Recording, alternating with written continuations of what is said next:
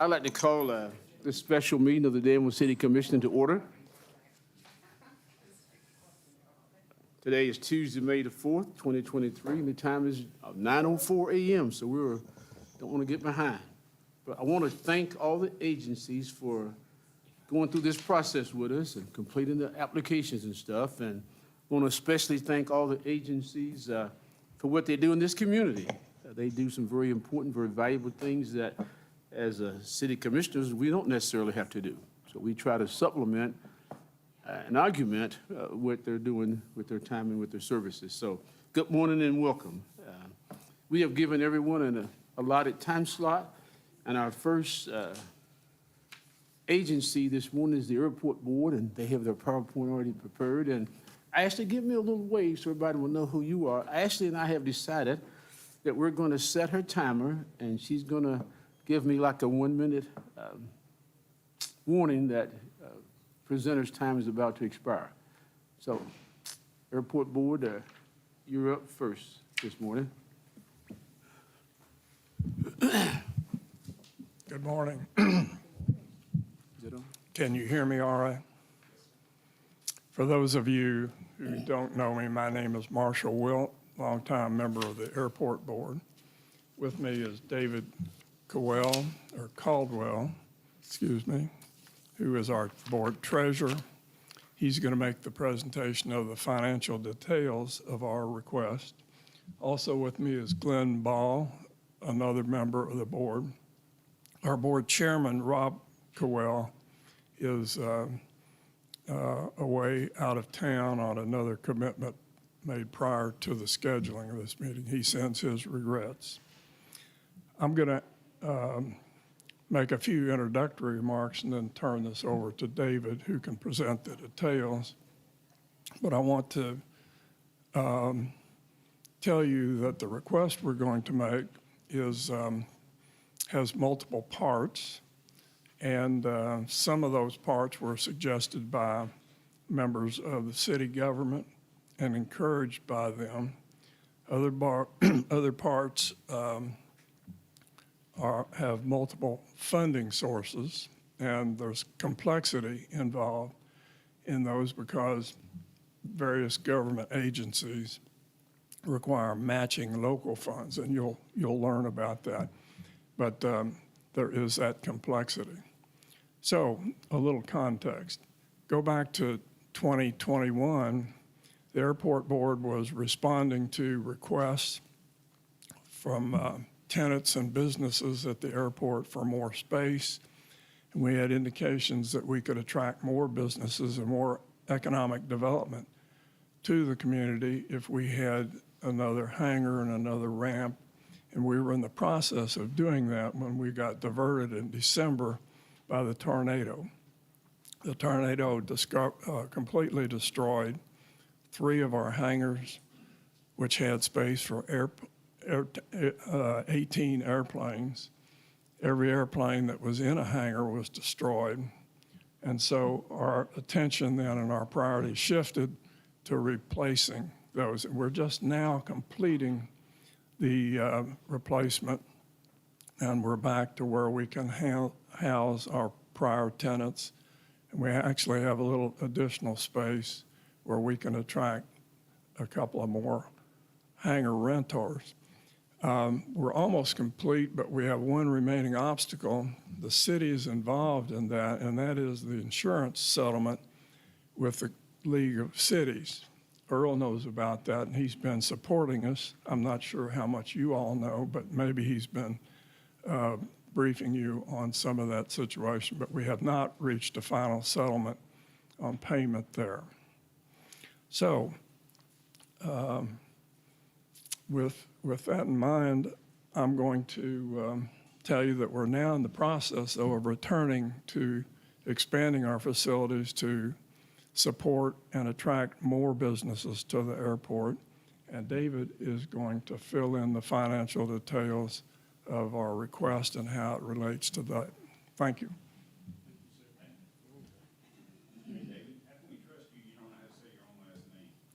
I go by anything. I'll answer to anything. Hey, you, whatever.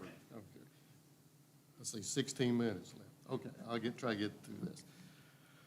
This is basically, I think, what was in the packet that I submitted. There were 5 line items. More what I'm going to talk about today is line item 1 and 3.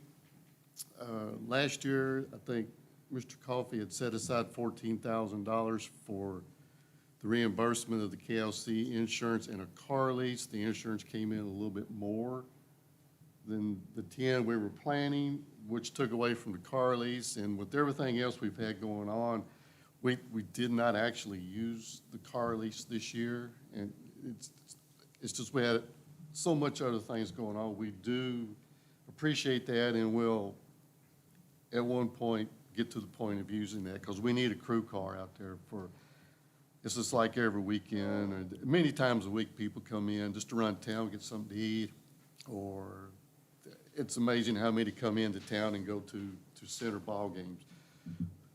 So I won't really talk anymore about that. The master plan, that is what we're working on, economic development, and I think Mr. Coffey could probably speak more to that really than I can. So really what I want to hit on is the construction of the apron for the new hangars and relocating the entrance road. So this is a document that we have called the ACIP, Airport Development Plan Project. We have to file. And on the line for 2023, you'll see the construct apron hangar, which is why we asked for matching funds last year, but that project, like a lot of projects these days, got pushed down the road, so we didn't do it. We actually just opened bids last March.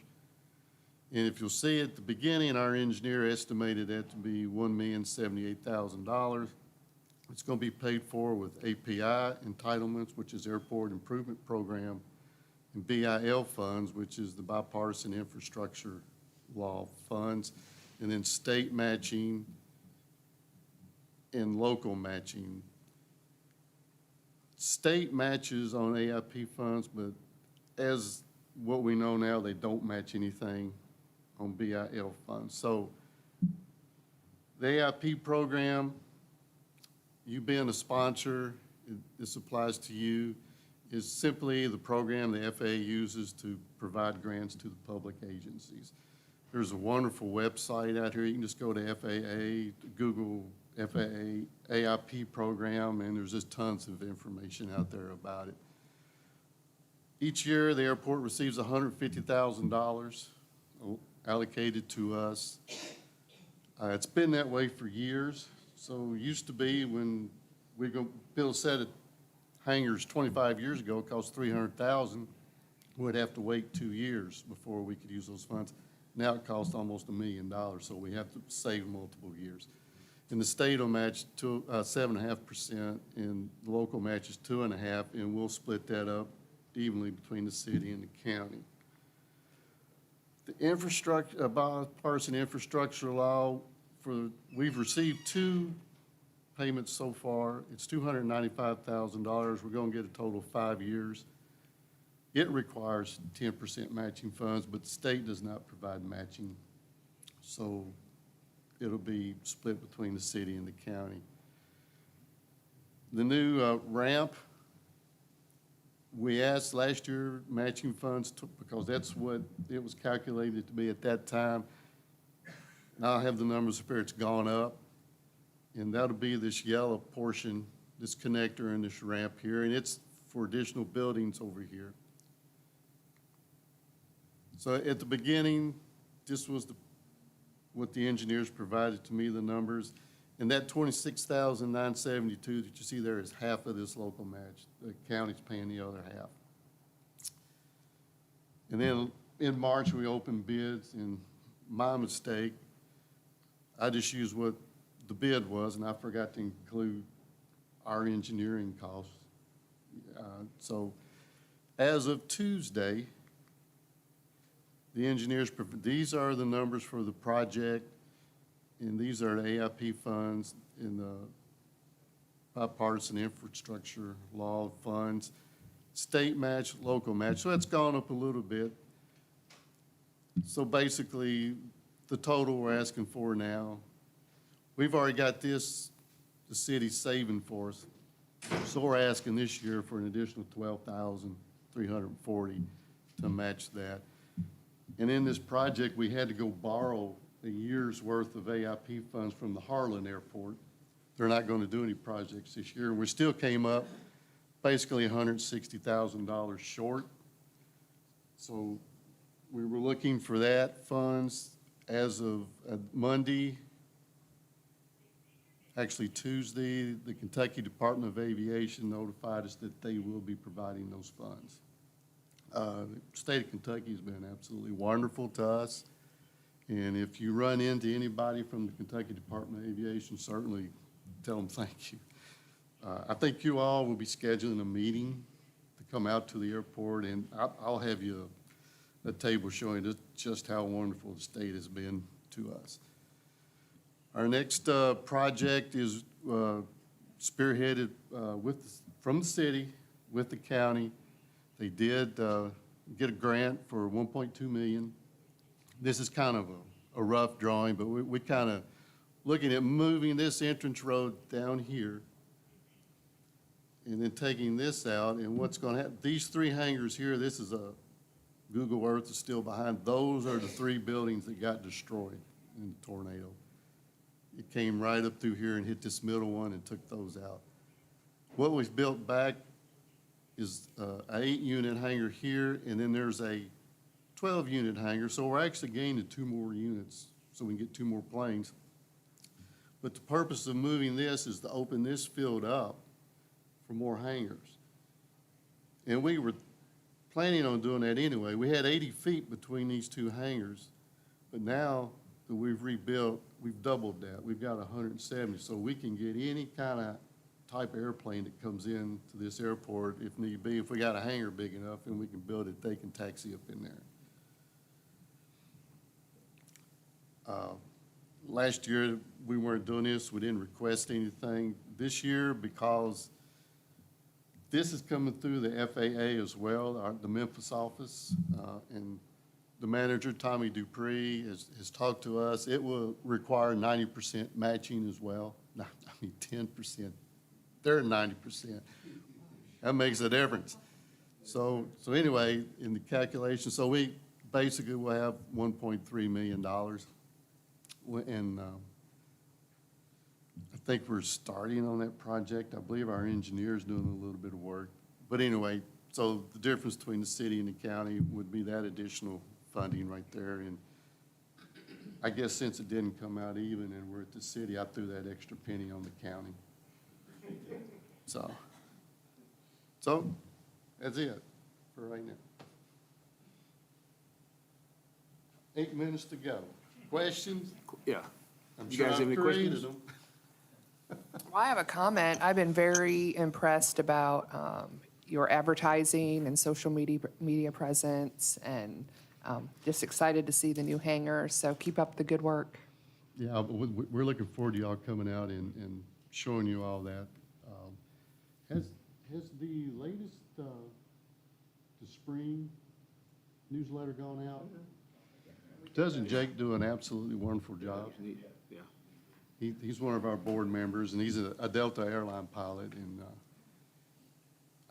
I don't know if we can get anybody to do it any better. Yeah, it's pretty neat. Look very professional. Yes. So- Any questions from the commission? So your total ask from us is 137,400, is that right?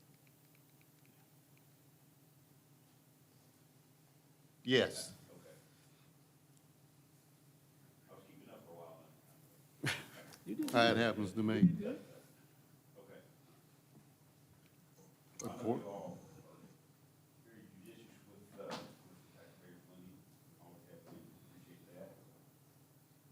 And certainly, any questions come up, just let us know, and we'll get you the answers. Yeah, just to have a comment, I guess, just keep in mind the reoccurring expense there is under 15,000.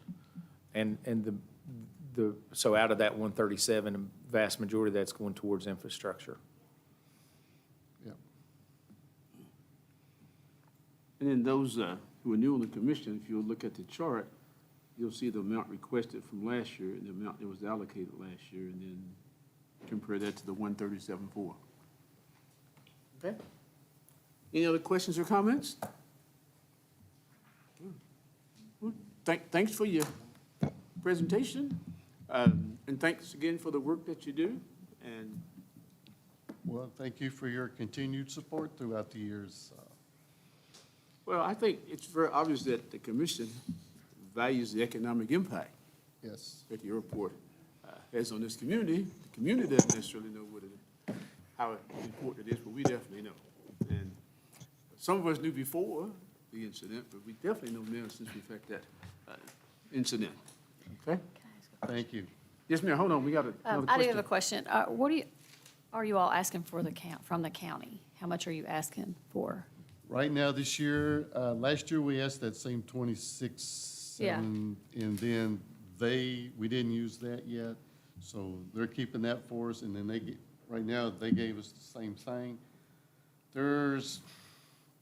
We'll probably need to discuss with them and the city, the master plan funding. Last year, all this came about after we had already submitted our budget proposal to them, and I think there was some conversation with the county about that 50,000, but they didn't want to include it, so I think that's a conversation we'll have to have with them.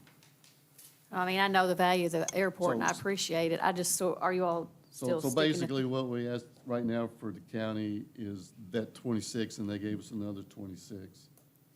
So, Okay, But So we f- do need to ask them for that road relocation as Right. well. okay, But that'll be in our next, we're just getting it for the city, we're getting it set aside, and we'll get it set aside with the county as well. okay. So far as we know, we've made a request to the county, but we have not heard any confirmation. I don't think they voted on it. But if they have voted and made a decision, we don't know that at this time. Okay, thank you. But they're moving closer to the 137 eventually. Is what you're really asking. If you ask a question, let's make sure everybody understands what the question is, you know? Right. Yeah, so that's all. I think we'll have to Okay. work probably together Yes, to get them there. yes. Yep. We've, Still got 3 minutes. Do you sing? Yeah, but you don't want to hear it or see it. remember what I told you outside? Yeah, They both showed up, didn't they? yeah. All right. Again, let's say, I thank you again for your presentation and for taking care of the questions that are asked, and we will get this process done pretty soon. And we'll look forward to seeing you soon out at the airport. Yes, sir. Thank you.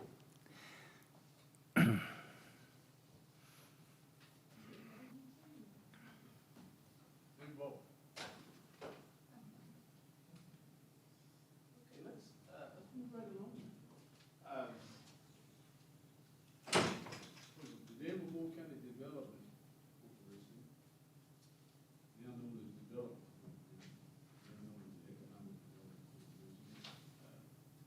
JJ, you're up. Hello, sir, for your attendance and presence and. I think this podium's grown since the last time I was here. Gotten taller. You have a house yet, Jay? No, not yet. One of the things we're working on, more housing options. Well, good morning, and thank you for the opportunity to come and present our budget request. We appreciate your continued support, and outside of the public meetings, continued comments and guidance, the multiple meetings that you have and continue to support economic development in the community. So I've been here about 3 months, working diligently with all the departments and economic development entities that we can. And obviously, the airport was a beautiful investment and a great asset to the community, so thank you for considering their request also. I'm J.J. Harris. I'm the president and CEO of the Danville Boyle Economic Development Corporation, and also the front man for the Industrial Foundation. And as soon as the EDA gets up and gets its sea legs, then we'll actually be working with them for the many aspects of that and future opportunities. Next slide, please. Let's see if I got this right. So the personnel you probably already know, but again, I'm J.J. Harris, I'm the President and CEO. We've got Harold Nally, our Senior Vice President of Workforce Development, and then we've got Josh Gooch, who's Vice President of Economic Development.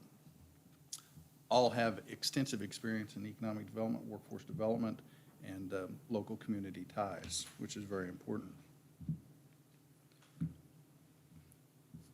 Those are mug shots. So our local area unemployment statistics, you can see Danville's at 3.9%, a little bit lower unemployment around. But why is that significant? Well, our unemployment's higher, but we also have a lot of people that come into the area. So we're employing over 9,300 workers commute to Boyle County every day to work from our surrounding counties. Why is that important? You see our regional economic impact is just as important as our local economic impact. So that's why the Regional Workforce Development Career Expo that we just recently had, we believe we're so successful. Harold will talk more about that later. And then we have 6,618 workers that commute from Boyle County out.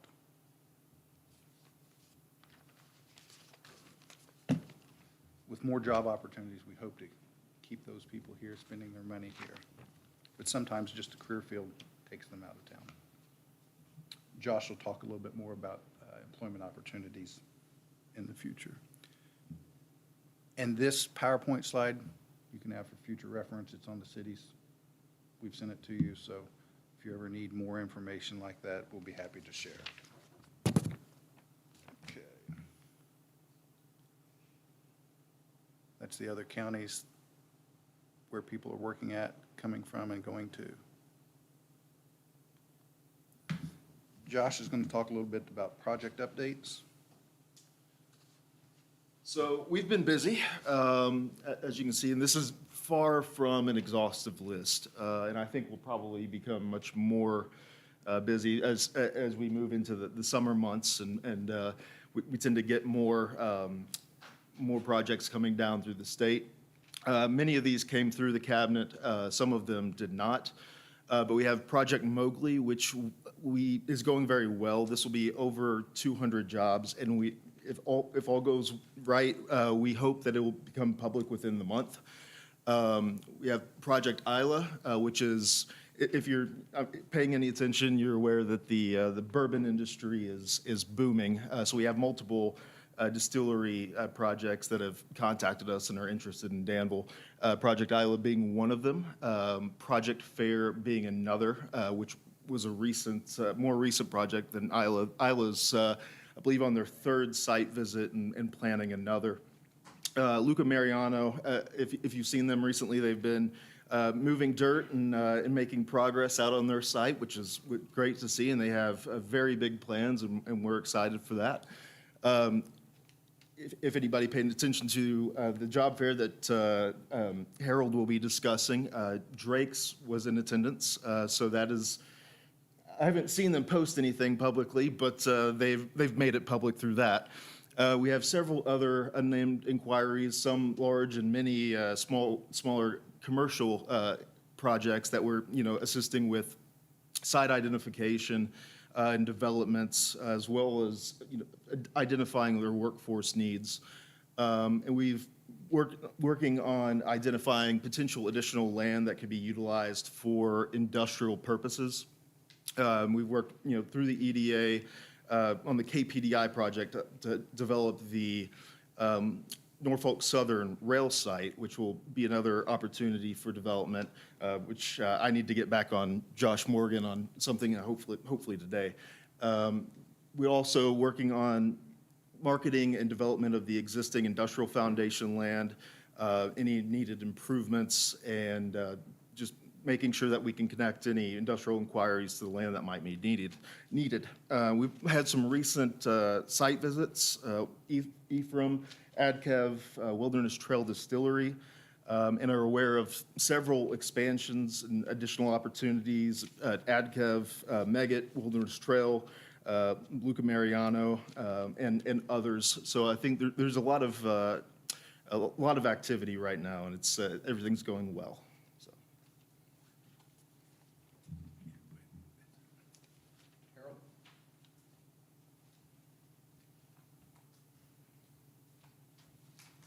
Good morning. Talk a little bit about the job fair that we've just had back at the end of March. I think we had a very successful job fair. We had about 45 companies and organizations. The thing about this was just not Boyle County. These were regional companies from Marion, Washington, the neighboring counties in that. One thing that we did do, besides offer, 300 hamburgers, so we know we had quite a few participants out there, but we did follow up as far as a survey, and I think as far as the survey is telling us that 95%, now I gave that to 55 participants that represented 45 companies. And out of that, about 32% replied back. And 95% said, almost 95% said this was a successful, very pleased with that. The other question that correlated with that as well was, would you be willing to participate in another regional fair? And that correlated perfectly as far as 95% said, yes, this was worthwhile. This is something that we had quite a few applicants in that. So I think that was very telling. So what we're looking at is helping to increase the participation, the labor participation, and this is just one way to do that, be visible, be out in the community, be regionally recognized as far as trying to address what some of the employers, what their needs are. So what we're looking at too is planning another regional fair probably in the fall, either September or October, and then just get on a 6-month cycle as far as trying to help address some of the labor participation in that. The other thing that we're looking at too is, I think in 2017, there was a skills gap survey, and we want to follow up with that as far as what are some of the skills gaps, what are some of the things that organizations, whether it's soft skills, technical skills, or anything like that, to try to help address them, close that gap as far as skills. And with that, also, we want to look as far as what are some of the barriers that employers are facing is childcare, which we think is a pretty significant issue, transportation, some of those issues, and trying to identify those as far as what are some of the challenges and the barriers that they face. So I think that's all I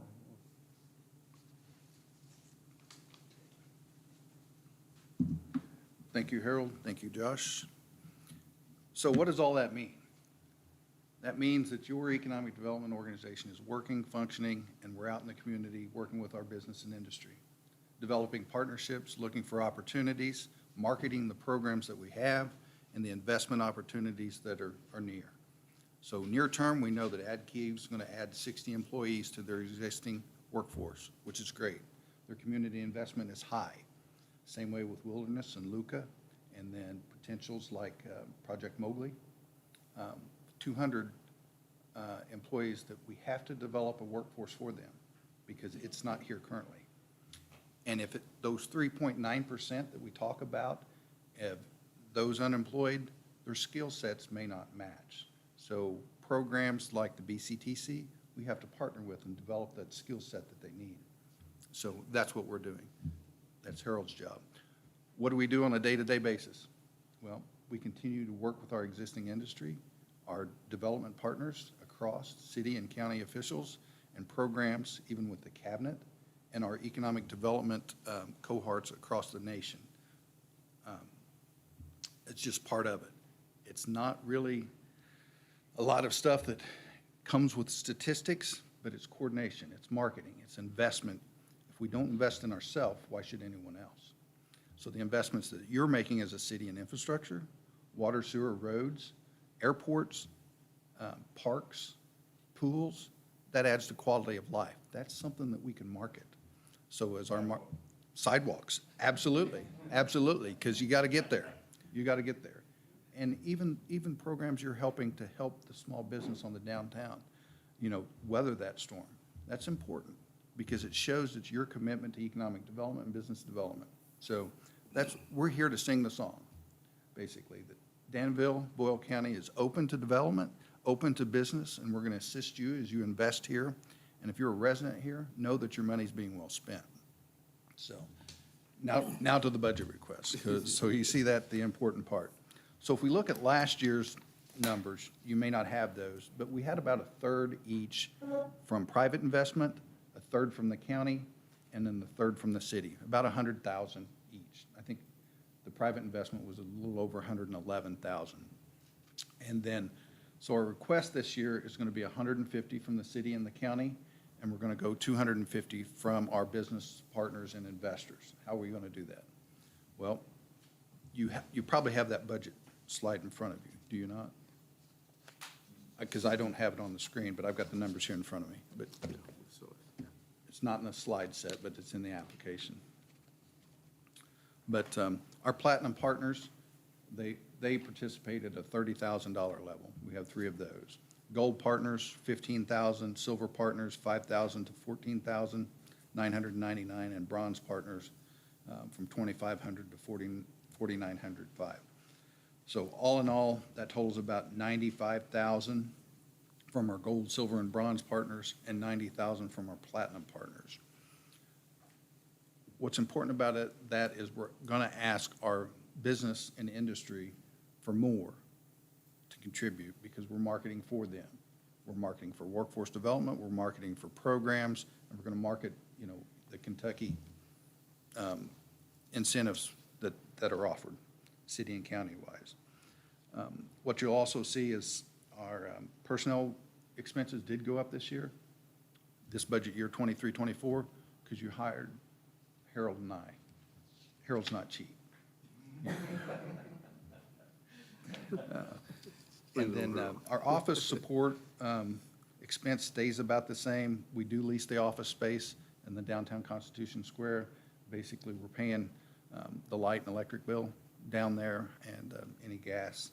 That's about $20,000 a year. A couple of significant investments we want to make this year include marketing.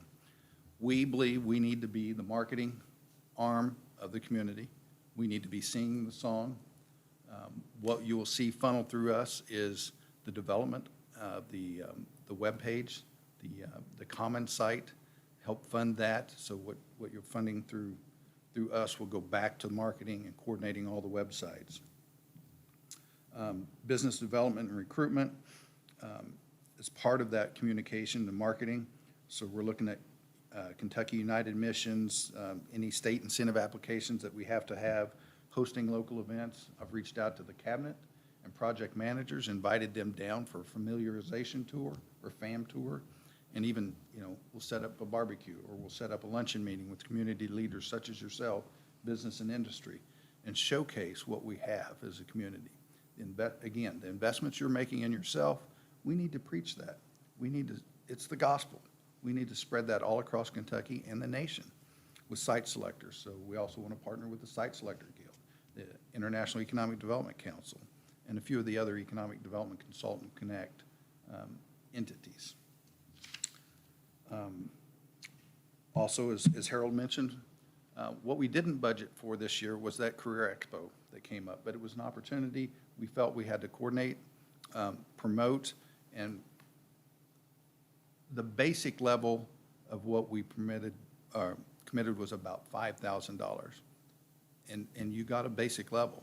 So what we did is, as Harold mentioned, We're going to have a career fair in the fall, and we're going to have one specialized for Project Mowgli that we're organizing now. And then we're going to support the school's career fair in-house and a few others.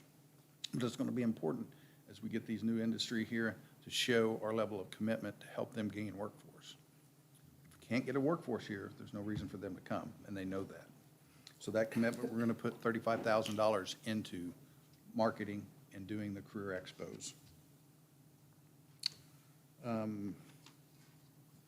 And then we'll maintain our membership in the IEDC, the Site Selectors Guild, Kentucky Association of Economic Development, and then there'll be a couple seminars. One I'll attend May 22nd through the 25th in Fort Worth, Texas, and Harold's got a couple for certifications that he has to attend, and then Josh is needed.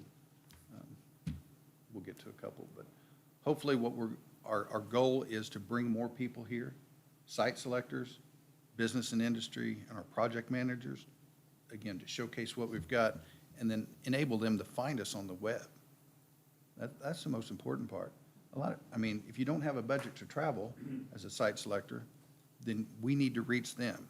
And the way we do that is going to be our web presence as a community, organized in a way that it's easy to navigate, easy to find. And I think what you'll see from our board is a $30,000 commitment toward that web enhancement and coordination. So we appreciate your continued support, your guidance, whether it's in public or outside, one-on-one. We're happy to do that. And if you need me here more often, I do watch your commission meetings. If I'm not here present and have something, but I do want to stay informed of what's going on. And with that, I'll roll up our presentation and then open it for any questions that you may have. Thank you. Earl, this might be a question for you. On the chart that we received, it says they requested 100,000 and then they were allocated 200,000. That's the EDA, I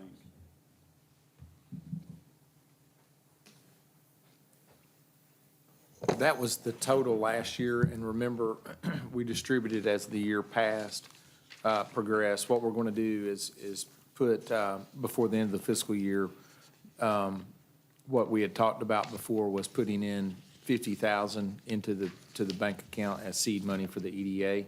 I think the county was going to match that, and I think in the fiscal year we're in, we're going to spend the 100 that was allocated to the EDC now. And so then, really, we set aside 100 or 200, but you're going to consume 150 in the year we're in. And so, moving forward, then you have the new request as they're talking about. The decision you're going to have to make is how do you allocate for the EDA? The idea of the operations of the EDA operating expenses should be minimal. Having the money in the bank there is probably sufficient to begin with in case there's an engineering study or something that they need to fund. But the operating expenses for economic development really is designed to be housed with the EDC. And so it's kind of the delineation, I guess, really is you have to decide if you want to set aside any more money for the EDA and then decide how much you want to contribute towards the EDC this year. Statistically, what is that, about 54% from the governments, if it's 150 apiece, out of your total operating expenses. When we traveled, and I think they're talking about adding some from the private sector. And so the ideal ratio is that what we learned when in our travels is that if we can get to where the private sector is funding the operations at about a 60% level, and then the public agencies are down around 40%. That way, when the land questions come about, so it looks like we're trending towards that. So just that's kind of where you're at to consider. Okay. All right. And I saw the note. I just wanted that to be verbalized publicly. Okay. Good. I have a quick question. I know with hopefully the employers we have coming in, that we have short-term needs for the workforce to be available. But it's always seemed like to me that we should, play the long game, get in like at middle school and talk to these kids about, working in industry is not pickle, bun anymore. It's, it's robotics, it's computers, it's all that kind of technology, which, they know that way better than I do. But just, I've always thought that we should maybe hit, early and sort of bring them up as they go. I don't know. I don't know if you've seen that work in your past experience or. Sure. So I agree with you wholeheartedly. The earlier you can get the workforce educated to what's out there, whether it's field trips, tours to see business and industry. Again, we toured Ad Cave yesterday, and the old Caterpillar building, as many of you are familiar with, it could almost be a clean room. You could seriously eat off the floors. They've invested in 2.5 ton, 5 ton, 7 ton, 10 and 20 ton cranes all throughout that building. We must have seen at least 11 CNC computerized CNC machines, the computer numerically controlled machines that press plastics. So if you open up your refrigerator door in the morning, and you go down to those little plastic shelves, when you buy a new refrigerator, you see that little, comes in a styrofoam pack, those are called modules. They make the modules there, plus other components. And then they package those and send them to GE in Louisville. Each one of those machines that they have has a robot on top. And then they're using about a third of the space they have in that facility now, but they're getting ready to add another 40 machines, 60 operators for that. So working with BCTT and doing career fairs like we're doing, familiarization visits with students at an earlier age, they can walk in and say, oh, this isn't a dirty, old oily shop that my grandparents knew or my dad and mom knew.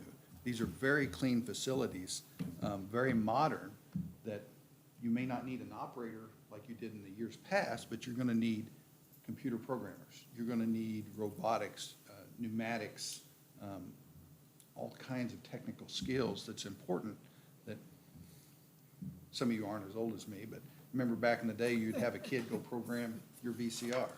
Is that right? Well, now today, you go to grade school and you say, hey, can you program my phone? Right. Because your phone has more computing capabilities than a lot of the computers that we grew up with. So getting the kids out there, young adults, we're going to the high schools, having career fairs, but you bring it into the schools, or you bring the schools into the factories, because you can't really move those robotic machines like they have. So seeing what's out there, making them familiar with the opportunities, and significant opportunities here that pay well. Right. It could be welding, it could be plasma welding, things like that. Still, very clean environments. And, the opportunities there that kids and grandkids don't have to go somewhere else.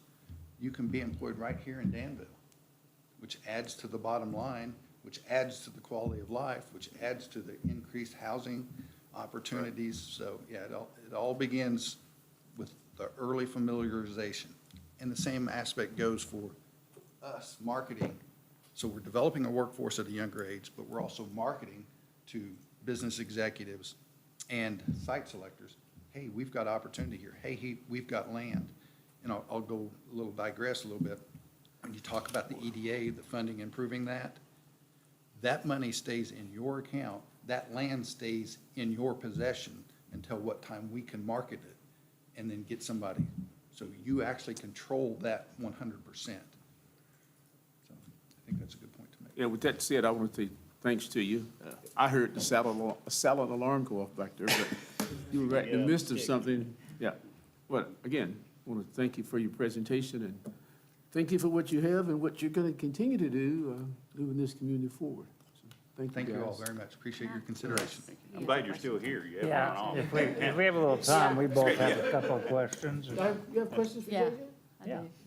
I do also. All right, JJ, you got to get these answered in 25 words or less now. Okay, I'll do my best. We appreciate the accolades on our efforts and endeavors to improve the quality of life here. When you have people visiting our community, do you hear anything that we should be attentive to in terms of quality of life? Is there anything that appears to be missing? I will say, everyone comes with a unique perspective. Some people like forests, some people like trees, some people like parks and recreation. But I think all the things as a whole that you're doing is improving the quality of life. The investments in parks, the investment in yourself, walking trails, biking trails, it all adds up. A business can't operate here if you're not putting your infrastructure investment in place. That's not, most people, the average resident doesn't care about that until the morning when they don't have water or electricity to make their coffee. Then it becomes your problem.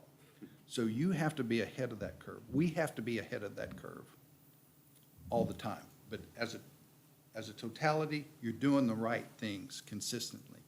You can't reinvent the wheel in a day.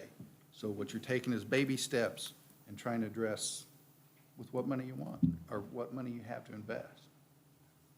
Okay. Good question. My question was, or just comment, I know you said marketing yourself, but also on the web and social media and all the places. Are you working with the city to, all of it to be interconnected? You know, all of us to be able to push a button and go on the internet and find Danville as a whole, not just, well, here's the city of Danville and here's. Yep.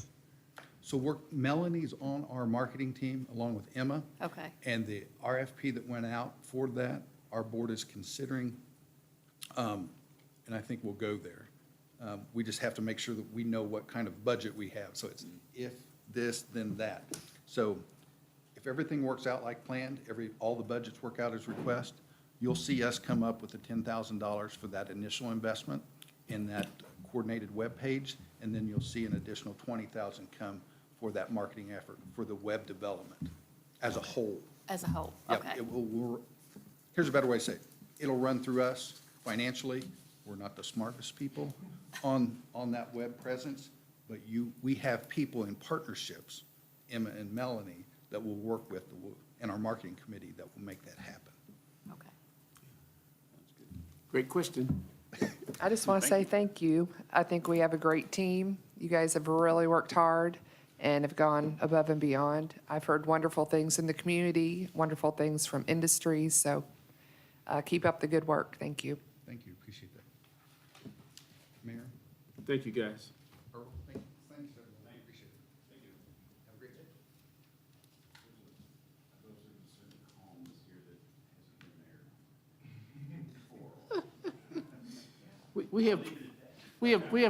We have planning and zoning scheduled at 10 o'clock. It's now 10 to 10. I think she's in there watching what's going on. Maybe she'll run in here.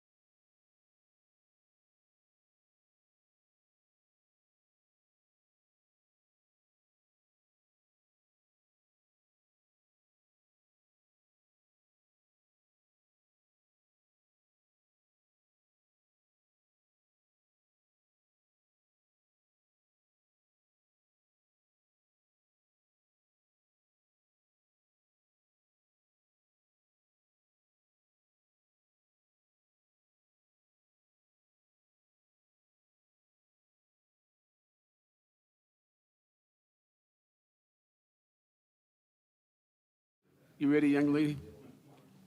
What's that? I was asking if you're ready, you can, Yeah, I'm ready. all right, let's roll it. All right, thank you, ma'am. So I can just start with the presentation, that's, all right. All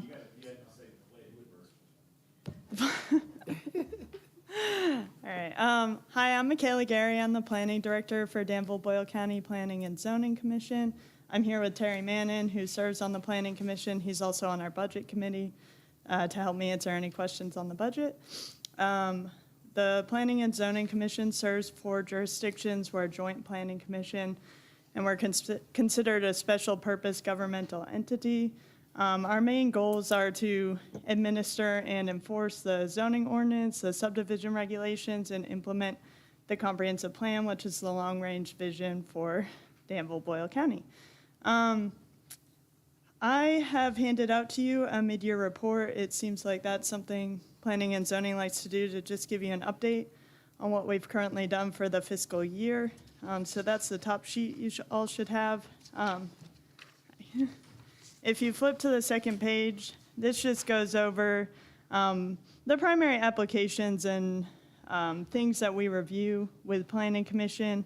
I included the numbers that we've seen up to January 2023, and then in italics, I included the change from the previous fiscal year for the first 7 months. We did see a few numbers down. I would say that we've probably rebounded in the spring, but I think there were some extenuating circumstances with Planning Commission being without a director for a few months. We had a brief moratorium in the fall, so I'm not too concerned with the numbers. I think we're showing pretty steady development for what we've seen over the past few years for Planning Commission. And then I've also handed out 2 sheets that kind of just go over the numbers for the budget. The larger 11 by 17 sheet does show our proposed budget for fiscal year 2024. I won't go through all the line items. I don't want to waste your all's time. Basically, what we're seeing is for the next fiscal year, I'm showing a slight decrease in expected revenues from applications. That was based on the first 6 months. Like I said, I think we've picked back up, so I was probably slightly conservative with that outlook. And then we're showing a 2.7% increase in expenditures from what we were showing at FY23 for the final budget. So that's an increase of about $6,000. The primary reason for that increase is I'm showing a $3,500 line item for a large format scanner. My goal is to digitize all of our plats and plans in the Planning and Zoning Office. We had a slight increase in what we're going to be carrying over from this previous fiscal year due to not having a director, so I thought it was a good time to make an investment in Planning Commission that I think will serve us in future years. But so for this upcoming fiscal year, we are requesting $75,000 from the city. That matches the request that we've sent over to the county. That's consistent with what we've requested in previous fiscal years. My understanding is I think that's been the request for quite a few years at this point. Based on previous discussions that Terry and the previous director has had, my understanding is that the City Commission would like to see a 10% surplus for our reserves based on projected expenditures for the next fiscal year. We've decided to double that to match it for the county and then have a little bit more in case of legal reserves if we need it. So that hard line that we've drawn in the sand is $40,000. So once our projected carryover for the following year shows at $40,000, that's when we're going to be requesting an increase in funding. But at this point for the next fiscal year, we're showing a carryover of $51,683. So at this time, we don't feel the need for an increase, but is there any questions for me? I love that you're going to digitize the plats. That is my high priority. I would really like to see that happen, so. Do you guys ever get interns or folks I that want to? haven't thought that far ahead. I think we'll purchase it and then see how it starts to go. Busy work? Yeah, we only are a staff of 2, so an intern would probably help with that project. Otherwise, it might take Lisa and I a little while, but Is a staff of two enough, or do you need like extra help in the summer for, looking for violations or checking setbacks or? we'll see. We've certainly started getting a little bit busier in the last month or two, but I think we're okay right now. But yeah, maybe once we start this digitizing project, we might need to look at an intern, but. What about the comprehensive plan? How's that going, and what is the staff's function in getting that all done? Yep, so as you know, we've brought it to the commission and fiscal court to sign a comprehensive plan contract with the Bluegrass Area Development District. Planning Commission has approved that as well. I'm working on getting signatures. It's with Judge Bottom right now. I'll be sending it to Mayor Atkins next, and then we'll get the chair to sign off, and so we can get that started. At that point, I'll be reaching out. We've kind of formed a steering committee with the mayor, judges, Earl, Josh, myself. And so we'll start planning out when our public hearings and engagement process is going to start. So that's really how it starts, is you have a bunch of public meetings within the 4 jurisdictions, and that will be our visioning exercise that will kind of get all the information from the public on what their view of Danville and Boyle County should be and what they would like to see, and then we'll kind of go from there. But my staff, what I'm going to be doing is coordinating those meetings, getting everybody that, works and lives in Danville, Boyle County, scheduling those meetings, acting as the liaison with the Bluegrass Area Development District. We'll be running ads, sending out notices, all that kind of stuff. And then I'll be helping take it through the legislative bodies when goals and objectives are ready to be adopted, and then Planning Commission when the full comp plan is ready to be adopted. So I'll be playing a big role, but the ad will be a big help with the actual writing and data gathering. It's a lot of work to put a comp plan together, so. And one of the reasons I ask is because I know your skill set includes planning, and it seems like that you have less time for that than you do anything, because it's a lot of Yeah. paperwork and regulatory and all that kind of stuff. So Yeah, we're certainly I busy. hope that you can get that. Do that, part done. yeah. I'm excited that we're starting the comp plan, especially within my first year here. I think it'll be a good opportunity for me to learn more about the community as well as getting involved in the planning aspect. Obviously, the ad's going to be doing a lot of that kind of data gathering and research and analysis, but I'll certainly be involved in the process, and so it'll be helpful for me to kind of help look at that vision for the future with the community, so. That's great. I just have a couple of comments or questions. Thanks Yeah. for what you're doing. Yeah. And just getting this, it says on here, small cities contribution. Is that Junction and Perryville? That is. $500? Yes. So is that a combined total amount? It is a combined total amount. They gave us $250 each. We redid our interlocal agreement with the 4 jurisdictions in 2019. That was when Junction City came back into planning and zoning. Right. They were out of it for a few years. And that was the amount. Basically, we did a even contribution between the city and county. We didn't put a set amount on it, and then we put a set amount for the small cities of 500. We can always revisit that in the future, but I didn't have any discussions with them for this year on doing that. Okay. And then I might be wrong on your sheet, it just educational assistance. Do you all do your training? Because there's not any money on that line item. Do you all do Yeah, outside trainings? I put it on a different line. Okay. I negotiated with the planning commission when I was hired on for a $1,200 stipend. I'm AICP certified, which is just a professional certification for planners. So I'm required to get 16 hours per year of training plus maintain my APA membership. So that covers that. And then we have a small amount in our budget for planning commissioners and Board of Adjustment members to get training as well.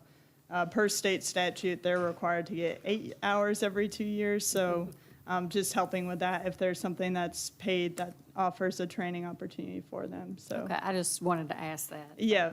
Sorry, I think we had that line item and then we ended up putting it in different spots, so. Thank you. Yep. Other questions? Comments?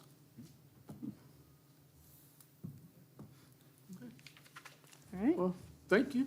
Thank you all. And- Appreciate it. All right. Thank you for your willingness to come in a few minutes early, keep us ahead of schedule. All right.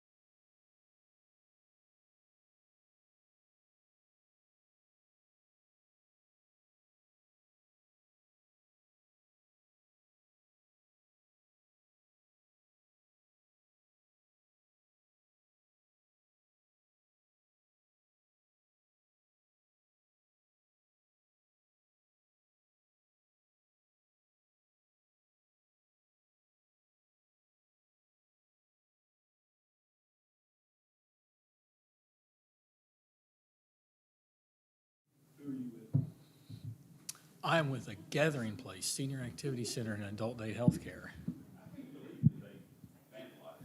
Josh? Join the club. You know, well, see, we have cameras that pick up motion. They're motion activated. So it covers the ingress egress road that goes back to the parking lot, or the drive that goes back to the parking lot. So it'll pick up on the side of the building and it'll pick up in the parking lot. But they were kids, presumably from the neighborhood, so they came in from the grass side. And the vehicles were far enough away from the camera where there's only a certain distance out that those cameras will trigger for motion, and they were beyond that. So that was not a fun surprise. You know, if you're a high school principal or something like that, you know, you expect to get egged every now and then. Am I wrong? Yeah, but you don't expect that when you're a senior citizen center and adult day healthcare. Okay, let's, well, we didn't adjourn, so let's just pick back up with our next presentation being provided by the Danville Board County Senior Citizens, AKA the Gathering Place. Yes. All right, sir. Okay. Take a little trip here with me. Imagine, if you will, living alone in your home, your apartment or public housing. You have no family to speak of, your income is limited, and the resources you have at your disposal to really help yourself out of your situation are few and far between. You haven't eaten for a couple of days now because the fridge is empty and the cupboards are bare. Your health keeps you from being able to drive, so getting to the grocery store is a near impossibility. But that doesn't really seem to matter anyway, because you can't stand long enough or see well enough to cook. You worry yourself sick about how you're going to make it to the doctor next week to renew that prescription that you ran out of a few days ago. You're overwhelmed. You feel isolated. You feel lost. You feel helpless. You've worked in this community for your whole life, given of your time, your talents, your very heart and soul, in fact, all to try to leave it just a little bit better than you found it. But it feels like that just doesn't matter now. It feels like nobody cares. You feel as though all you've done, all you are, all you are, simply does not matter. Maybe you're not a senior, but you're an adult who's worried about a parent. Dad worked his whole life right here in town, and Mom stayed home, raising you and your siblings, running the house, which is exactly the way they both wanted it. Mom did the grocery shopping and cooking, ran the vacuum, started the laundry. Dad couldn't boil water without written instructions and strict supervision, so he never figured out the washing machine either. Probably never really tried. But he sure could fold a mean shirt and put things away with military precision. Mom paid all the bills, Dad mowed the yard, and after supper every night, they would always sit in the same two chairs and recap their day until it was time to turn in. But Dad just hasn't been the same since Mom died. He doesn't want to get out of the house much, lives off of TV dinners that he puts in the microwave, still struggles with that washing machine, and he just seems sad. He needs a change of scenery, something to do, someplace to go, someplace where he can make some new friends, laugh again, have a good meal, a place where he belongs, where he feels a part of something that he looks forward to visiting. Now you're a parent of an adult with special needs. For the last dozen years or so, nearly 18 in fact, your child has received services through the local school system. But now that she's reached the age of 21 and has aged out of eligibility to receive those services, you don't know what to do. Because of limited mobility, aptitude, and motor function, she needs help with the daily tasks that you and I take for granted. The simple acts of going to the restroom or eating a meal require assistance. Your own employment makes you the sole source of income for your family. You have to work. You have to pay the bills. You have to put food on the table. But it's the very job that makes it absolutely impossible to stay home with your daughter, even though you would love nothing more.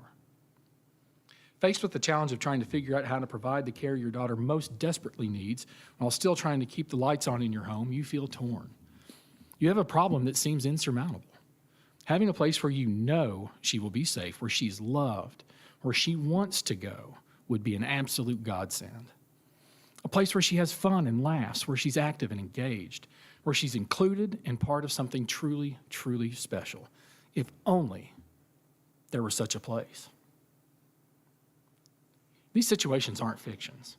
They're in fact real problems that real people right here in this community face on a daily basis. It's difficult for me to even fathom being faced with such decisions. In fact, I never even really gave him a passing thought until I was fortunate enough to become a part of the family at a gathering place. A gathering place is a port in a storm. We offer so much more than just meals, programs, or a place together for our senior citizens and special needs adults. So many times when first speaking with a client or their family, I can literally hear the desperation in their voice. They're all too often overcome with helplessness and exasperation, with not knowing what to do or where to even start. They need help. They crave a solution. To know that mom's making new friends and laughing again, and dad's finally shaking off the loneliness and getting out of the house, and that a hot meal's going to be delivered today to someone that you love, is a sense of relief that you cannot know until you experience it, until you see it happen, until you know that maybe, just for today, everything's going to be okay. The impact our services have on our clients is truly immeasurable. Yes, I can tell you how many meals we serve to seniors or how many clients we have in adult day health care. Those outcomes are easily quantifiable and shared. But how do you quantify breaking the chains of loneliness or overcoming food insecurity? How do you gauge the impact on overall mental health and well-being associated with the interaction and support that you receive from services provided by our center? The answer is simple: you can't. You can't put a number on it. You can't assign a dollar value, but you can see it. You can see it on a senior's face. You can hear it in their voice, and you can feel it from their heart. A couple months ago, I was at the grocery store when out of the corner of my eye, I saw someone making a beeline right towards me. He said, "You're Ben, aren't you?" I said, "Yes." He said, you might not remember me, but we went to high school together. "You're at the center that delivers those meals, right?" I said, "Yeah, I'm the director at a gathering place." He said, "Well, I just want you to know that y'all delivered meals to my mother-in-law right up until the time she passed. And I just wanted you to know how helpful it was to her and to us, how much it meant knowing that she was taken care of every day for lunch. It saved my wife's sanity, and it saved mine. I just wanted to stop you and say thanks. I appreciate you." Another friend of mine just literally begged his mother to try coming to the center. And she eventually got tired of his nagging, and she gave in. And when she first came, she was clinically depressed, medicated, and frankly a bit obstinate about being made to come visit. Now she gets upset when she can't come for any reason. She no longer depends on antidepressants, has been told by her doctor that, "I don't know what you're doing there that helps you out so much, but whatever it is, just keep doing it." Another man comes in my office on occasion for help with his mail or something he's having trouble understanding because English is not his first language. So he sometimes struggles with complicated insurance forms, bills, and things like that. His relationship began with the center years ago when he would bring his grandmother to the center, and then he brought his parents to the center. So already being familiar with our mission, he knew that when he needed help, that we would be there. He's so gracious and appreciative of everything we've done, not only for him, but his entire family. He never misses an opportunity to share a smile, handshake, or a hug in gratitude just because he understands. I even had a lady once tell me when I picked her up that before she started coming to the center and had a place where she felt she belonged, that she had considered ending her own life. We're so much more than a gathering place. For the senior who's lonely, we offer friendship. For the senior who feels isolated, we offer kindness. For the senior who grieves, we offer understanding. For the senior who's hungry, we offer food. For the family of a special needs adult, we offer advocacy. For a parent worrying over their child, we offer relief. For the spouse struggling with their partner's dementia, we offer respite. For everyone, we offer love, we offer compassion, we offer hope, we offer family.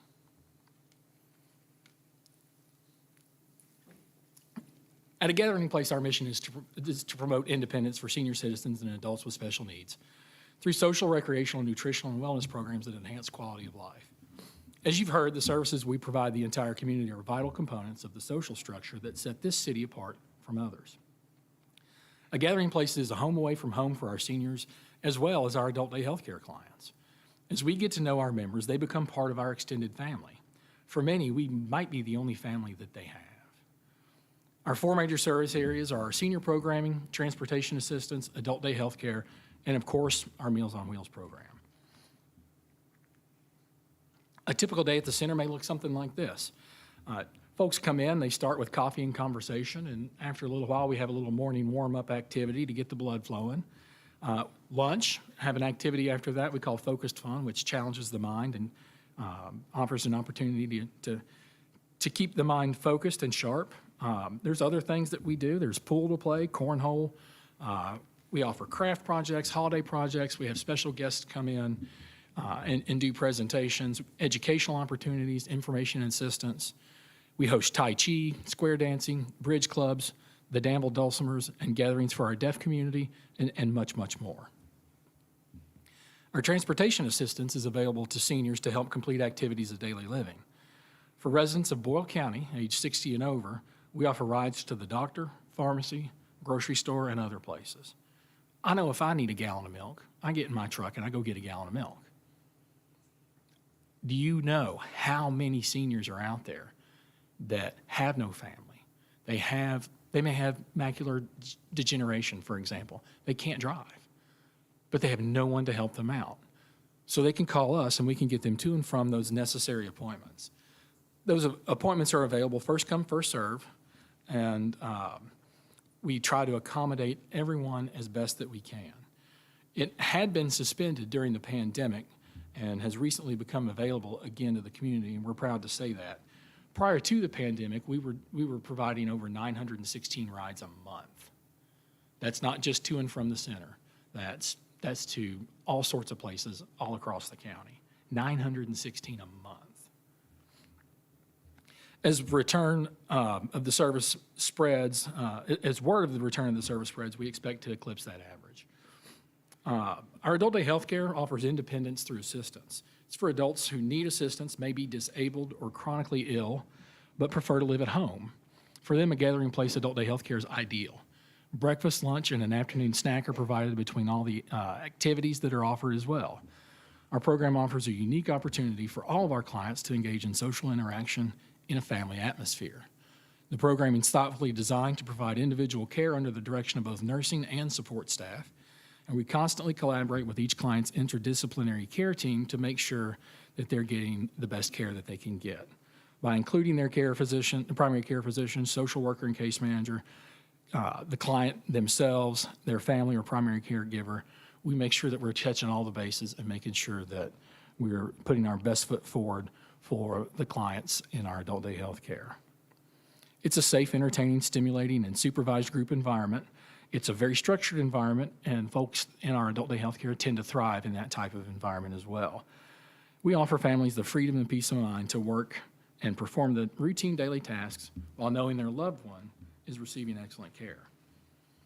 Included back there is professional nursing care, medication assistance, reality orientation activities, socialization opportunities, assistance with activities of daily living, including restrooms and meals, nutritious meals and snacks, physical activities and exercise, cognitive activities and games, music and crafts. The group we have now really loves music. They are karaoke monsters. So if you ever want to hear some interesting karaoke, come on out. It's great. They just have so much fun back there. We do special holiday events and activities, and we do day trips when we can.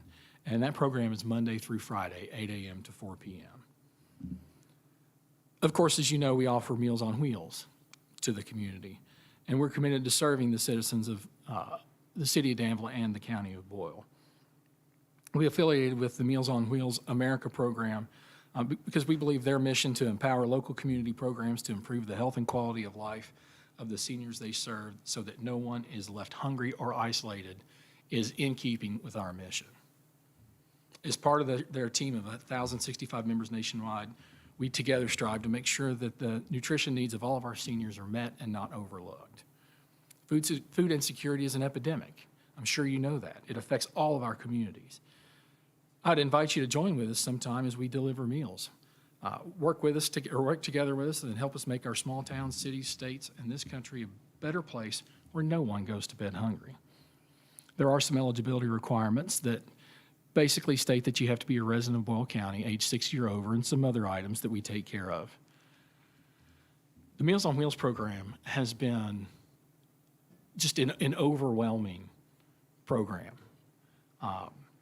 When we first started it, we were delivering 58 meals a day on average. Currently, we're up to 162 meals per day. From the beginning of the pandemic, which we shut down March 13th of 2020 to date, we have provided 117,247 meals. Our projected meals, the number of projected meals expected to be provided by the end of this calendar year is 46,527 meals. 46,527 meals. And we project that number to reach 150,000, we project the total from the beginning of the pandemic to the end of this calendar year to be 150,172 meals. That's a lot of meals with a small staff and a small group of volunteers. It's amazing what we've been able to get done.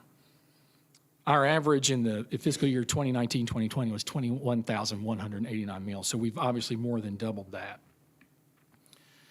Since I have been director at a Gathering Place Senior Activity Center and Adult Day Healthcare, you all have been constant partners with us, as well as the county, and for that we are very much appreciative. As you know, after looking at the application, this is the first time that we've ever asked for any increase. And I know we haven't asked for one since I've been there, and what I can glean from conversations with folks that have been around longer than I have, it has been some time before that, before we even asked for an increase. So the thought process behind the request for the increase is basically in keeping with the consumer price index and how inflation and how just everyday average costs have affected our ability to serve the community in such a capacity. So, for example, our meal costs have risen from $78,548.40 in 2019-2020 to an anticipated total cost this year of $199,280. That's in part because of the volume that we're doing, and it's also in part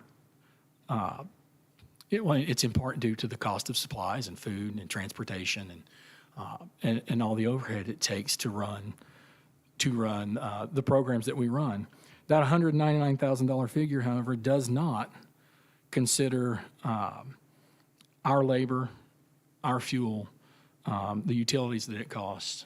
That's just the straight cost for the meal itself, $199,280.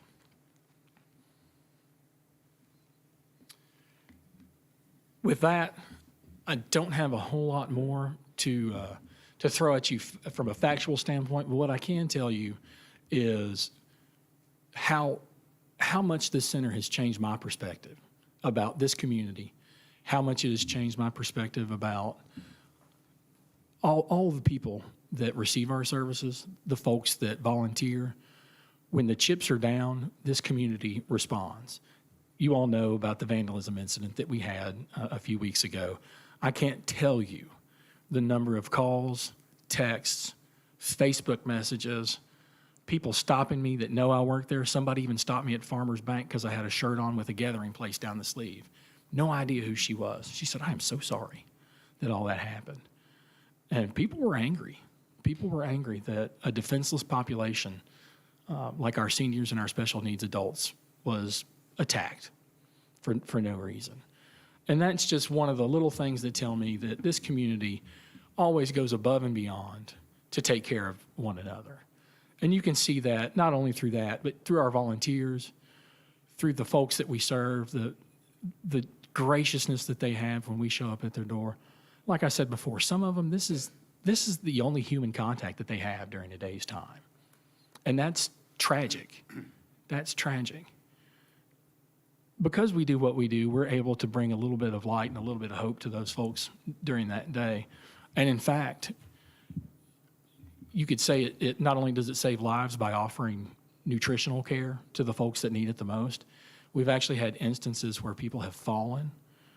One gentleman in particular had fallen on a Friday morning of a 3-day weekend. And when we attempted to deliver, we realized that he was on the ground. And we were able to call emergency services and get him help and get there and get him transported to the hospital. Otherwise, nobody would have seen or heard from him until Tuesday. And he would not have survived. And that's something that you don't think about when you think about the services that we offer. So I don't know if you all have any questions or if there's anything else that you would like to hear from me.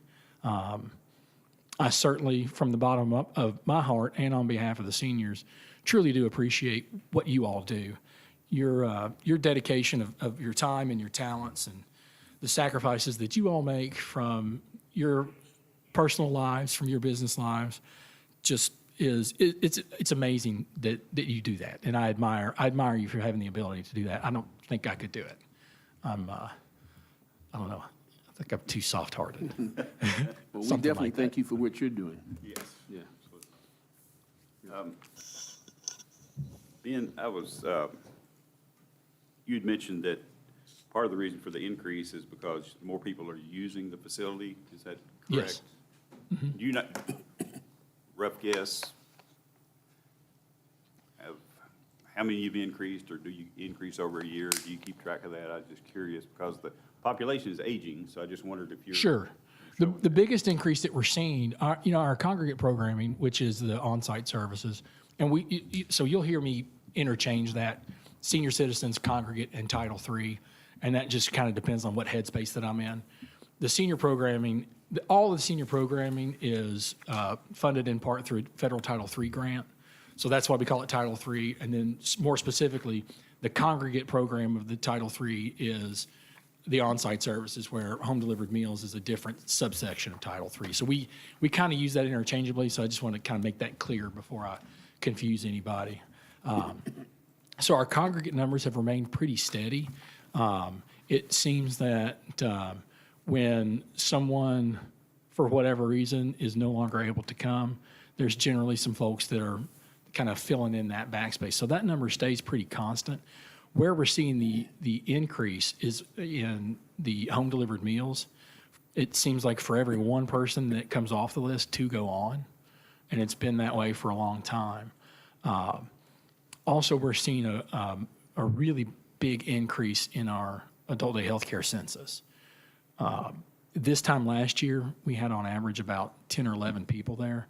We've had 15, 16 on a regular basis for most of this calendar year. And there's a center in Mercer County that has closed down. So we are now getting calls from folks in Mercer County, and we continue to get calls from folks in Lincoln County as well. We can serve, as an adult day healthcare, you can serve your county and any county that's contiguous. So we do get a lot of spillover from the surrounding counties. And quite frankly, I'm gonna credit the staff back there for that. I mean, I've got a couple of new employees. I have one that just retired. So counting the one that just retired, if you look at her tenure of employment along with our director and our activities director, they've each been there almost 30 years. Angie retired just shy of 28 years. Christy's at 30. I think she'll be at 30 this year, and Anita's at 29. You don't stay in this job for 30 years unless you love what you do. Every one of them could go somewhere else and make more money, period. They could. They don't want to. They want to be here with the folks that they've come to love. Some of our clients have been there 10, 15, 20 years. There's a young lady that's been there almost 30 years that has been coming. So it's a long haul thing. And we do what we do, not only because it makes a difference to the community, it makes a difference to the families. It matters. It matters to us. That was a long answer to a short question. No, I appreciate that, though. I really do. And I was doing some quick math. You serve 350 Danvillians. and you're asking for $84,000, that's, works out to 66 cents per day per person. That's not a gigantic amount of money, and the fact that you all do what you do. Well, and I wanted to, I'm sorry, go ahead. No, I was just saying, I've always been impressed that you've been able to do as much as you do with the resources you have. Well, we're constantly trying to work smarter, not harder. And, you know, one of the reasons that we asked specifically for that increase is my thought process, just to kind of let you into the craziness that's my brain. My thought process was that it's just in keeping with what it takes for everyone to live, either to run a business or to buy groceries or put gas in your car. Could we use more than that? Absolutely. We could use every penny that's in your budget. We can take all of it and put it to use. But at the same time, we want to be sure that we're asking, when we ask for an increase, we ask for an appropriate amount, because we don't want to take away from the services that other nonprofits that you support offer as well. We're not the only game in town. We realize that. But we just want to make sure that we're getting the support that we need to make sure that we're able to continue at the level where we are currently. Go ahead. Are there other adult daycares around in the region? There's one in Lincoln, But that's all. and the one in Mercer closed. And what ages, from what age do you take people in? for That's that? ages 21 and up. So 21. for adult day health care, ages 21 and up with some kind of developmental delay, or, for example, we have some clients with Down syndrome, we have some with cerebral palsy, we have some with traumatic brain injury, we have some with severe dementia. We've had some with undiagnosed disorders. Some are verbal, some are very active, some are not. Some folks, we can just almost, I don't want to say turn them loose and let them do whatever they want, but because that's not really what happens. But there are some folks that don't require much supervision, and there are some folks that we have to feed, and we have to take them to the bathroom. And so you've got a pretty wide spectrum of folks that we serve back there. And the fact that it starts at 21 is it's a natural progression from out of the school environment into where we are. Right now, we're working with a couple of folks that are of high school age. Well, they're older than high school age. They're still receiving services at the high school that are approaching age 21. So they've been kind of coming a couple of days away. They started 1 day a week and then 2 days a week, and they're getting ready to transition to 3 days a week.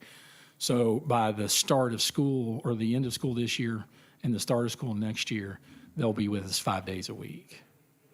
Do you get funding from, what funding sources do you get for that program? Medicaid. Medicaid. And then Medicaid. the food, how much do you get for the food service, the meals? I've got that number. I just want to, Our Title III allocation from the federal government for our home-delivered meals is $208,000. okay. And for our congregate meals, it's $15,000. So $233,000, and that just doesn't cover it all. It barely covers the food cost itself, much less the overhead, the employees, the gas, the fuel bill, huge. It's huge. I do want to mention, too, that we often partner with other agencies in the community. We've partnered with Boy Scouts. We've partnered with the health department to do flu shot clinics and educational things. We partner all the time with the extension office. There's just offhand, those are the three that I can come up with right offhand. But I feel like we do a pretty good job of keeping other nonprofits informed with what we're doing. So we actually have an interagency group that meets once a month. So we all can kind of get together and bounce ideas off and see, what's going on here and what's going on here, and how can we help you? How can you help us? So that's a great relationship that exists between several of our nonprofits. So you are asking, you asked the county for 95,000? Yes. Is that right? Okay. Yes. So that's, So the increase that we asked, the percentage increase that we asked from the county mirrors what we're asking from the city. They're both tied directly to the CPI. okay, thanks. explaining that. And thank you for what you do. Just such I a love need it. in our community. I had no idea I would end up doing this one day. And I've been there since, it's hard to believe, since 2016, January of 2016. And I'm like, gosh, it's been 7 years. And it just seems about 7 minutes. It's, Are you old enough to serve yourself there? Do you meet the 60-year-old criteria? Because I do now. I just realized that, so. I do not. You may see me. You have a couple of years on me. Okay. Not much. I mean, 16 if we're doing the math right. Other questions for Mr. Grant? I would invite all of you to come do a Meals on Wheels route sometime. And also, our fundraiser, next door at the fire station, Saturday, June 3rd. When? I'm sorry? Yeah, it's Saturday, June 3rd, before the brass band parade. We're going to have a big old pancake breakfast. So tickets are on sale. Online, you can go to pancakesformeals.com and buy tickets. The posters, I'm hoping, will show up today. And we're going to do a poster blitz. We've started doing some social media ads and things like that, and some special ads on the radio station. And so I think we're going to have a pretty good turnout. We've gotten some nice sponsors for that as well. And, you know, you got kids, parades, fire trucks, and pancakes. What could go wrong? And you got a team of volunteers who are going to serve the meals for you? I have some. I'm curious to see if any of our city commissioners would be interested. If you would like to volunteer, we would certainly welcome that. To do, I'm sorry. To help with the pancake breakfast. Sure. Yeah. I thought I volunteered myself. You did volunteer yourself, yeah. Yeah, ahead. you made the short list. All right. I'd be happy to. Uh-oh. Does anyone else have any questions or anything that I can answer or address? Appreciate it, sir. All right. Thank you, sir. Well, thanks for your time. I appreciate it. I appreciate all that you all do. And like I said, I don't know how you do it. I can say the same about your job. Yeah, you do. Thank you all very much. If you have any questions, feel free to reach out at any time. Thank you. Thanks, Ben. Thank you. Take care.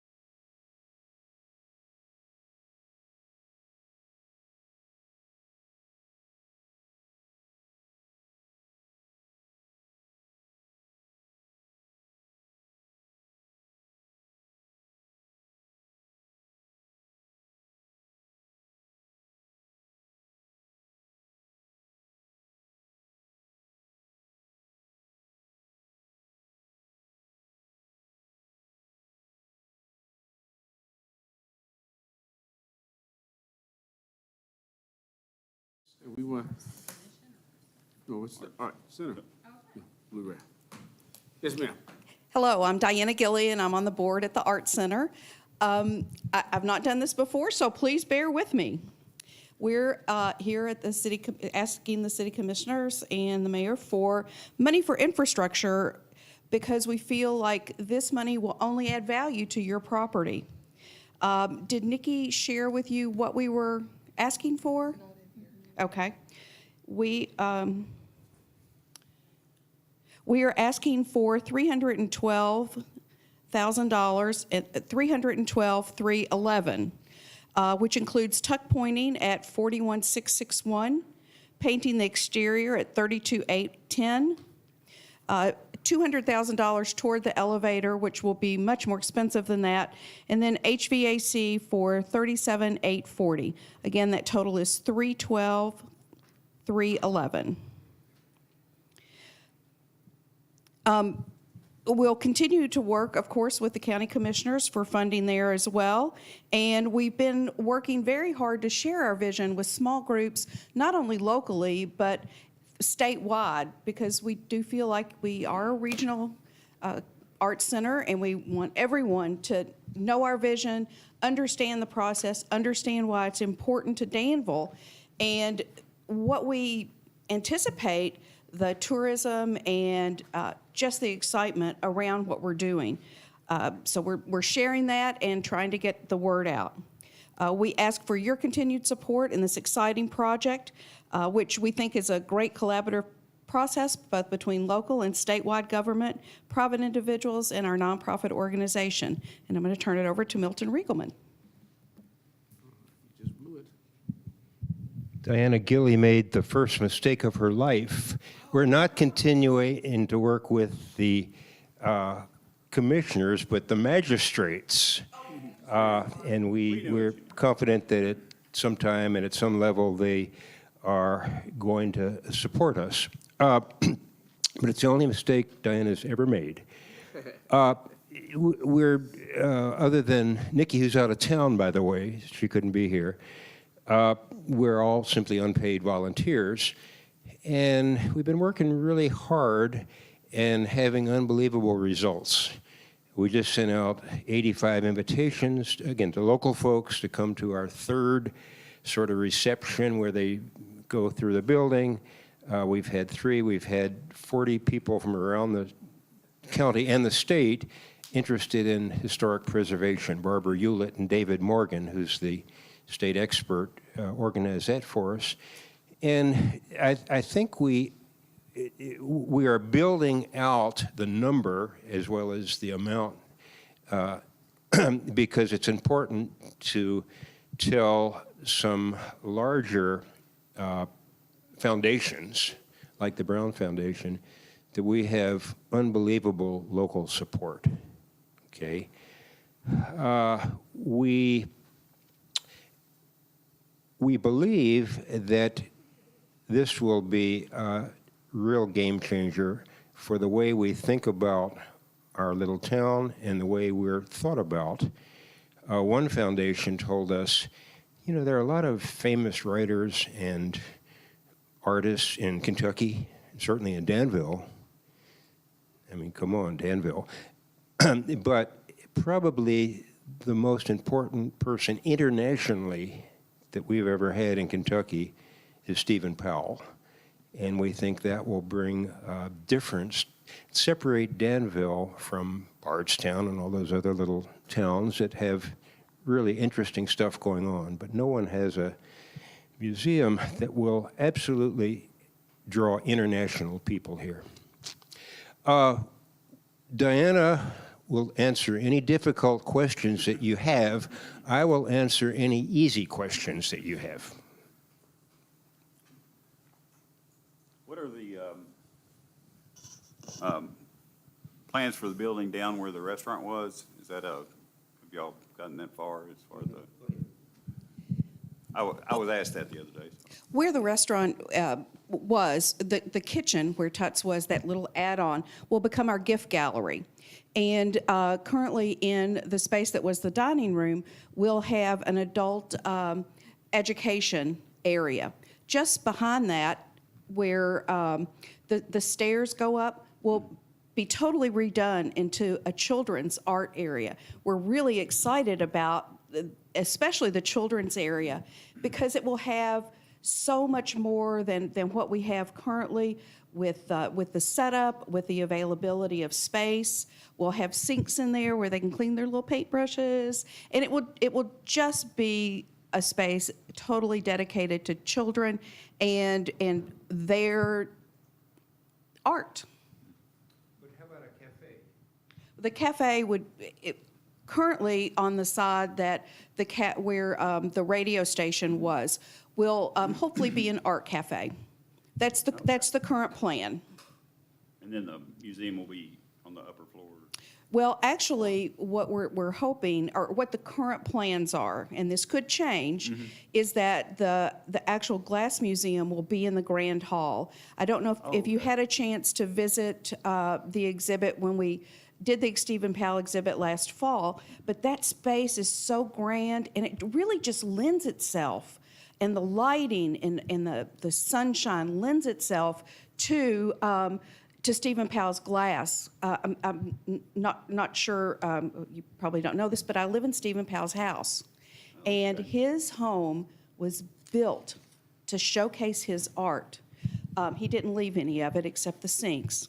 But every window had this gorgeous light. In the bedroom, there are these odd windows at the top of the ceiling, and every morning for about a half hour, if the sun's out, the quality of the light that comes in those windows is magic. It's like you can touch it. It's what I imagine New Mexico to be like, or the south of France where painters went to experience the light. So light was very important to his work. And gosh, that space just set up beautifully. So what we... Thought of something you might not know, or you might not know. That we were, one of the two folks or agencies that has talked about a boutique hotel, which is in the plans and we want, way before all this happened, came to us. And this is, don't put it on Facebook, this is Madison Silvert, who is partner with the people who bought the hub and have shown some interest in this over the years. And he had an idea. He said, look, what about a boutique hotel behind the current Arts Center, the Federal Building, and the lobby based on 21C and that combination of art and hotel, the lobby would be that grand hall there. And you could display art, and there'd be a person there for the hotel. Well, that didn't work because, for one thing, the Bowlings wouldn't, consider selling the paint store behind it. But we got thinking, well, that is such a grand hall. That would be the place for the Glass Museum. And the building, the Victorian building, would be, you can see it at street level, so you look in, you see a gift shop, you see a cafe, you see that glass elevator, you see local artists, because there would be visual art, not glass art, displayed there from the street as well. And because of that idea, we got to thinking, well, why not have the museum there? That's up a level, and have the cafe and all those other things where you drive down Main Street and you can see in all that. And so that's the idea of using the Victorian building, the new building, and also the old building. And to make the Grand Hall work for the Glass Museum, we have to have an education space. I mean, that's, in our mission statement, that's terribly important. And we'll turn the upstairs into a gallery in the Federal Building, and just move all education and special events to the new building. Other questions or comments? Yeah, I'm a little confused. You know, we bought the building from you all and leased it back at $1 a year. Right? I think in that discussion, you were going to raise all the money for infrastructure, so I'm a little confused and surprised that you're here asking for money. Maybe you can help me out on that. Well, we're asking for money that would contribute substantially to the value of the building.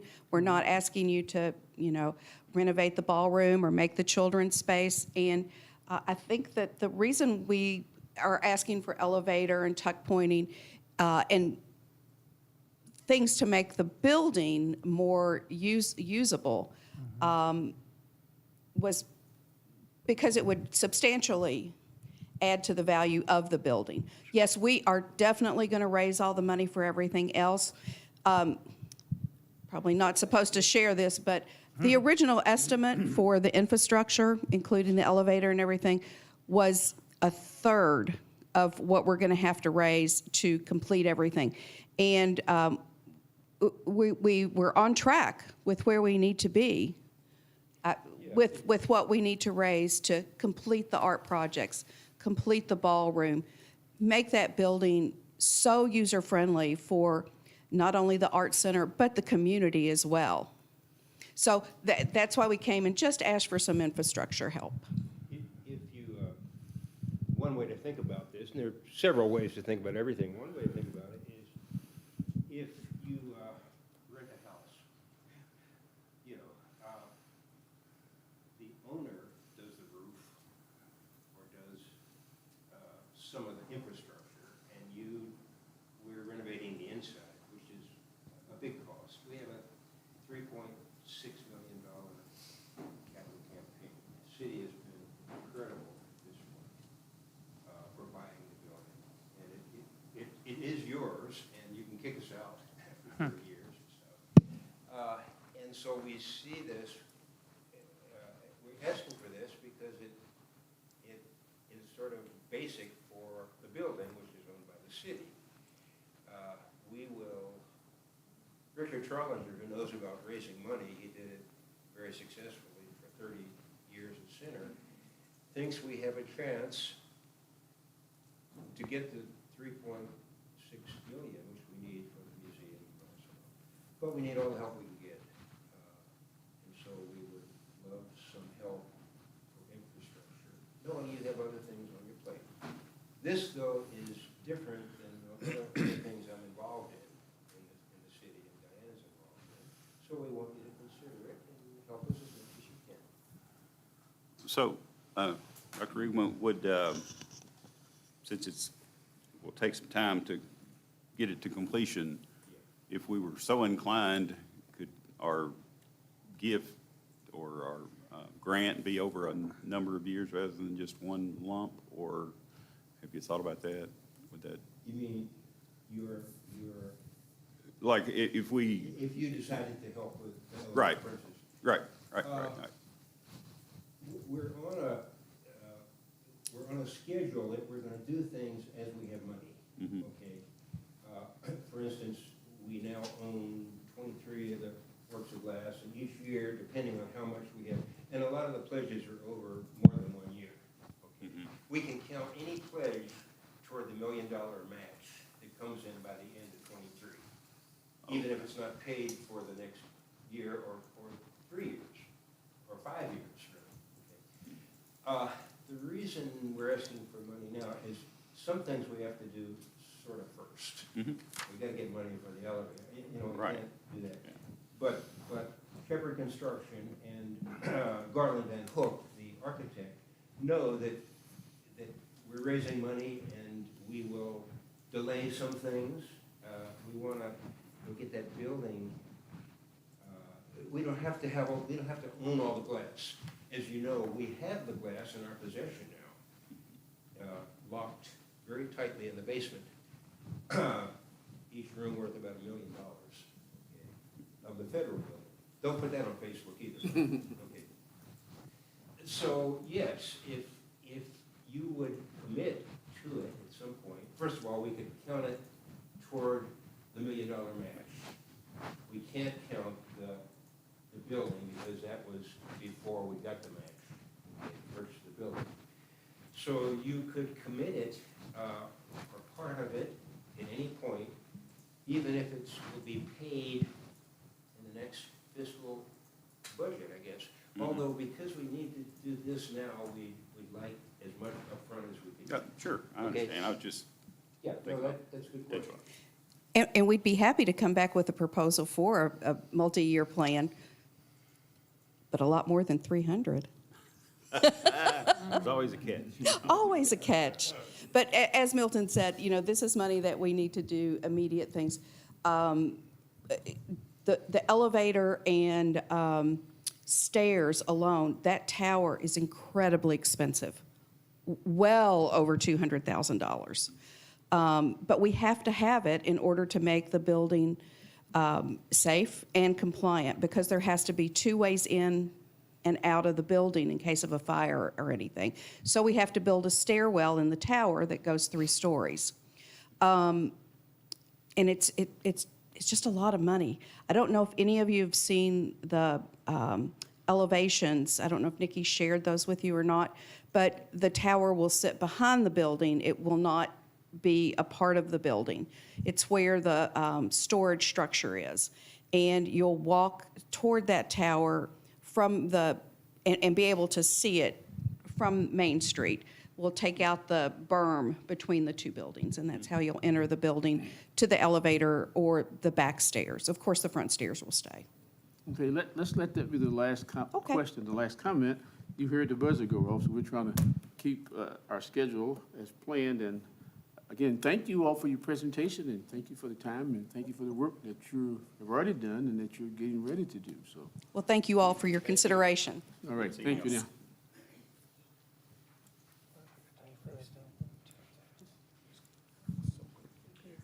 Ms. Becker, Art Commission of Danville, Board County.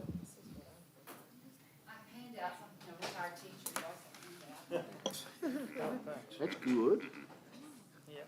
I don't know about the red truck sitting in your driveway the other day. Oh, isn't that cute? Looked like the Hallmark truck to me. Thank you.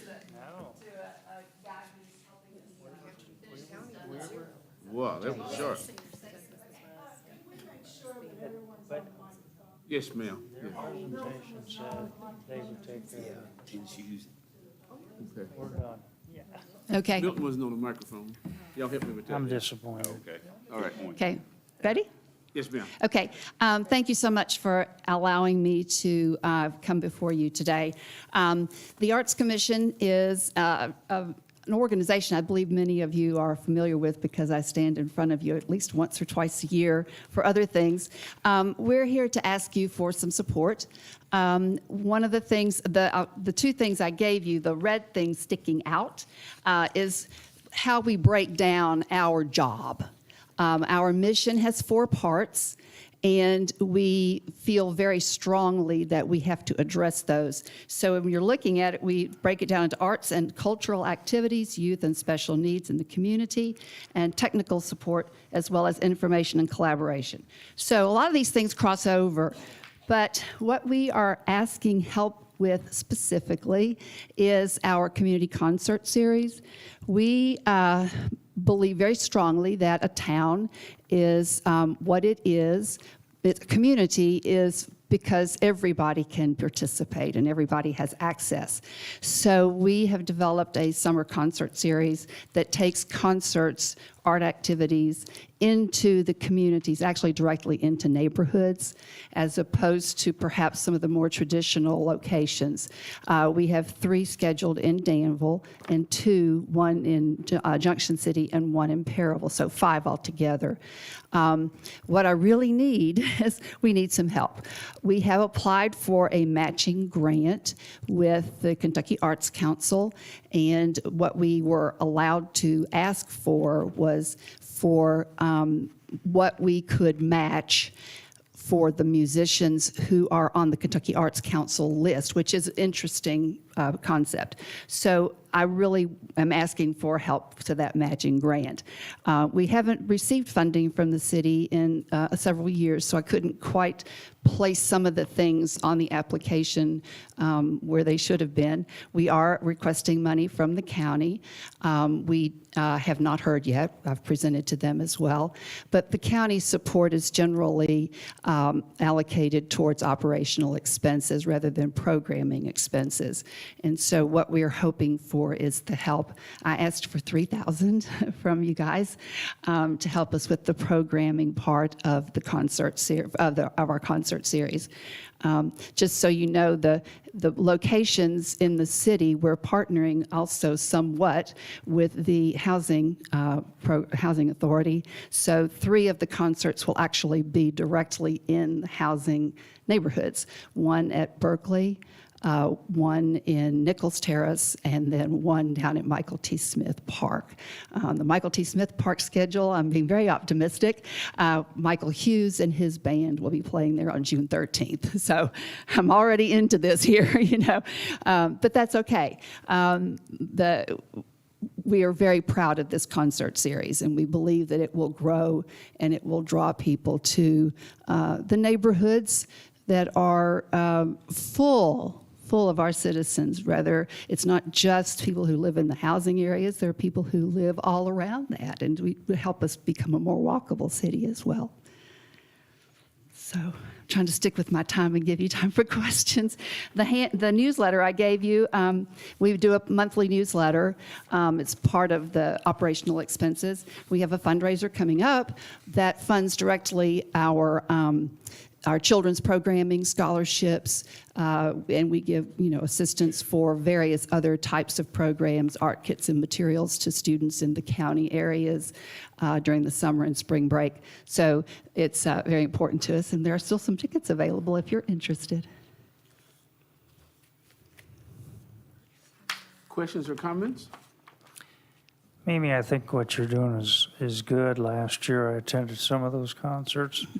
And similar to what you're doing this year, you're getting people, or inviting people, whether they come or not, to come to places they don't typically come and get familiar.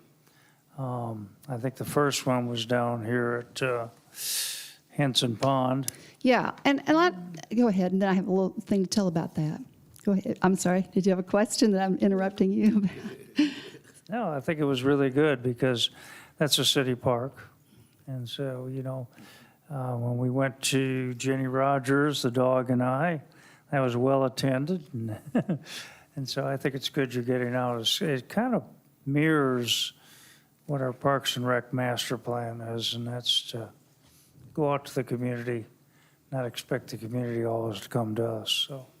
We had a really tough time trying to think about why perhaps some of the concerts were not as well attended.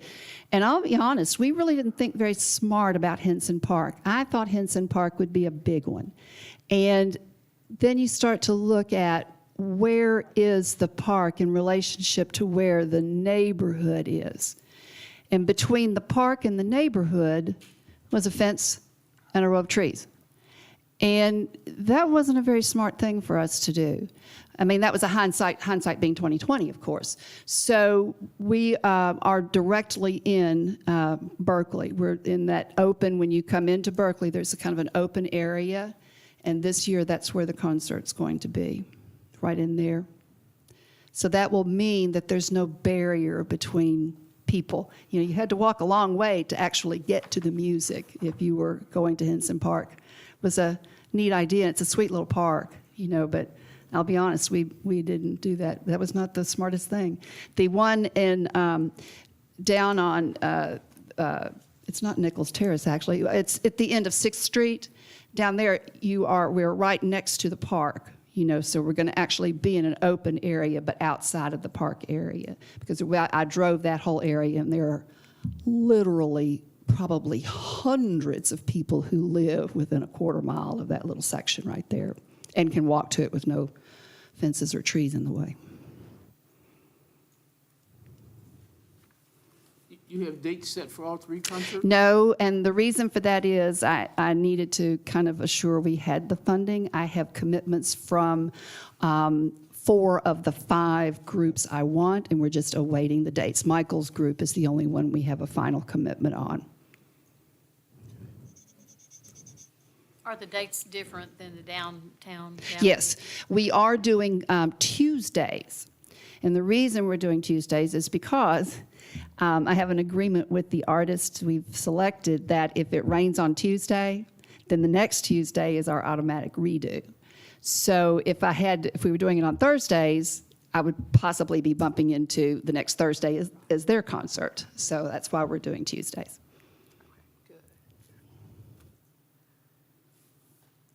And I want to say thanks to you for coming to the meetings where we try to get all this stuff for the summer organized and to avoid those types of conflicts. And you all did a great job, I think, reaching some agreements on that.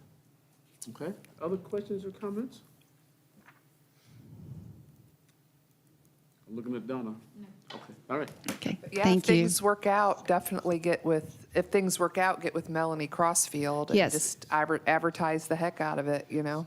Yeah, I appreciate that. We also, the magistrates, while they're not involved in, I mean, money is money, so it always gets, moved around. It'll come in today and it might have been that check, but I'll still, we have scheduled a concert in every magistrate's district, and that also overlaps the city. The only one is I have Steve Sleeper and Jamie's are like, the line's really funny. So that's why I have that one is the one down there off of 6th Street, kind of fudging the line. But if we get the grants, I probably can squeeze out a 6th concert, So that would give us, I would scoot something over. I've got a plan maybe to scoot over a little further into Jamie's district. And you're always welcome to come to one of our commission meetings and share the calendar and get some publicity that way Thank as you. well. Thank Okay? you. Thank you, ma'am.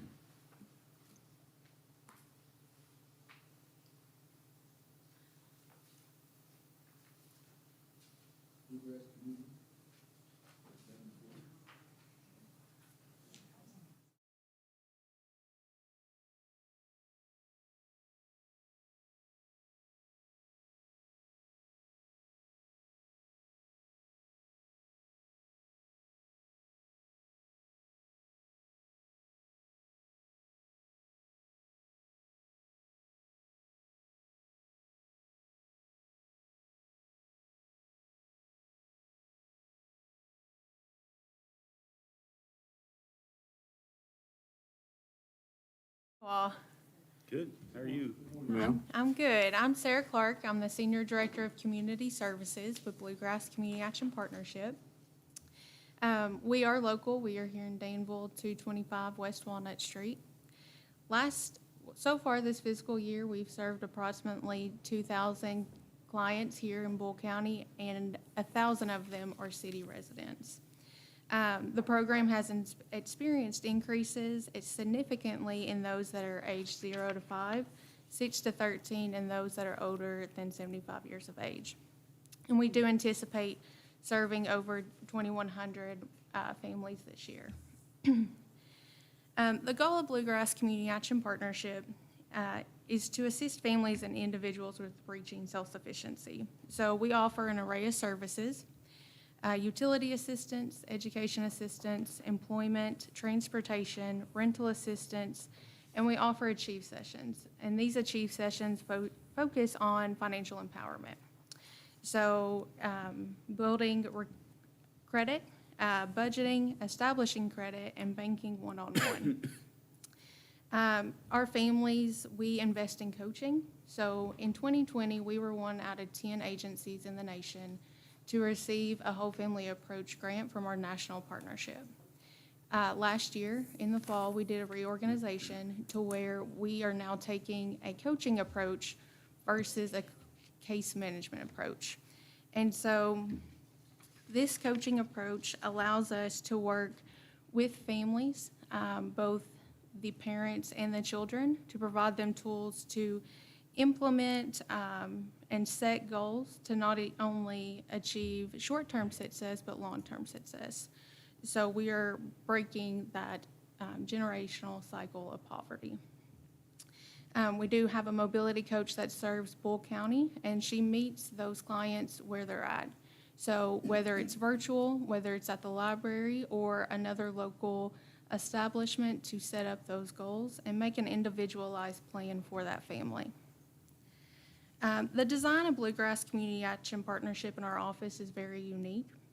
So we're the only office here that administers the LIHEAP program, so that is our Low-Income Home Energy Assistance Program, which assists families with electric, gas, kerosene, propane, and wood to keep lights on and heat in the home, and in the summer, cooling within that home as well. We also share our space with transportation, so we are able to provide transportation services in the case that a family does not have the ability to afford those services. We are a regional provider of the Goodwill voucher, so we do assist with getting people clothing for school, clothing for jobs, and in cases of, we've had many homes get flooded or house fires this past year, we're able to step in and provide some of those supplies. We also provide referrals to our local food pantry. So the funding that we are requesting, it isn't primary funding, but supplemental funding. So this funding is used in unique ways to help our families reach self-sufficiency. This past fall, we had a client from the city of Danville that was getting evicted from her home. She did have a job here at Applebee's, but she was losing her home. So we were able to provide free transportation down to the shelter, and then we also transported her to and from work. Our mobility coach was able to meet with her on a regular basis, and we were able to help with a past due electric bill that prevented her from getting into long-run apartments. She was able to move in January, and she's still there and she's still employed. Currently, we're working with her on obtaining a savings and putting that savings towards purchasing a vehicle of her own. So we're going into that financial step with her now.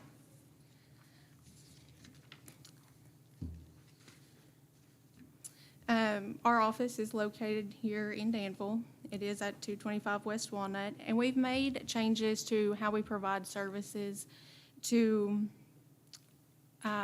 better the way that we're meeting our family. So we do still offer appointments in a virtual setting. We can meet with them online, or they can come into our office. The way our database is set up, it allows us to check if any other benefits are being used, such as unemployment, SNAP, Medicaid, and if they're not getting those services, we're able to connect them with them after. In summary, we did ask for $2,000. We do serve about 1,000 clients here in the city of Danville, so it comes out to about $2 per client. And we do appreciate, we did get money from the city of Danville last year, and we do appreciate your all's continued support. Thank you, ma'am. Any Absolutely. questions? Yes, I noticed you're asking for 1,000 from the county, right? Yes. Why not the same?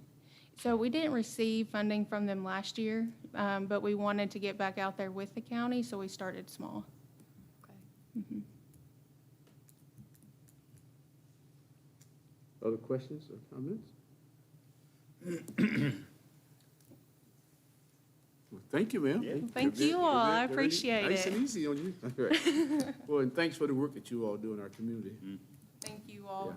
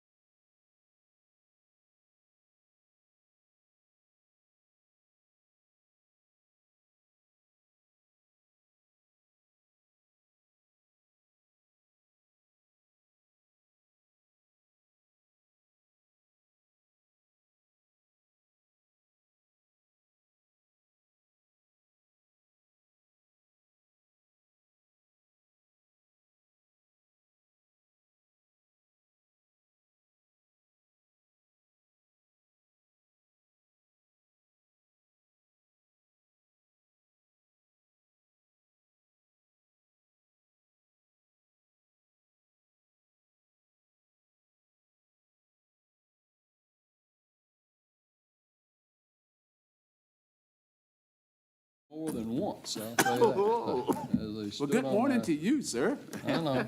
Hang on. I'm Welcome. gonna be brief, because I know it's All right. close to lunchtime. But anyway, I'm Bruce Nichols, Thank you, sir. Boyle, Mercer County, Helping Hands. We've been around Thank you, sir. Thank you. Have y'all been around that long? Doesn't seem like long ago.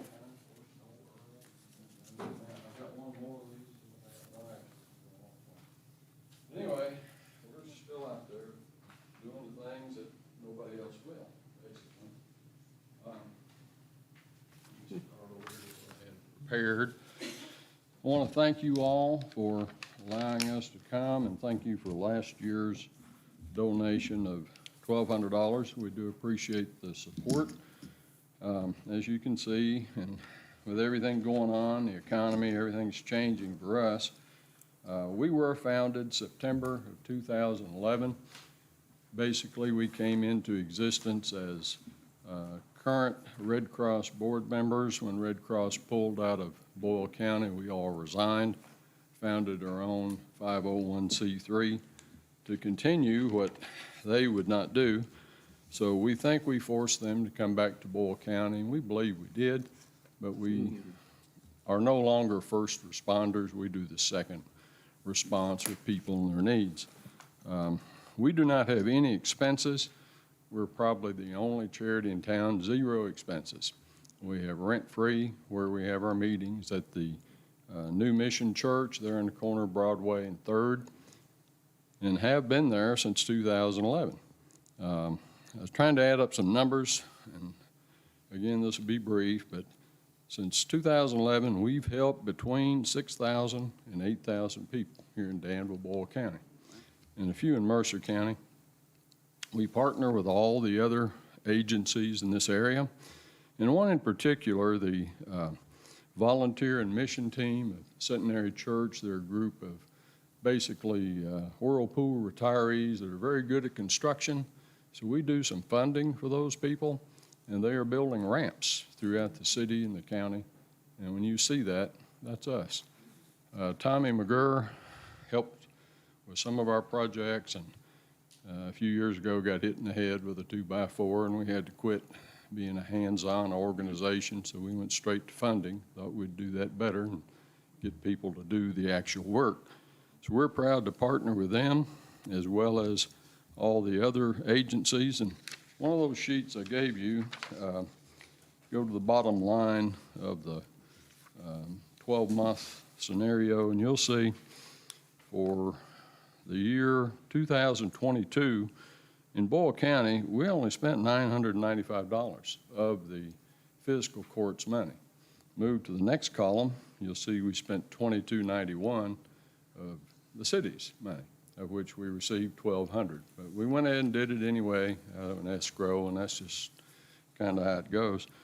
Did a little bit in Mercer County, but the Mercer County money comes from a endowment that we have, and that's roughly interest income on the investment I have that funds Mercer. So for the year, around $4,200. Add up the numbers, you'll see we did 428 people, spent about 90 hours of time, which I think that's well managed for what we have. Second page is our request, and that'll show you where, and I presented the same scenario to the fiscal court the other day, and haven't got a response back, but I know Rick Series was there when I did that, so he's heard this speech before. But what we try to do is to use our money wisely. So if you'll look at the column for city funds, what I'm proposing is that if we had an additional $2,000 from the city, you know, that's where I'm spending money for KU, water bills, gas bills for the city. That's probably what I'll spend this year, $2,000. Home improvements, handicap ramps, $1,500. Building materials have escalated in price. You go to Lowe's, what you bought last year for one price is about twice as high. So they use treated lumber. I know I'll do 2 or 3 ramps this summer, especially for veterans that are coming into Boyle County, and if they need assistance, we're going to give it to them. Nobody else will. You'd think the VFW and all those organizations would, but I haven't ran across them. The last couple of years we're doing this. So we do it. We'll spend about $1,500 for ramps. Lodging, from time to time, we do get transients that come through, and I know everybody's aware of it. I've talked to James Atkins about it when he stood on my front porch running for election this past summer, or last summer. Currently, we're sending most transients to the Turnersville Mission over in Stanford. They haven't rejected anybody, and they will come pick them up. And it's something I think Boyle County and City of Danville should do, and I hope we can at some point, but that's where they're going. When that falls through, I send them to a lady by the name of Jenny Ramsey up at the Catholic Action Center in Lexington. I was her commercial banker for years, and she'll take them. So that's where they're going. Lastly, I'm getting there, the budget. So we had 4,000, that's where it'd go. Occasionally, I have to spend a little money at the hotels, and the hotels are good here except for Friday. Whatever you pay Monday through Thursday is one rate, Friday it doubles. So they kick our people out, and I don't like that. So that's why I send them to Turnersville. Again, we do partner with all the other agencies. I'm very appreciative of the new mission center and churches. I get some funding from area churches that allows us to do other things over and above what the city and the county allocate for us. I do appreciate y'all's support, and thank you for helping us over the years. Any questions? It's lunchtime. Any questions? Comments? Well, thank you for doing the work that you all do. Well, you know, it's not all work. I think in knowing people in our community, you know, there's a lot of folks that need help. A lot are too proud to ask you for it. But I have some good members on my board of directors that I think are very knowledgeable. From time to time, they too will bring in some people that we need to help, different areas, Junction City, across Danville, out in the county. Of course, Phil Salmons is one of our members. He's no longer on the Boyle County Fiscal Court. I tell him now the work's going to start. We'll give you some things to do too. So he's receptive of that, but I think we do a pretty good job, and I'm proud of it. But for the length of time we've been around and everything that's happened in 12 years, we've covered a lot of ground. So if you could consider an increase to 4,000, I'd really appreciate it, because it's money well spent. And if not, we'll figure out a way to be productive and continue the services. So, but thank you very much. Well, I want to congratulate you and tell you thanks, because, you know, I see the benefits of the work that you all do, but walking the neighborhoods last fall, I met the 94-year-old guy that you all fixed the ramp. Yeah. And the garbage can storage spot, you know, and just. I know who he is. Thought he'd won the lottery. He was so tickled about what you all did. I know exactly who you're talking about. I know you do. He lives next door to one of the current fiscal court members. Yeah. But he was too proud to ask, and he used to be on the Habitat Board with me years ago. Yeah, that's right, yeah. And we found out about it, and we built him that ramp. Yeah. And Charlie Perry, living across the street, I thought would give us some good publicity, but that didn't happen. You know. But one thing, and I'll share this with you. Don't put this one in the paper if you would. One of the fellows that works with the VIM team was a former member of Albert's place of business where he worked. Yeah. And he recognized him. Yeah. And Albert took him in the house and showed him the plaque on the wall where he had given Albert his 30 or 35-year service award. When he retired, yeah, Right. that was neat. And it Yeah. wasn't long after that Corning had a major event up in Harrodsburg, and that same individual called Albert and his wife, picked him up in a car, and took him to that dinner. And you don't find that in the community very often. So That's I think we do pretty good work, and I thank you for bringing that up. Well, appreciate your work, though. Thank you now. Okay. Y'all have a good day. You too. Try to get done by lunchtime. Appreciate you.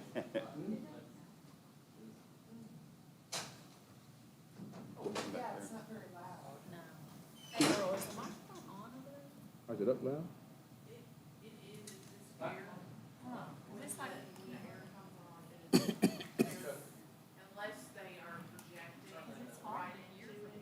Bruce is always,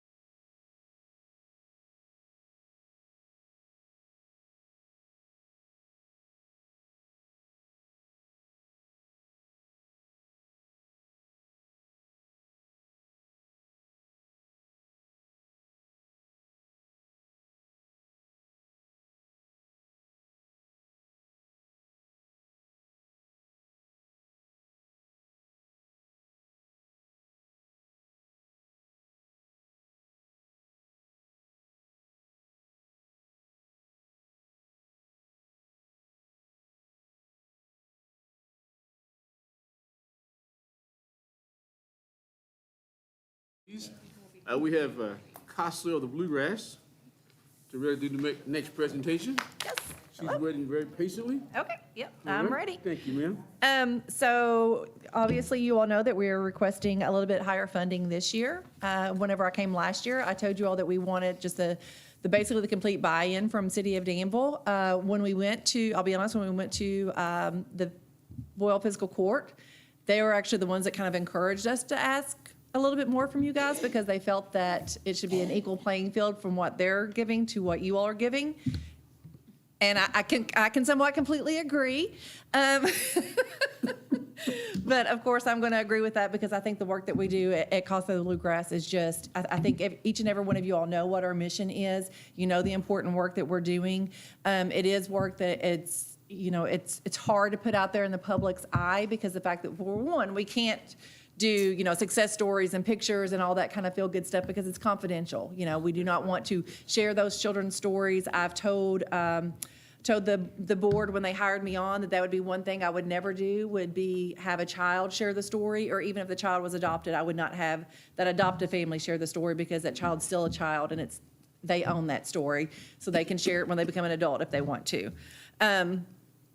I think that we are pretty, fiscally responsible with our budget that we have. We do not, we don't have a house cleaner to come in and clean our business or anything like that. I'm the one that cleans our toilets, and I do so somewhat happily, but I'm just saying, we try to make sure that we're very tight on our budget and only spend for what we need. We do have to have the staff is probably our biggest funding that we have there, or expense, and that's because it is KRS statute that we have to have staff overseeing our volunteers. I did print out just this little information here. I forgot to print it on letterhead because Center College students showed up because we're doing a summer basket. We have this thing going right now, and these students reached out to us, and the amount of stuff they just brought into our office to do these summer baskets for these kids could fill this whole area right here. It was summer sidewalk chalk, bouncing balls, frisbees. So that is one thing that I wanted to hit on, is that KCN, which is Kentucky College Network, actually spoke with me the other day, and they talked about how much more our presence has been in the city of Danville and Boyle County, because they do the kind of the Google search, and they see all of our press releases that we're doing and all of those kind of events. We try to really increase the outreach to the community. Our board members, we've got a lot of fresh new faces on our board. They're all agreeing to go through training. So we're really just trying to take our CASA program to the level of where we focus on retention and recruitment, because it's a hard volunteer position, and we have to get the exact right person in there. But as you can tell, the amount of volunteers that we do have, the hours that they put in are just beyond measure. And I think that's all I have. Again, I think our program is succeeding. I think it's a great and very much needed and unspoken asset to the children of Danville, and which is also your next generation. So, do you all have any questions? Would you very briefly explain to the commission what you guys do? Okay, so we are court-appointed special advocates, and our volunteers are community members that we train, and they go through a 30-hour training session, and then they do a court observation. They have to be background check, and that is local, statewide, the FBI, not the FBI check, not the fingerprint check, because we're the only state that doesn't, KSP doesn't necessarily, it's something about it's against rights or something, I don't know, but we can't do that. For our VOCA grant, they actually want us to do that, but we can't do fingerprint backgrounds. But we do the sexual abuse, the child abuse, the adult abuse. We do all of those background checks that are able every 2 years on our volunteers and our board, and anybody that has anything, like a friend of CASA, we do that on them as well. A CASA volunteer will then, after they go through training, they go and observe court for 3 hours at least, and then they take on a case. And when they take, and what I mean by that is they take on a case that could be a individual child or a sibling set, and they go in, they meet all the parties involved in that case. They meet the child at least twice a month. One of those can be via FaceTime or something like that, but they have to see the child at least in person once a month.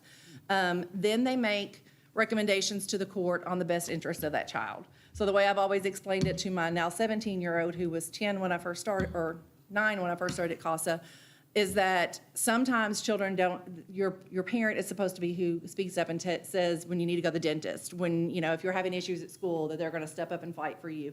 And sometimes children's parents aren't able, either due to substance abuse or just, you know, their own choice, and but no fault of that child. And so the CASA volunteer steps up, and that's what they do. They advocate and they for that child's best interest, whether that's medical, physical, educational, mental health, all of that, the whole kit and caboodle. Thank you, ma'am. Any other questions? Well, thank you for the work that you do. You work with Melinda? With Melinda Jamison? Yes, ma'am. Well, I work, yes, she's a CASA of Lexington, so yes, sir. Yes, yes. She's a Danville girl. Yes, Danville lady. yes. Good person, though. Good Yes. work. Yes, very much so, yes. So she runs CASA of Lexington, which is slightly larger program than ours, so yeah. But yes, she's been a great influence and a great support system too, so. But like I said, I feel like that the CASA program here that we're doing, you know, our CASA Gala was very successful. I think that we're, you know, the fact that, I do want to say thank you, because the fact that you all take the time from your meeting and allow us to do the pinwheel planting, that has brought in, I kid you not, we've had 3 volunteer inquiries, and we're getting ready to start up a training. And that's, you know, because the pinwheels are out there, and that's because you all gave us permission to plant those. And so thank you all for acknowledging us and recognizing the work that we do. And you should put the commission on your fundraising list. I didn't get a reminder this year. Oh, you did not? I'm sorry about that, yeah. We missed it. Well, see, that's the thing, is we sent out invitations to everyone that came last year. I remember seeing yours and putting it on there. We are just now, like at the beginning of the year, received back invitations that we mailed out last year that stated they were undeliverable. So I really don't know what's going on with the. We understand that. But yes, I'll send an email reminder to you all. And actually, I think we're going to start utilizing your all's the calendar thing and sending out the information, and you are going to share that stuff for us. So, all right. Anything else?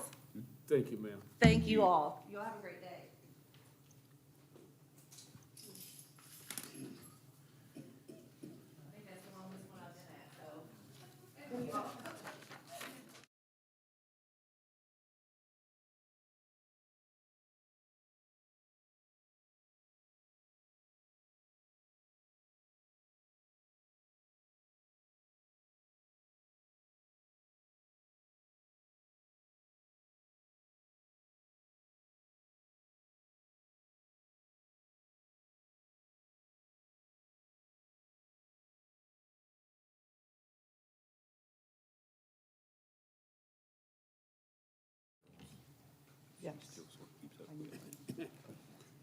Civil Air Patrol. Hello, can you All right, see me? Yeah, Miss Mill, we can see you loud. I need a Yes, little ma'am. thing here. Good afternoon. My first question is, does everyone in the room know what Civil Air Patrol is? Okay. Thank you, ma'am. But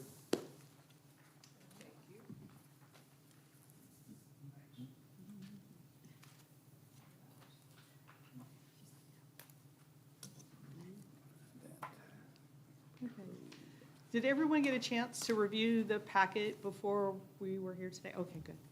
All right. So I am the squadron commander for the Danville Civil Air Patrol. We are a cadet squadron. At this time, we have approximately 48 members, 31 of which are cadets. We've grown quite a bit in the last year and a half. We do focus on aerospace, search and rescue, community service, things of that nature. This last year, we actually had a very, very active year. We actually had a couple of actual missions where we went out and searched for a downed helicopter that was in the Mammoth Cave area. We worked in conjunction with the Sheriff's Department down there, as well as Kentucky Emergency Management. We also assisted with the tornadoes. I myself am an aerial photographer and went up in one of the Civil Air Patrol planes and photographed the tornado damage from Bowling Green all the way up through Danville, through the airport. We did food distribution. Some of our cadets actually went down as not as part of Civil Air Patrol, but did community service down there, helping with cleanup and food distribution on their own. So our cadets actually do community service on their own as well as with Civil Air Patrol. When we had the floods in eastern Kentucky, we were dispatched to go down and do water line measurements for FEMA. So we do work in conjunction with FEMA and the National Weather Service as well. Our squadron is one of the most active in the state as far as search and rescue. We train all the time. Our squadron has actually organized wilderness first aid training.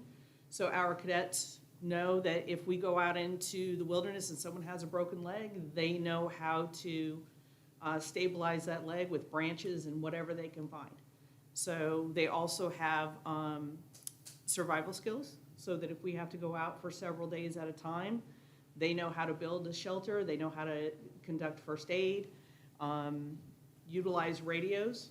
They do a lot of communication between ground and air, should we need to do that, as well as with the other emergency management services. This last year, our squadron was nominated for several awards, including Squadron of the Year, again, which we're very proud of. We did get Squadron of the Year for Great Lakes region. That's out of 166 squadrons out of 6 states. So I am super proud of my cadets and the senior members on the amazing job they've done in the last year to be able to say that we earned that award. We have an NCO who's a former Marine who is incredible.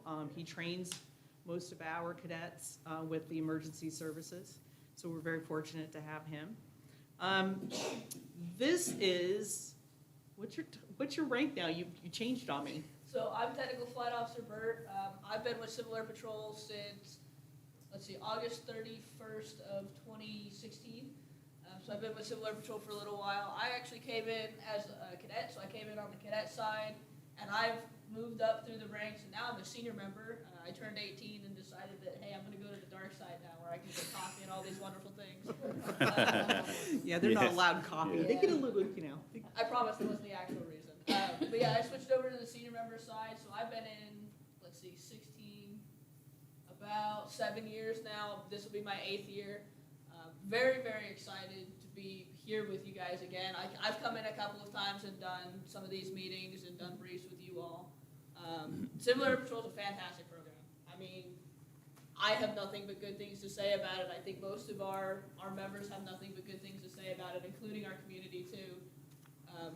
Like Lieutenant Burt said, we've got all kinds of things that we do. We have the cadet program, which focuses on providing these cadets anywhere from 12 to 21 with leadership skills, public speaking, all that sort of stuff. When I started, I'll be real, I wouldn't have been up here talking with you all like this. I would have been like, absolutely not. Do not put me in this room and make me talk to these people. That's too much for me. But Civil Air Patrol taught me these skills, so that's why I'm up here talking to you all now. We've got our cadet program. We've got our aerospace program, which teaches everybody to fly. I mean, you can come out. Cadets mainly, we try and focus. We do what's called O-rides, and that's orientation flights where the cadets get to go up for an hour, 2 hours at a time, and they have the controls of an aircraft with an instructor present, and they learn all kinds of different things, basic maneuvers, basic maneuvers, basic flying procedures, all that type of stuff. Then we have our emergency services program, which Lieutenant Burt touched on, which we do all kinds of things. We do personnel search and rescue, so we do missing persons, we do missing hikers, things of that sort. We have our aircraft.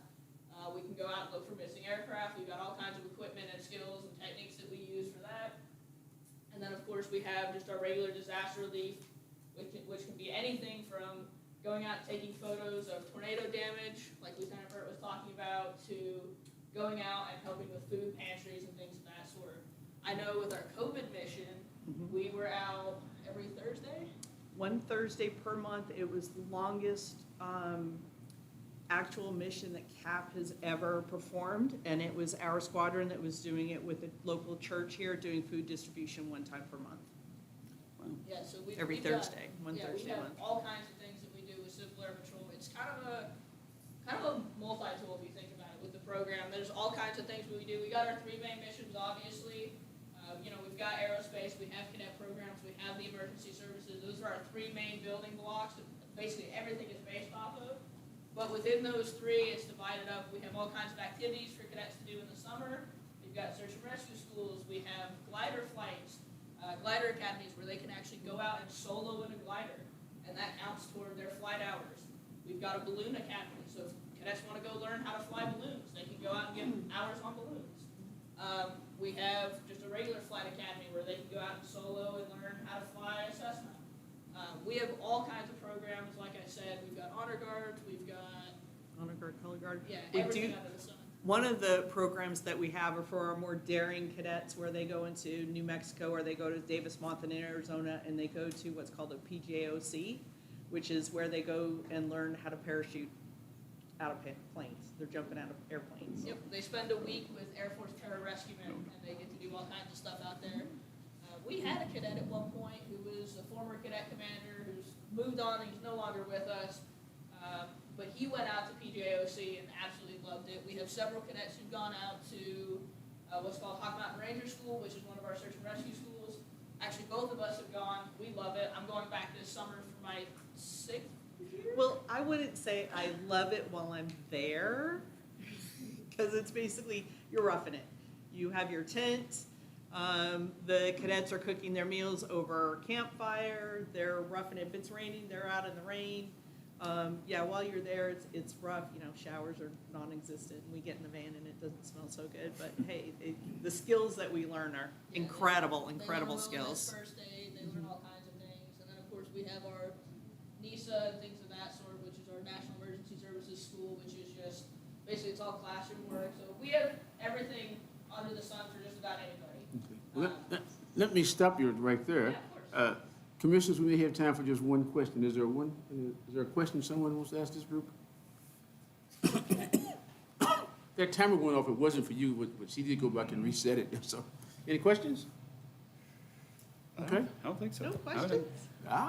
Usually great you guys job, hit me with yeah. a few of them. Yes. Well, thanks again, though. Thank you very much for your time, thanks- we really and thanks for what appreciate you're it. doing for our community. Yes. Impacting a lot of youngsters. Yeah, that's, Well, when they first started coming in, the average age was about 106.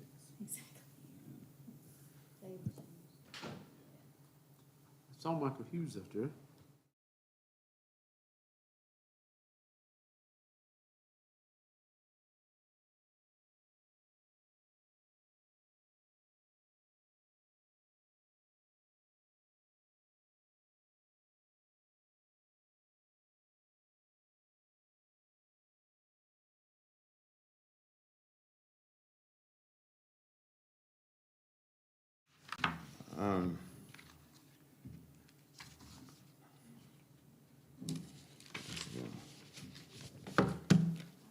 I have,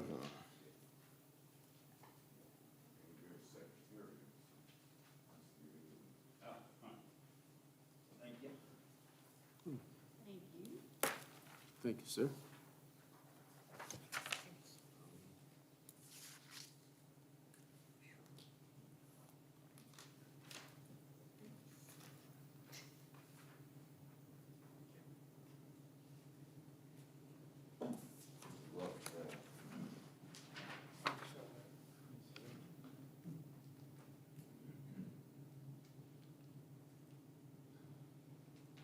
I want to say our biggest concern at this point, is that the We Are Here project we did get an extension into June. It was supposed to end at the end of May, but the college wanted to leave it up until mid-June, so that's what we're doing. But what we're faced with, a project that size, was having a place to put it, to relocate it, because we feel like it needs to be seen in, year long. So we are working to try to turn a place for that. Right now, we don't have a place, so we are at our meeting, we decided to just probably either store it, we don't want to store it, but we're looking to put it in a place, and we cannot display that whole project, you know. So that is one of our biggest concerns at this point. Our next thing is our Solar Second Street Festival, which we estimate the cost to run the festival about $7,000, possible, maybe a little more, depending on what all we have to do. And we have a history conference on Friday, which it doesn't take a, well, it has cost too. I'm gonna say it has cost in our festival.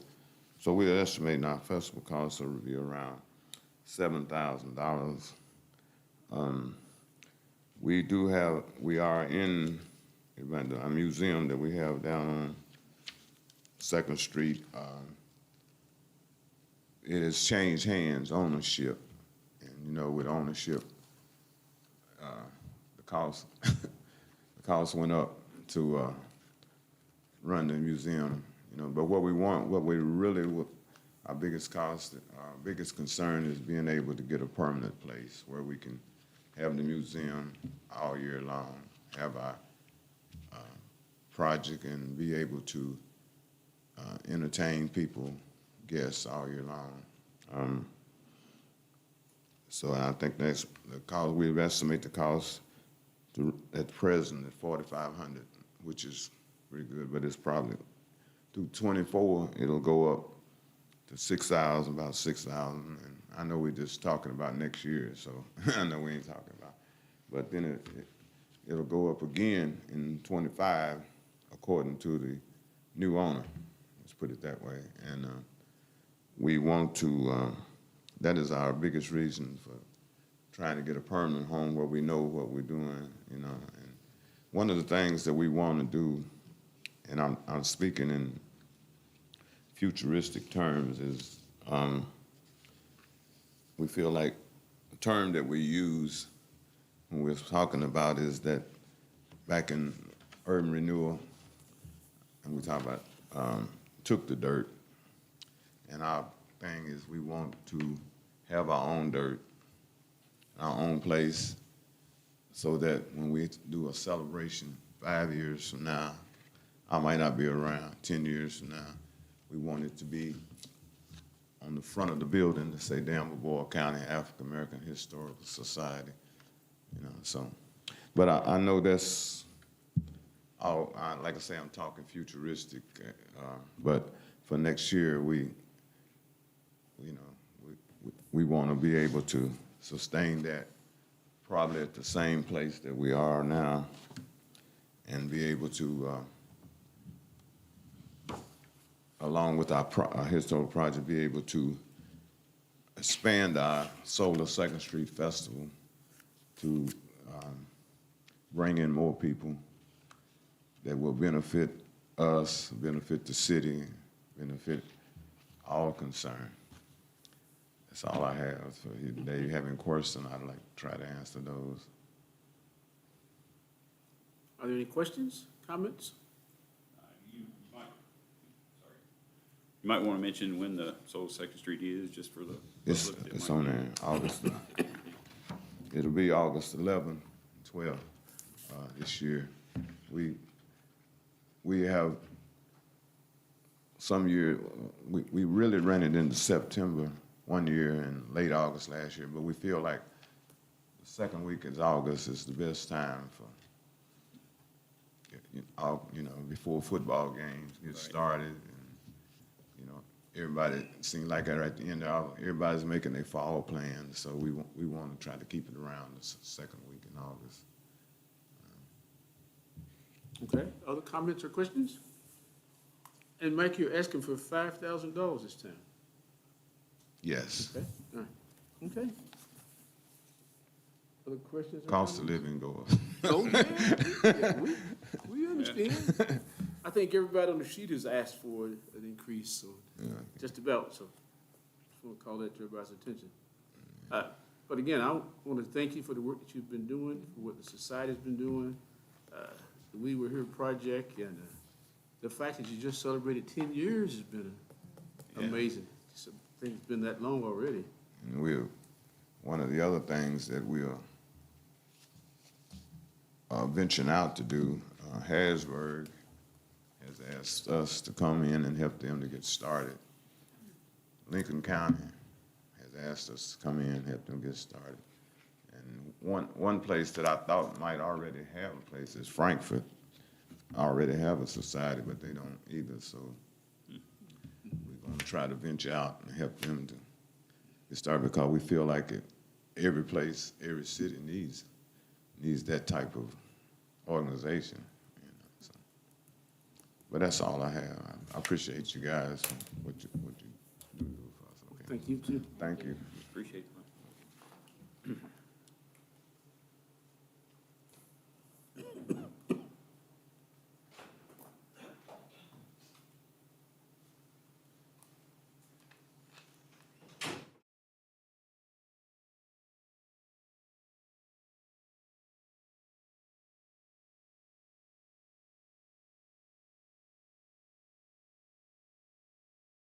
Services. Full circle right here. No.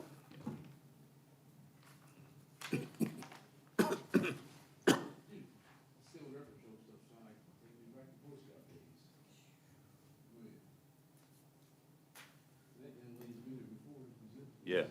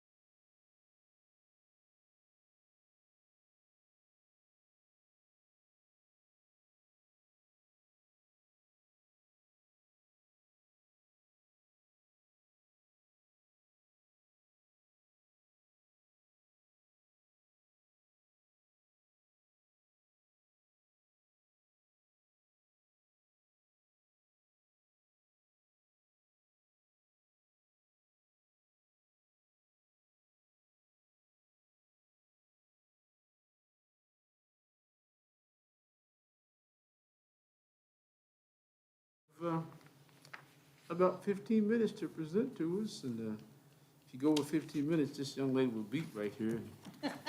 It just messes us all up, but no, ma'am, go ahead and get started. Thank you, Dan. Hi, thank you for having us. I am Kimberly Velasco, and this is Debbie Harden. We are with Family Services Association. We are located right across from the Health Department. We are a private nonprofit agency.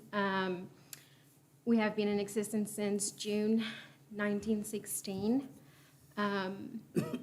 Yeah, so that's nearly 107 years. Our programs, we serve low-income families in Boyle County with rental assistance, utilities, water, electric, gas. We do more things for our seniors because of the funding that we have for them, like home repairs, medical equipment, food, all that good stuff. We also provide case management to our clients, financial classes, employability, case management, as well as referrals to other organizations that we work with to help them long-term. Our funding or our assistance is not ongoing, it's short-term, and we usually have limits for our clients to get assistance. In 2022, we assisted 729 individuals. That is 351 households with direct financial assistance. 41 households were assisted more than once, and 20 households were seniors over 55.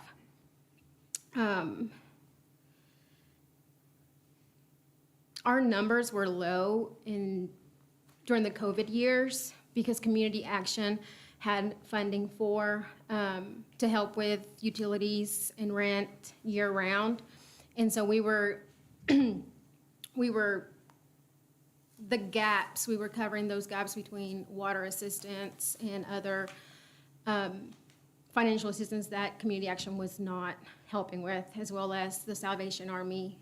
They are very limited as well with what they can assist.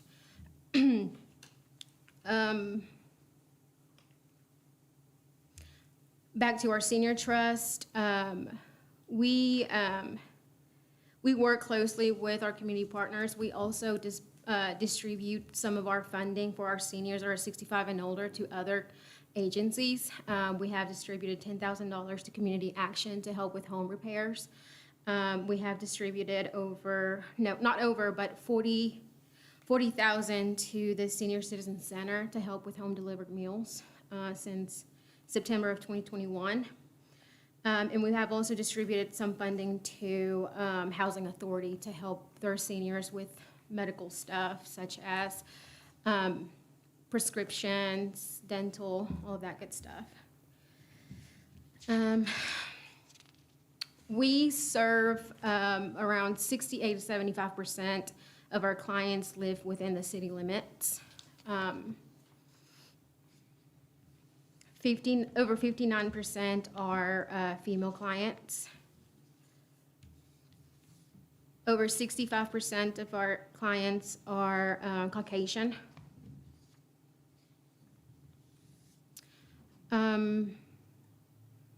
Here recently, we have assisted more with electric bills. We have seen electric bills as high as $1,400 at a time. We are also helping a lot with housing, past due rent and first month's rent, and then natural gas and water.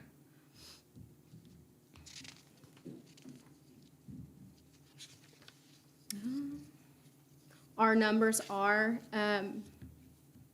picking back up, and we are seeing a lot of new clients. But yeah, that is all I have. Thank you so much for having us. Oh, I'm sorry. Good with standing here. I wanted her to talk a little bit more about our case management. During COVID, we were limited as to who we could see in person.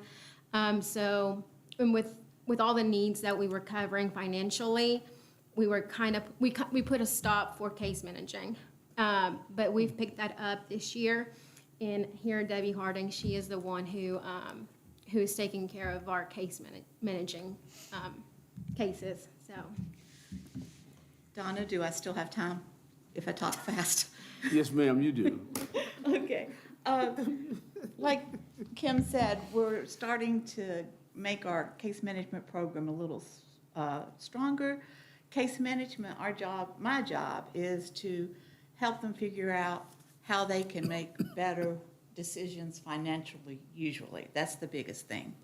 Right now, I have 26 clients that are under the age of 55. I have 19 who are senior citizens. And I have on hold 50 general clients, and those are the ones under 55. And we have 15 who are listed as could benefit. And these are people that we have seen, that we have assisted 4 times. Once, that's when I started calling them going, hey, can I help you? Let's look at a budget, da-da-da-da-da. After we've assisted them 7 times, then they have to see either Kim or I before we can assist them again, because we're emergency. Yes. We're not, 5 months and 1 day, they know they can call back and get help. I do a lot of referral for resources. Our policy pretty much is if somebody else can do it, we let them. Most agencies have more funding than we do, so we work with what we got. But the thing that I help most with is budgeting. People say I'm too broke to have a budget. Well, that's when you need a budget the most. We go over what their goal is. It's not what, I want them to be able to pay their bills. That's not always their goal. So we start with what they want to accomplish, and then we take it from there. I think that covers it. Wow, that was interesting. Thanks for sharing the data, especially. Commissioners, any questions for these ladies? Do you all work with the other agencies like the the Bluegrass Community? You all, because they pay utilities also, do you all cross-reference? With Bluegrass Community Action? Yes, Community Yes. Action, sorry. Do you all cross-reference like clients? And We do, so they get federal funds, we don't get any federal funding.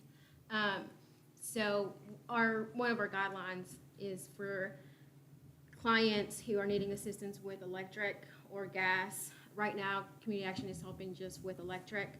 So we ask our clients to go to Community Action before they come to us, so they can spend the federal funds that they have. And if they're needing additional assistance, then she will refer them to us with letting us know what she's done, what she's helped them with, and who she sent them to, so we kind of know what we can do next, or if we need to do a referral to one of our churches that we work with closely. Mm-hmm. Thank you. Any other questions? You all attend the United Human Services meetings? Yes. Okay, good. That's where the real collaboration takes place. Okay, good. Yes. All right. Anyone else? Okay, you can exhale now. You've done it twice now, right? Thank you. Thank you, ladies. Have a good afternoon.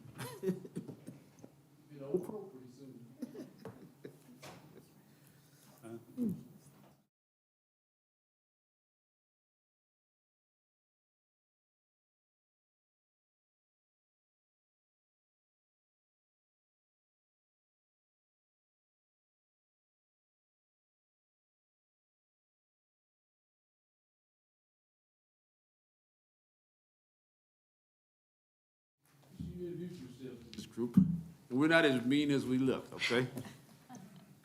Well, I'm Tricia Jarnigan, and I am a licensed marriage and family therapist and a military veteran, which is what got me interested in working with people diagnosed with PTSD. So I'm Julia Mullins. I love working with nonprofits, so that's how I kind of partnered with Trish. Really passionate about behavioral health and substance use disorder. So, yeah. That's us.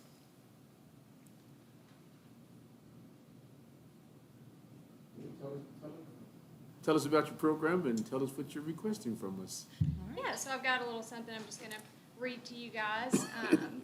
Essentially, our organization is dedicated to providing behavioral health services to underserved populations. So that's including veterans, first responders, police, firefighters, teachers, and students in the Danville community. So with this grant, we would plan to expand our services to these populations and beyond. 4 ways in which we plan to utilize the funding. First, we would expand services in the school system. We believe that students and teachers in the school system are a critical population that requires support for their mental health. Currently, our clinicians in the school system are experiencing excessive workloads, and the demand for services needed within the school system is just not being met. So by expanding our services in schools, we can provide students and teachers with access to resources and support that will help them manage stress, anxiety, and other mental health concerns. So this will lead to better outcomes for students and teachers and help create a safer, more supportive learning environment. You want to talk about the next one? Yep, so then expanding services to like firefighters, police workers, and EMTs. So obviously they face high levels of stress and trauma, right? So being able to go into where they are and provide the services is important. So people go actually into the firehouse or into the police station to provide this particular model of therapy would be important for us. So that way they're not having to take the time out or schedule one-on-one appointments, which can be problematic. So obviously by offering our services to these populations, we can provide them with the mental health support they need to manage that stress, anxiety, depression, PTSD, and other mental health concerns, which will then improve their overall health and well-being, which will then help our community as well. So the next population that we really want to target is within the healthcare system. With hospitals, we know especially after the COVID-19 pandemic, everything has just changed with everybody. But we want to take the opportunity to be able to provide services for the healthcare workers in terms of their behavioral health. So that's another option that we would be able to utilize with funding. And then the last one that we really want to focus on is offering education and training. So I know that Trish and I both, when this nonprofit first began, we knew that we needed to fill the need as far as behavioral health and nonprofit. You know, there's a lot of behavioral health and substance use, but there's fees always attached to it. So we're looking at expanding education and training to reduce the stigma surrounding mental health and then promoting mental health awareness in the community. So we would plan to offer workshops and training sessions to educate on mental health and reducing stigma. So the main models, you'll understand a little bit of how it came to be. So I have been trained in multiple evidence-based ways to treat PTSD. And when I was working at the VA, it was always, you would have to verbally go through your trauma, either write it down or verbalize it with the therapist, which would then re-traumatize the client, really, we have discovered now. And it was lengthy, right? Even EMDR, which is another type of therapy that helps with PTSD, is lengthy. And so it can take weeks, it can take months, and it can leave these people re-traumatized or sitting in their trauma. And then they're having to go back out and do their jobs that are still traumatizing. But accelerated resolution therapy in one session, and this has been proven, in one session can reduce the symptoms of PTSD significantly. So within 45 to 55 minutes, in particular, if there's one trauma that is causing a lot of the symptoms, it can reduce those. And so we can go in with a set of 7 to 8 therapists trained in ART, and within an hour, help 7 to 8 veterans, firefighters, police, healthcare workers, teachers, to reduce whatever their worst symptoms are with a particular traumatic event. And we can do this through the nonprofit without going through insurance, which then also means there's no diagnosis, which is incredibly important for a lot of these fields, because if they have a diagnosis, sometimes they can't do their jobs, right? They get kicked off the police force, or they can't join the military. And so being able to get the services in this way can reduce that for them and actually take away that barrier that might be in place, so. So you're seeking funding from other sources? Yes. Because if I read this properly, that if we hook you up with our human resources person, then you'd have a direct contact to some of our employees who could benefit from this service, and Yes. there'd be no charge to the actual client? Right, that is person? the goal, is that we have the funding from all these other sources so that we're not having to go through either private pay, which can be expensive and can be a barrier to care, or through their insurance, which also means the state insurance for teachers, they have a deductible and they have to pay $90 every time they see a therapist if they haven't met their deductible. That's expensive. Yes. And so in this way, doing it through this model where the funding comes from federal, from state, from local agencies, then we pull from that and we contract with therapists who are trained in ART to then go and provide these services, and they're paid through the grants, through the funding that we get through the nonprofit, and it's not having to come out of the pocket of the people who are receiving the services. So, I was trying to get Earl's attention. But can I give you a name and a number? yeah, well, look, I got a pen. Look, you're a school teacher with no pen? Oh. Well, his name is Randy Ward. He's our human resource person. And he can be reached at 859-238-1200. Well, because it's gonna impact insurance costs for lots of agencies if you get this thing up and running. yeah. Yes, I mean, it can be, and it really, I mean, I've experienced it myself to be trained to be a therapist that does ART, like I had to be a client, and now I'm also a trainer, so I train other therapists in this modality. Because it's so expensive, the training itself is very expensive. And so now I'm a trainer to be able to do that for people, but it works, and it works so quickly.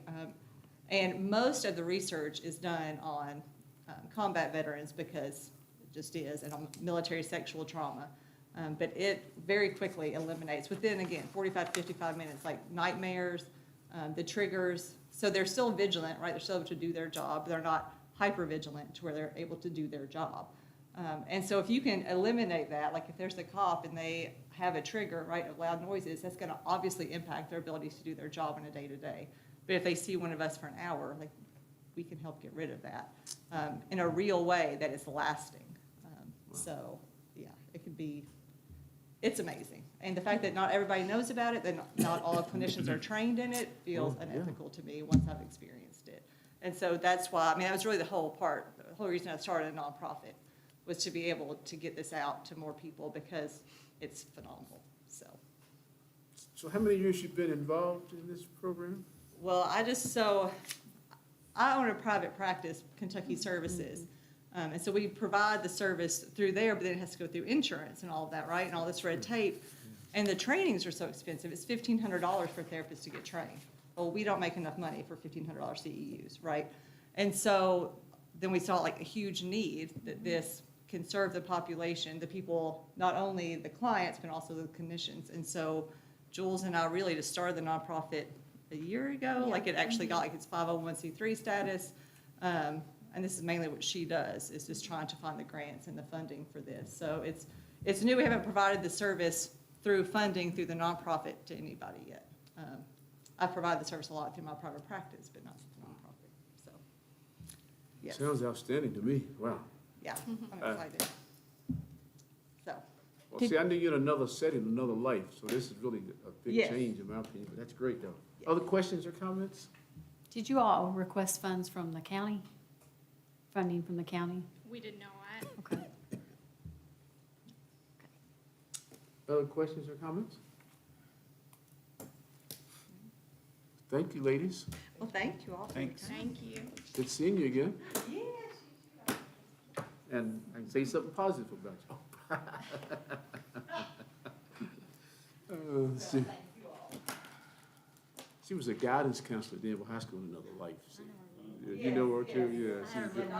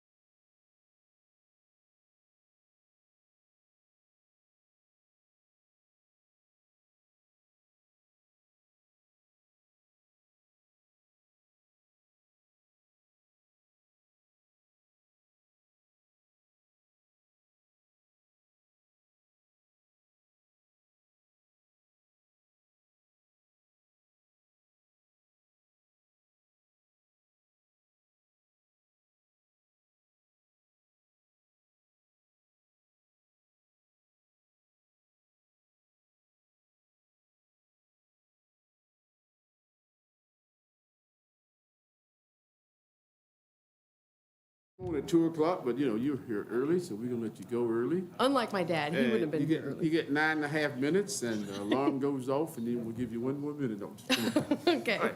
Okay, you guys ready over there? Wait, see. This is the Great American Brass Band Festival, and it's Young Paris at the microphone. I'll take Junior, Paris Junior, that works. Well, good evening, or good evening. It feels like it's been a day. It feels like a whole day with all the stuff I've had going on. Good afternoon, everybody. Happy to see you. I'm here today to request 2 separate funding amounts, one for the Brass Band Festival itself, and the other is for Downtown Downbeat. And the amount for the Brass Band Festival is 15, just like last year, same amount.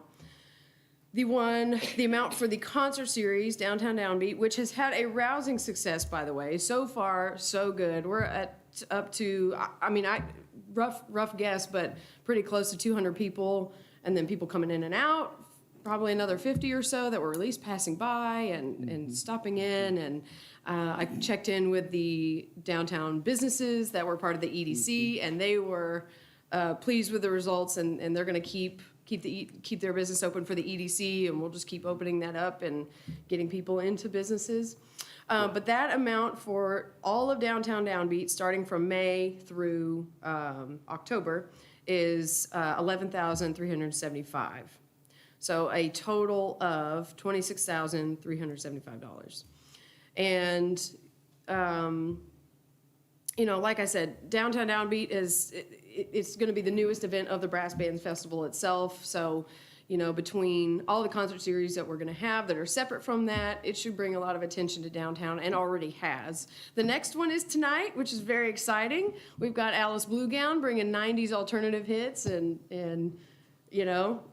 who doesn't love that? We'll have a great time. Hopefully we get a couple hundred more people and that the park is filled, but also just as important, hopefully our businesses are filled. Hopefully people are getting drinks. Hopefully people are getting the food and eating dinner out. And the other part of this equation with Downtown Downbeat is also Con Square. So with our lovely friends at the Fiscal Court, they have totally renovated that stage. It is no longer a liability to anybody. Nobody will get shocked or fall through the middle of it, which is awesome. If you haven't gone to see it, it looks great. They did a really, really good job. It's full roof over it with electricity, so that will be ready to go. We will use that for the first time tonight.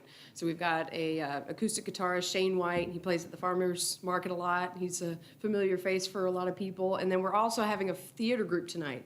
Opening Act is the name of the group, and they're bringing some kids to do some theater, so that's going to be awesome. It's going to be a really cool way to set the stage off for the new stage and open up Downtown Downbeat. That will happen at 6, and then the Whisker Park at 7 o'clock. We'll have the music out there. So we've had a great success with Downtown Downbeat, and I fully expect that to continue. More and more people are talking about it. We do have some sponsors on board for that, some capital and some in-kind sponsors, both.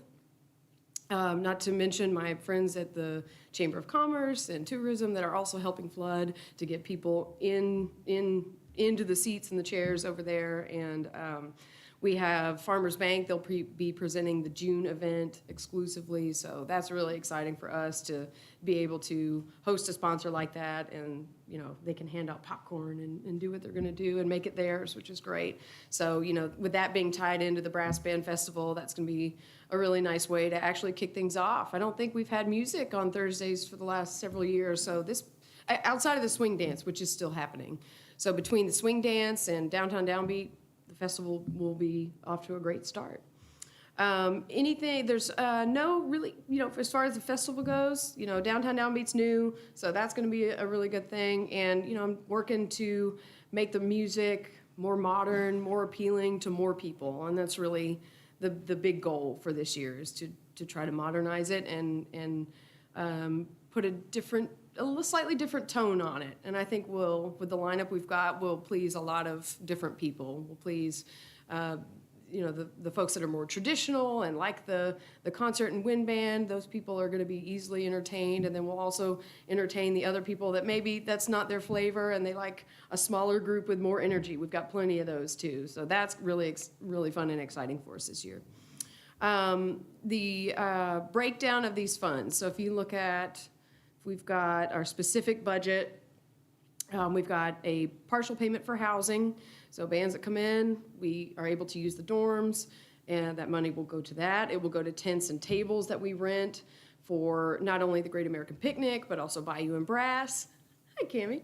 Then we've got partial payment for sound, so production is expensive, then we'll have a payment that will go to that, and then also stage roof and lights, which is in that production package. So that 15 will go to supporting different facets of the festival itself, which is great, so helpful for us. Then for Downtown Downbeat, we've got partial payment for performer fees, so $5,000 there. A partial payment for production, $5,000 there. We've got several, we've got about $3,000 budgeted for each festival itself, or each concert date itself. So that money will go a long way to funding those. And we've got sanitation costs, so our porta potties that need to come, we've got costs for that, and then insurance as well. That will cover, $725 will cover the insurance costs that we need to occupy the downtown area. So what else can I tell you that's fun and new?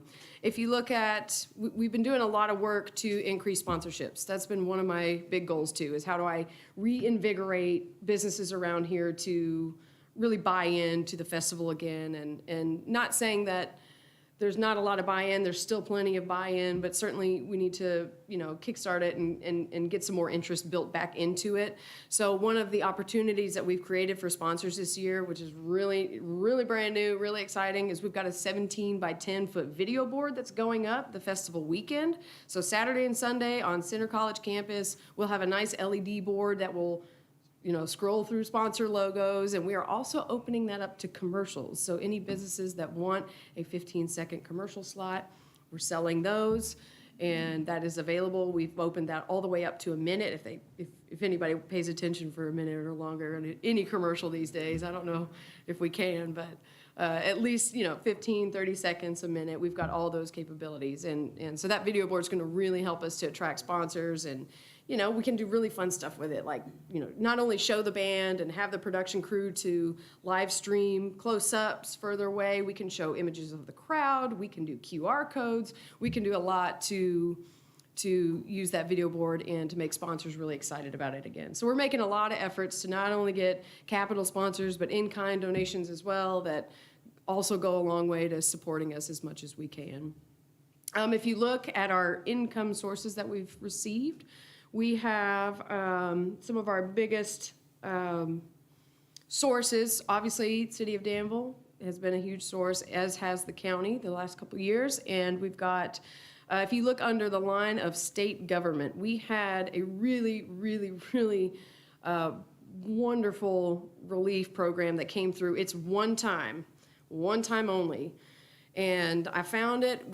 The state was allocated $75 million for nonprofits that suffered profit loss from 2020 to 2021. We certainly rolled under that category with not only having to cancel the 2020 festival, but also to shrink down 2021, and merchandise sales were low. Everything was low, as everybody's been through. But we certainly got a really, really nice, helpful chunk of money from them, but it's one time only. So we're using this as a really nice kickstart for this year, and, making some investments that need to be made, and I'm making the right moves to invigorate and create opportunities for sponsors and all that fun stuff, all the stuff that goes into generating public interest and generating business interest and keeping everybody engaged and involved. So that chunk of money has already been a huge help.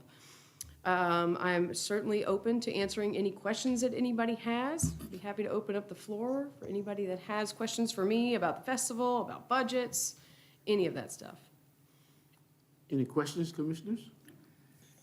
I had one question. Sure. So I know the last Downtown Downbeat, the county was a partner. Are they going to partner again? They are. Great. Yes. Okay. So they have definitely already committed to the first two. They have granted me the funds for April and May to help us, kickstart those funds. And I requested the remaining amount of money. So from the county, I have requested the exact same amount, 11,375. But I had already done the request for the Kickstart money, which was right around the $4,000 mark. And that was for April and May. So I asked for the remainder of that money, that 11,000, this past funding request from them. So they're a part of it, an equal part of it, and we'd love to have the city an equal part of it as well. Yeah, and thank you once again for getting the sponsorships to help pay too, so. I think it's Great gonna event. I think it's gonna bring a lot of interest. I've already had some businesses say, what can we do to help bring a band in? So, come probably July or August, I'll start looking at what we can do to open up sponsorship opportunities for the next cycle of all these concert series events. But, for this one, this will be a great investment for the city to put your name on it. I've got did anybody go to the last one by chance? I know I saw, yeah, I don't think I saw you, Jenny, but I know you were there, and then you too, I saw you, Donna, I don't know if I saw you, but I trusted you were there for sure. But anybody that saw it, we had a nice LED video board with all the sponsors scrolling across it, and that was really nice for sponsors too to see. I was So- in charge of the weather, and Yeah. as I am tonight. Yeah, me too. I was really excited about the weather. I don't know how I nailed that weather date down, but I did, and same for this one. I held out. I saw that the weather was gonna be gross about a week ago. I said, no, hold out. Sure enough, here we are. That doesn't mean by 7 o'clock something won't happen, but, as of right now, it's gorgeous, and that's the way we like it. Any other questions for me, comments, any other? I'm glad your board has let you pursue less traditional music styles for the festival. I am too. I really am So, too. I think, It's, you got to build your interest from the young folks that coming up. it was brilliant, right? Actually. Been on the radio. Right. That was part of the, exactly. That was really the design behind that. I mean, they're a great band and it works, but the KSR aspect, so for anybody that doesn't know, if you've tuned into KSR at all, they've been blowing this up because Shannon the Dude from the radio is the lead singer of this band. So he's Oh, got really? all this airtime and airspace that he is using to pump not his know that. band, and it pumps our event. That was, if you've ever met Dusty Wesley, he's a wonderful, he works with Pro Sound and Lights, and actually he's a part owner of it. He's on the board with us. It was his brainchild, so you can, brilliant, right? He brought that up. I said, okay, great. And then he threw that angle in there. I was like, That first time they were on the radio, they talked about it for 10 minutes. oh my gosh, that long? Yeah. That's awesome. Yeah. That's great. Okay, any other questions? I was gonna say thanks for the three groups working together on all the summer stuff, to prevent some overlapping, some conflict, so that was really good. For thanks, and we will look forward to seeing you tonight. Yay! There are two other programs in town tonight, so if I'm late, you'll know why. Okay? Thank you, ma'am. Perfect. Thank you all for having me. Good job. This is one of my former students. This is Cammy, everybody. I taught her clarinet and band. Look at her.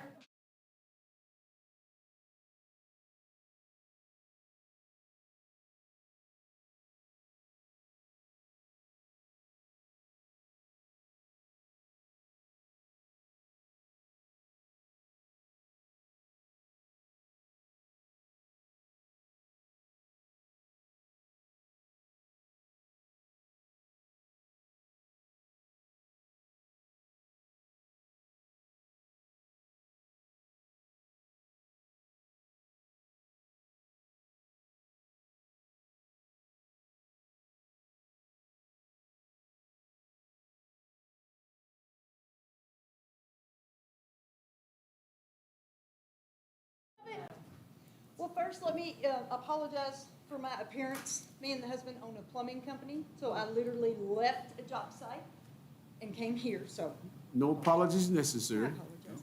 That Right. looks good on you, Mr. Atkins, by the way. What's that? Mayor looks good on you. Oh, Yeah, thank you, ma'am. it's a good thing. I hadn't seen you, so congratulations. So any of you guys don't know who I am or what I do?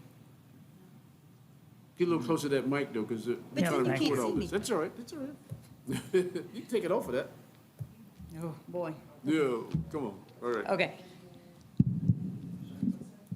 Okay, so I'm Victoria Timberlake with New Hope Food Pantry in Danville.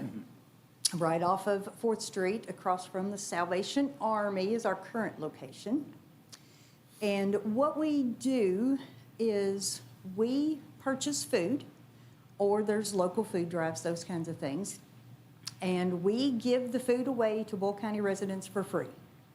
That, in a nutshell, is who we are and what we do. So we survive and thrive on local donations from individuals, from churches, a few companies, organizations, but primarily individuals and local churches. So folks have to bring to us the first time they come and shop a current driver's license. We don't really care where it's from. We're looking for their name and their birth date to identify who they are. Just can't be expired. A Social Security cards for everybody staying in the house. I've learned to not say living in the house because we have a lot of couch surfers here in the city. So now it's staying in your house. And we need a current utility bill, gas, water, or electric, in that same person's name that shows they live in the county. So they bring that information in the first time. And then unless something changes for 6 months, all they have to do when they come in to shop is bring their ID back, because we do an intake form and they sign it that they were there, and it's literally shopping. We don't just give them boxes, put together food. It's literally shopping, because folks that need food, they need food that they will eat. I don't know what people's allergies are. We don't have time for those kinds of things. We're not health conscious. We just want to feed folks. We don't want anybody hungry. So they come in, and what they get per section is based on the number of people that live in the house. So an example would be a household of 1 to 2 people. When they come in the door, the first section would be canned fruits, vegetables, soups, ramen noodles, that kind of stuff. So a family of 1 to 2, they would get like 8 items. They pick out what they like. If it's a household of kids, they may want 8 things of vegetables. A little fellow living at Arnold Towers, he may want 8 things of soup. We don't care. They pick out what they like, and they take that with them. The next section is all the carbs. So it's crackers and cereal and pastas, those kinds of things. Same thing, they get 8 or 10 items, whatever it is, they pick what they like, go around. So this keeps going for proteins and meats. And then we have a section that's extras. That's because it's not anything that I purchase, and I'm primarily the one that picks the food and all that kind of stuff. I don't purchase chips and cookies and pudding, and I don't purchase things like that. So those things will be in the extras because it's been donated through food drives or Walmart. We pick up at Walmart like once a week. We pick up from Big Lots once a week, and it's anything that's per their protocol close to at the end of the shelf life, then they can donate it. Those are the kinds of things that end up in the extras section. Then we have fresh produce, meat, as we have the money, and seasonal. So now we're headed into gardening time. Farmers market. The farmers market folks are gems. They bring us everything that they didn't sell that day.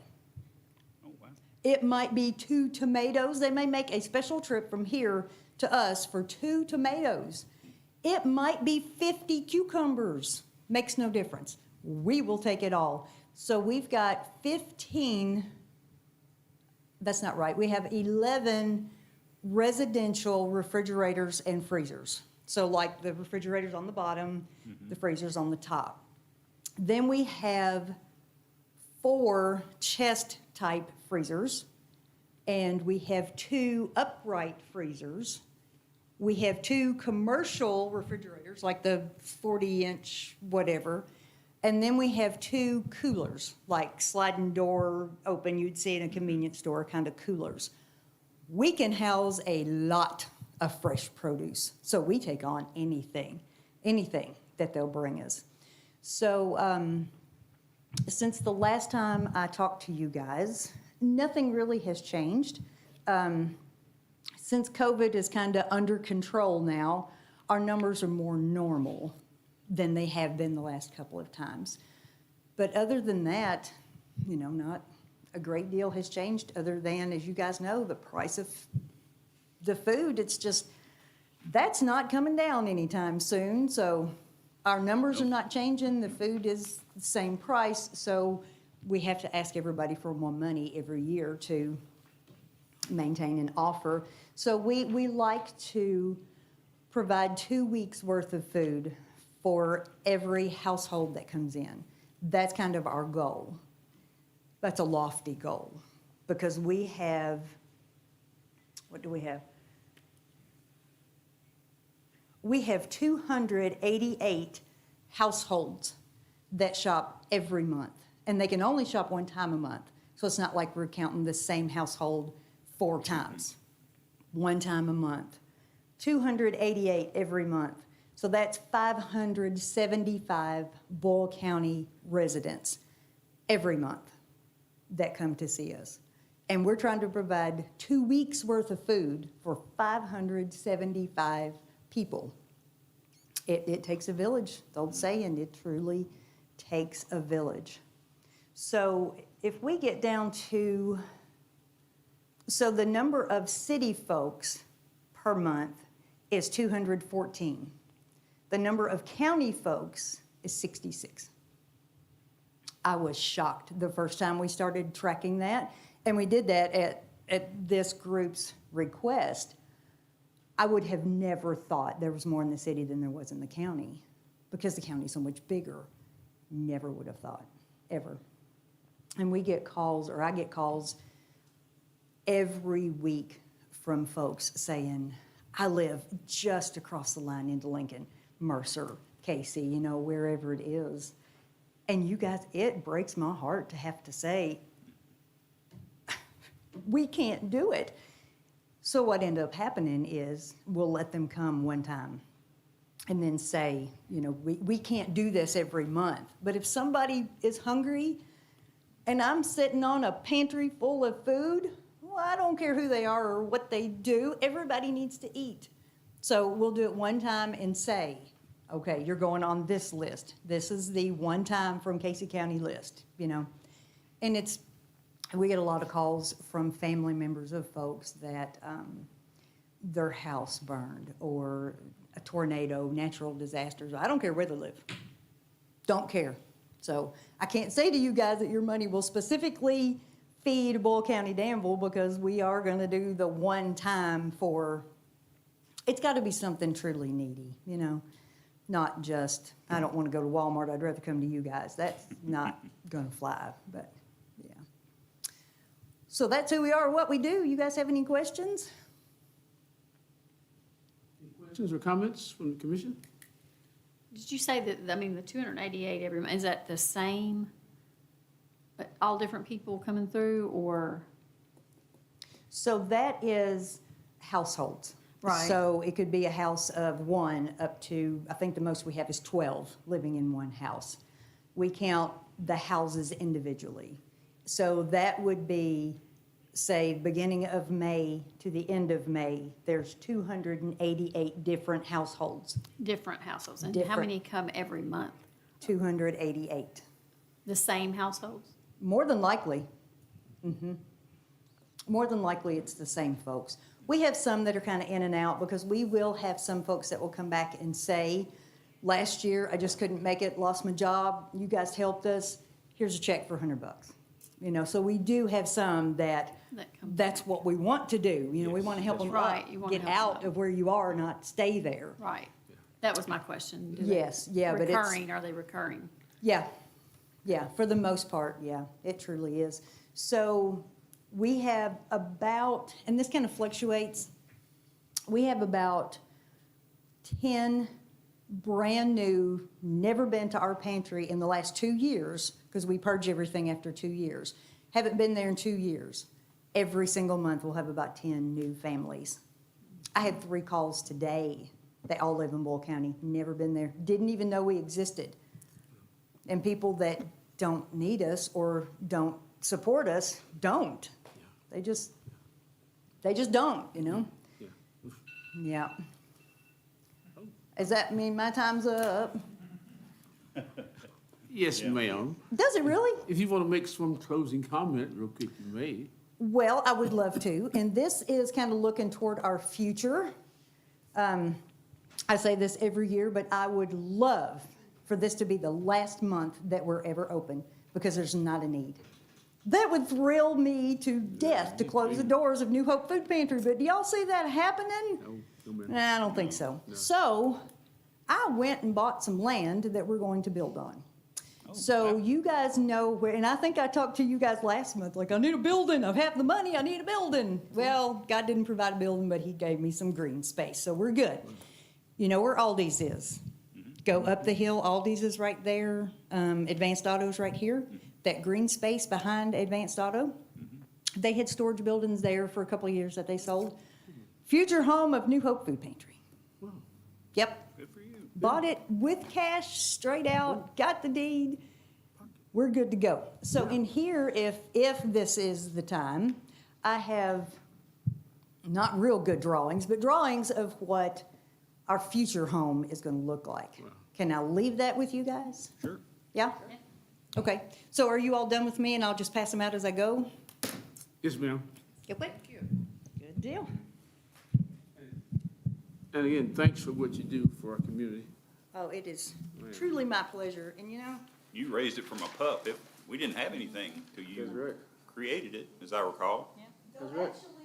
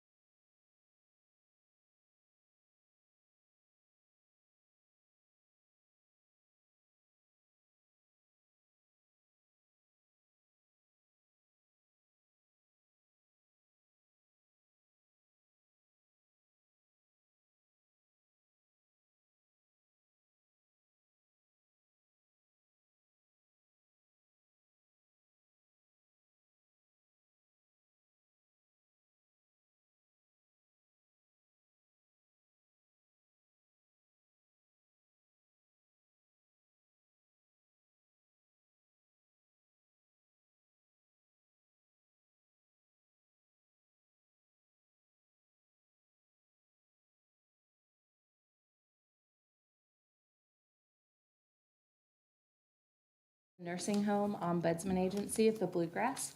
We are advocates for people who live in long-term care settings, and that includes your nursing homes, your personal care homes like Morning Point, your family care homes, which are out in the county. You don't have any in Danville proper. And as of July 2022, we are also advocates for people who live in assisted living facilities.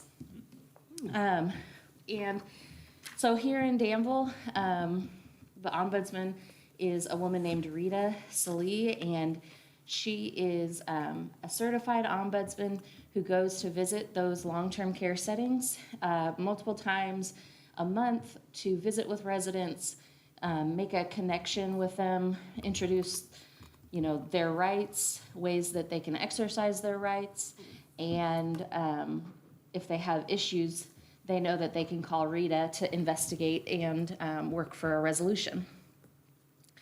We, last year, with your support, Rita walked into the facilities listed on the back of this report more than 250 times and spent more than 350 hours at the bedside of residents who may not have any visitors, who may not be able to advocate on their own behalf. And during those visits, she investigated almost 50 complaints about the quality of care or quality of life they had while living in long-term care. And Rita, the NOAA office, the district ombudsman, we consulted with more than 100 individuals and families about long-term care issues like residents' rights or how to find a long-term care facility.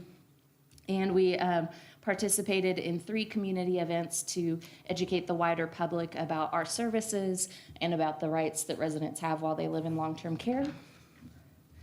I also listed here a few real examples of cases that Rita worked for residents in Danville. The one that I think is just kind of with infection control procedures, just so shockingly strange. Staff were seen by multiple residents scooping ice from the ice cooler without washing their hands after providing care. So they came straight from a resident's room where they may have changed an incontinence brief or passed medication, and then, grabbed the ice scoop to scoop ice into a glass for somebody to have water. Rita, once she got that report, she went and talked with administration, and they worked to try to find some kind of solution. And actually, she was able to work with the administrator, and they decided they would buy an ice dispenser so that they didn't need to have an ice scoop. And in the meantime, until that arrived, she helped the director of nursing provide in-service to remind staff that they need to wash their hands before, even if they didn't just provide direct care, that before they touch the scoop, they need to wash their hands. She also worked with a group of residents who said that the facility was not passing mail every day when it arrived. So their personal letters, their financial matters were being put off sometimes for up to a week before they actually got handed that piece of mail, which is a violation of residents' rights to have access to their personal communications. So she worked with the administrator, not just to say, hey, the residents want to get their mail every day, but Rita's a piece of the problem-solving process. And they identified that the staff person that was supposed to pass the mail didn't really go into resident rooms all that often. Her job was a little bit more on the administrative side.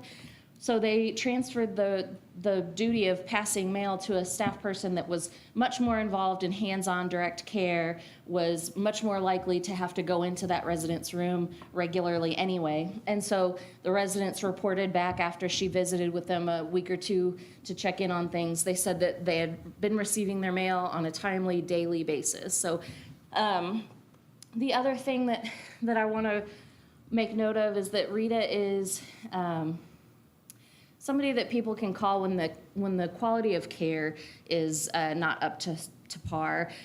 She had a call from a resident's daughter who found out that her mom had developed a bed sore. And when Rita did some investigating, she found that the nursing staff hadn't been repositioning the resident, which is one of the main ways that you can prevent that kind of wound from opening. And so she worked with the resident's daughter and the director of nursing and the administrator to have a care plan meeting where they could revisit what the expectations were to make sure that the wound that she had was treated and was able to heal, and that they had a better plan in place to prevent any future wounds or bed sores. So I've passed out that report to you. On the back, like I said, it has the list of facilities in Danville, and I do have the family care homes listed here just so you know that they are in your community, so that if you knew somebody that needed that kind of level of care. But I appreciate very much the city's support of our services. Everything that we do is free, and everything that we do is resident directed. The resident tells us what outcome they want, and we work to try to get that for them. So I'd be happy to answer any questions or about the report or about our services or our application, whatever you all might have.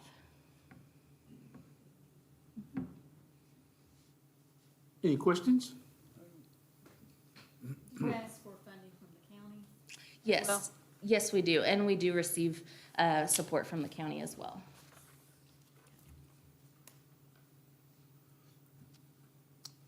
I was looking at this list of places on the back. The one that's out East Walnut Street? What's his name now?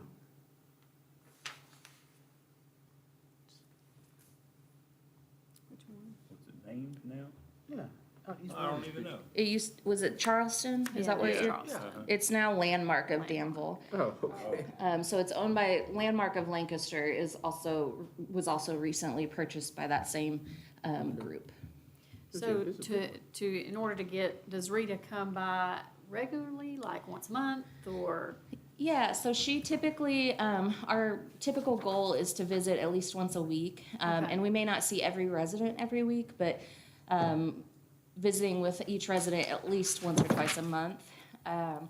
Our contractual obligation is every 90 days, but we know that that's not appropriate. That's not enough for somebody to know who we are or feel comfortable calling. So that's how we've come up with this structure to have people out in the counties that live in this area, know the community, and have more time to build those working relationships. We also have a poster in the front lobby of each facility that has her picture, her phone number, and the phone number for our office for people to call if they have issues or questions. Okay, thank you. Yeah. Other questions or comments? Thank you, ma'am. Thank you all very much. You all have a great afternoon.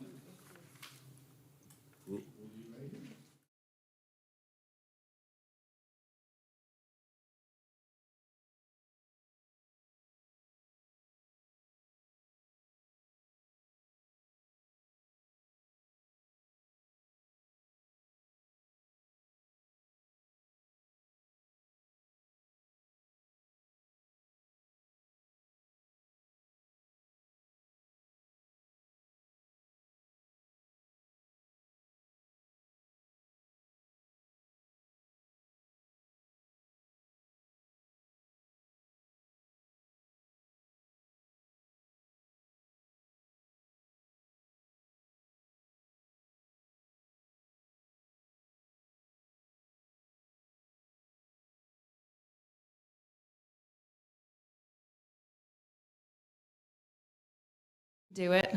Woo-hoo-hoo. Hello, everyone.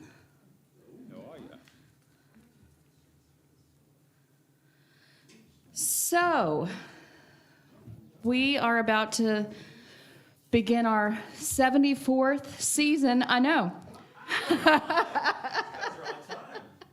You're doing great.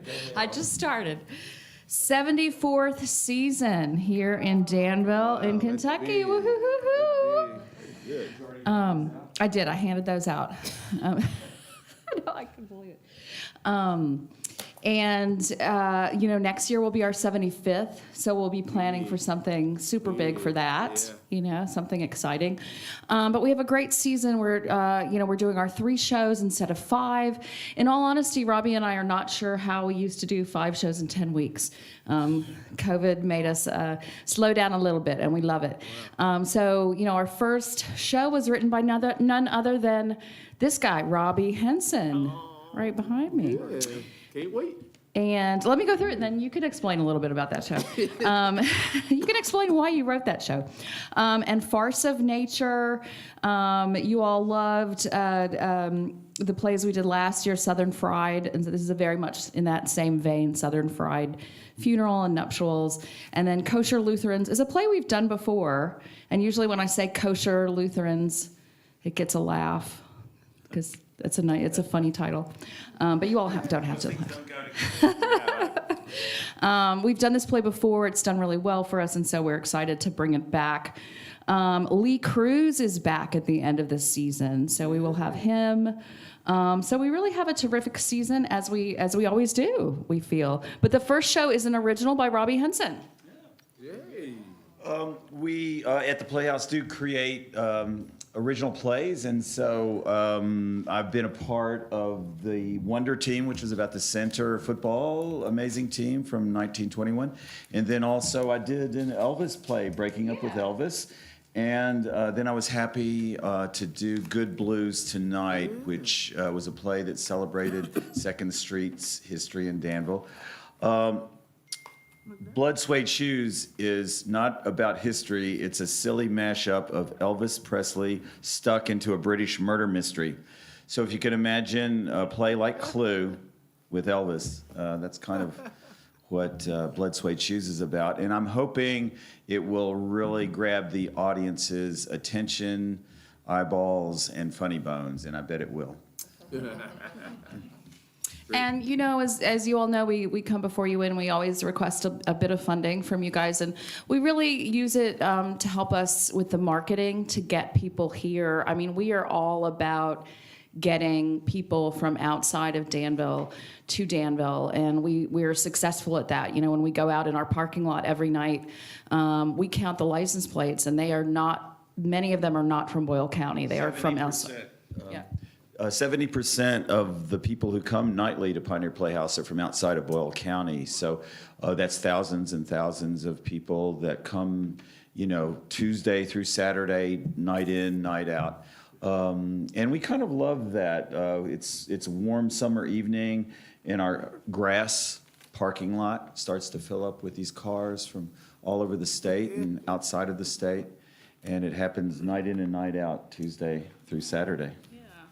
And more, I mean, we've always pushed, overnight guests, but more and more, Danville has become such a destination place. And so, with the Bourbon Trail and with all that we have here, they come to see a show at the Playhouse, but they're going to stay the weekend, and there's lots to do, and we always promote that. We also bring in a company of about 20 or 25 actors every summer, and more what we've found is those actors, their parents, their families come to see them in a show, and they're from elsewhere. Some of them come from Florida or New York, and they come and they stay. So we do feel like we affect the economy here a lot. Yeah, I think our economic imprint is very large in the summer. As Heather said, there's hundreds of motel room bookings related to the Playhouse. People who come to visit us buy gasoline in local places, and we serve dinner, but a lot of our patrons decide to patronize the local restaurants. So I think our economic impact is pretty strong. Yeah. Actually, that is true. We find so many people, like there's this whole group of ladies that come from Somerset, and they don't eat with us. They always eat at a restaurant in Danville. So we're always like, why aren't you eating with us? But we're very happy. And last summer we started the ASL interpreted nights, and we're going to continue that this year. And we're just super excited that we're doing that and being even more inclusive in this community. And we worked with the KSD summer program last year for a day-long workshop. So we feel like we do a lot of good here. And we do have outreach programs for young voices. We do have students come and take part in theater classes. And then we do have, as many of you know, a prison program that promotes self-esteem through creativity, and it raises communication skills of those behind bars so as to fight recidivism. So that's a program we've done for 14 years. We could keep going on and on, but these guys know us. Yeah, you know You us. probably have heard enough. Do you have questions do you have questions? Opening night is what? What's the date? June 9th, put it in your calendar. June 9th. June Yeah, 9th. our opening All right. night is always pretty special. We Yeah. will send out invitations to all of you for the opening, which is kind of You know, I fun. get it, yeah, but, yeah. But again, just to get a little bit on the Voices Inside, we've been doing that for almost 15 years, and it's an NEA-funded program. And so, for years we've been bringing, Danville is a small town, but we get NEA funding, and, we think we're pretty special with that. So, yeah. But thank you all for your support. I know all of you support Pioneer Playhouse, and we really appreciate it. Thank you, guys. Thank you, guys. Thank you. Good luck this season. You guys were right on the dot.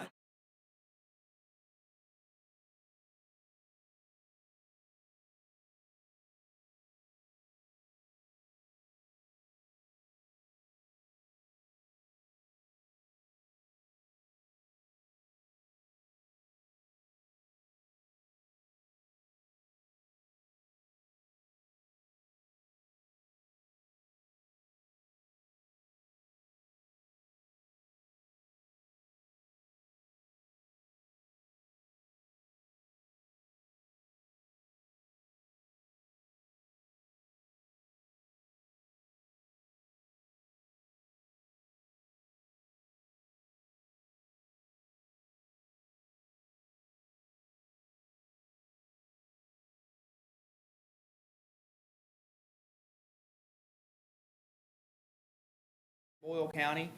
We've been in Boyle County since about 2017. I'm actually a product of the Shepherd's House programming out of Lexington. I wish the type of programming we do here in Boyle County was here when I was a little younger, and I may not have to go through all the pain I had to go through in order to get through what I had to get through to get here. Here in Boyle County, we run a community impact treatment program, an intensive outpatient program. We also work really closely with the jail and run a Jails to Job program. And last year, actually in 2021, we opened up a women's program. You guys have always supported us, and we appreciate that. Last year, you guys, we received funds from you guys in order to increase the accessibility of our programming for our women with transportation. And with the funding this year, we hope to increase the support for our women's program. It's just such an underserved population here in Boyle County. And by doing that, we would really to promote the community of our women's program. Men's programs have always had the support that they've needed. So getting this funding could really help bring more support through activities and building community for that women's program. Something that we would also like to do is increase the family support. So substance use doesn't only affect the individual, it affects families too, and I'm sure many of us in here can relate to that. So part of the programming we want to expand is increasing family engagement.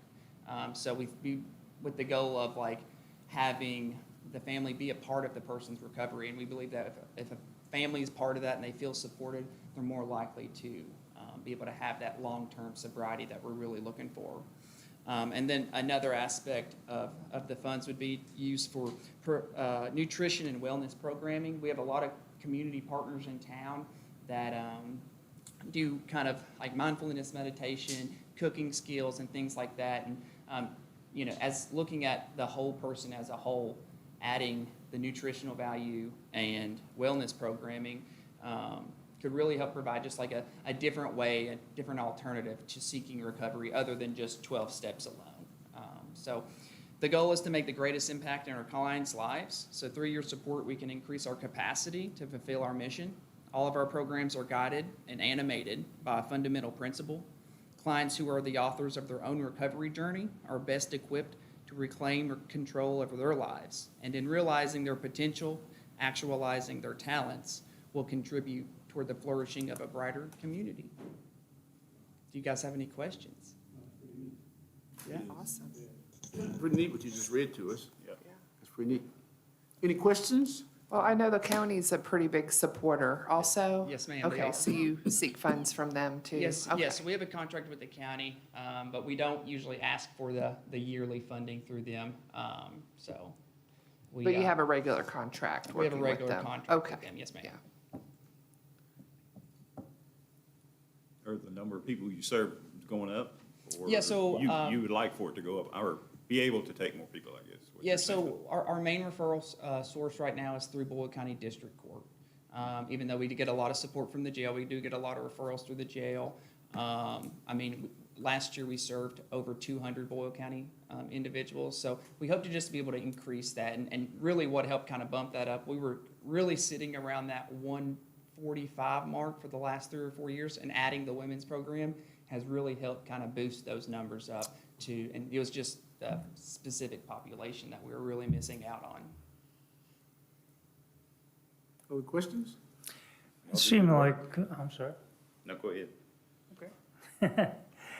After you have some of your clients have a certain progressive level, you kind of think in the past were able to offer them as volunteers, like for Parks and Rec and so forth. Is that still going on? Yes, sir, yes. Well, so yearly, we go and help clean out Veterans Park.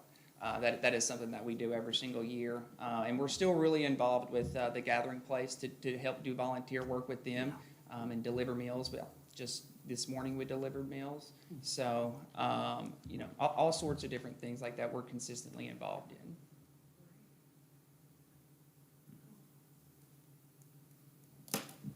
Tell me your name again. My name is Blake Hobson. H-O-B? Yes, sir. Yes, sir. Yes, and congratulations for you. Thank you, sir. Other comments or questions? No, what'd you do with Rogers? He sleeping somewhere? So Roger actually, he passed his CSW exam. Oh, good for Clinical him. social worker Well, exam, got his yeah. master's degree, and he's actually our lead clinician at our Lexington program now. Oh, yeah, So- okay. Yeah, so I've worked down here with Roger since 2019, and slowly I've shadowed him over the years. And now that he's gone, You got the wheel? I've got the will, yes, sir. All right. Good deal. Mm, good. Good luck. Congratulations. Thank yeah. you, thank you. And thanks for a great presentation. Oh, well, thank you guys for listening, and we appreciate the opportunity, and thank you guys for supporting us. Yes. All right. Thank you now.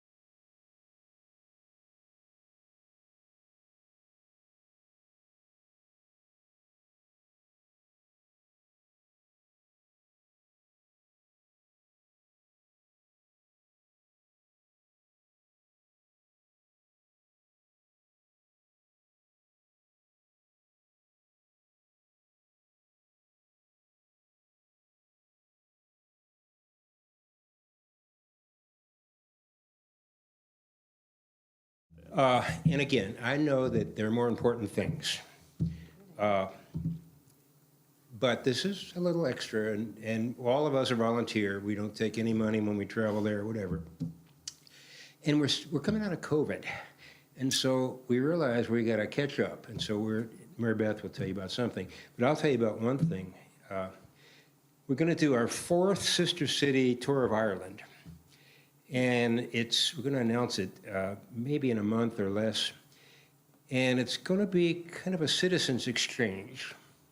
That is, their council over there, they call it a council, will host us when we go up to, actually, it's not in Carrickfergus. Carrickfergus is part of a larger council, but we'll go to Carrickfergus and go, and Irish people know how to host. This will be next April. All of you are invited. You have to pay some, or maybe most, but it's a good bargain as well. And we do 10 days, 5 on the west. We go out to one of those islands where they speak only Gaelic. It's hard enough to understand the Irish when they speak, because it's wonderful. But Gaelic, you forget it, okay. And then we'll 5 days in Dublin on the east, and we'll go with day trips out. Most meals will be covered. It'll be, we work with Thomas Travel, Deb Sebastian. She's done all of the Ireland trips for both Center that I've done and Sister Cities. So it'll be a good, we'll have to probably limit it to about 25 or so. But I've specified exactly what I want us to do, because this will be like my 12th time in Carrickfergus. So anyway, we are, I recognize, last couple of years, we've asked for, I think, gotten 500, which is great. When we started this way back, and it's in the, I forget what I wrote, but it's in there, I looked it up.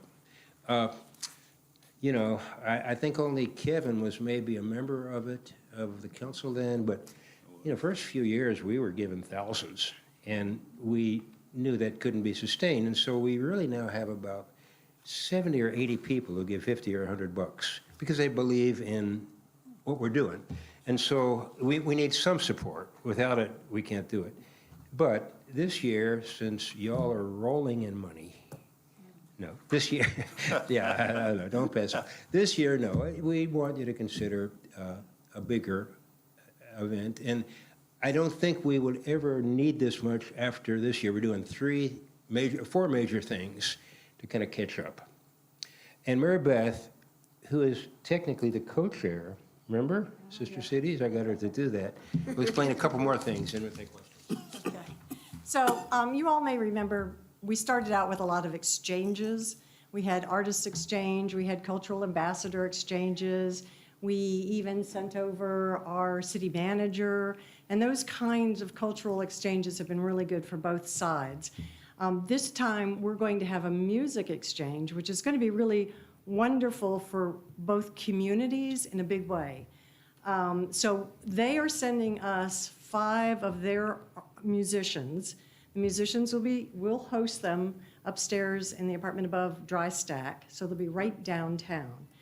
And while we do want them to have some time to see and enjoy everything that we love about Danville and the surrounding area, they're actually going to be performing quite a bit. And we even might make them available to come to a city commissioner meeting and play a few tunes. We've asked that these people bring their music to us. Don't come and play American music, because we can turn on the radio and get that. And in turn, we're sending over 3 of our musicians who will play American music over there. For us, it's not a requirement that these musicians be part of a group, yet they do have to be musicians who can play together. So the idea being we could take their 5 and maybe spread them to a couple of different schools, for instance. Again, getting a lot of mileage out of them. Same with our musicians. They should be able to play together, or they should be able to be separated if need be. And we have selected them, but we haven't announced them, so it's a secret. Okay. We got 3 great musicians. Yeah. Kevin already told us he was one of them. I guess that's 4. That would be 4 Oh, he then. said great musicians. No, that's not me. So anyway, we are really, really excited about it. We think it's just going to be a win-win for all concerned. And, I'm going to hang my hat on that. We're also planning another high school exchange that was very successful the last time. We had several students. They went over, they spent, a week to 10 days over there. And then their host family sent a child back over here. They stayed with families. So they really got to know each other well. And several of these pairs have stayed in touch over the years. And we anticipate success like that going forward. So we're really looking forward to that. And one other thing, we've just finished Here, our jump up to the microphone. high school or Yeah. 13, 18-year-old. You do the microphone, We've please. just finished the art exchange. We had an opening at the library, and we have sent on to Sister Cities International our three winners, first, second, and third. We had a prize of $150, $25, but the international competition has 1,000, $750, and $500.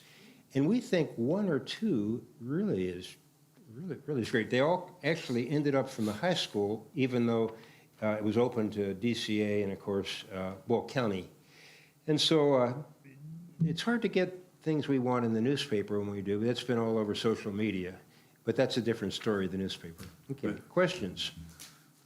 Something that struck me a couple of years ago, I think you all went to Ireland, and it's kind of the money disparity, I guess, is that when you all showed up, they gave you a fatted calf and a crown and some gold bars and all kinds of stuff, and then they came here and we gave them some cheese. I mean, it was real disparate.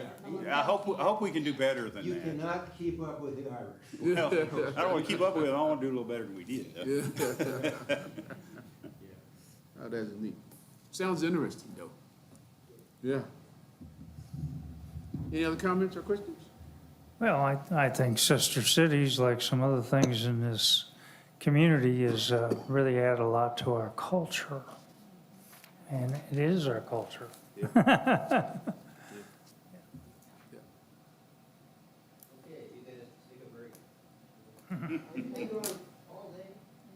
much. Urgency? I don't have any eyes anymore, do you? We're here to say, Sister Cities is going to award the city $1,500. We're just going to award it to you. We'll give it back.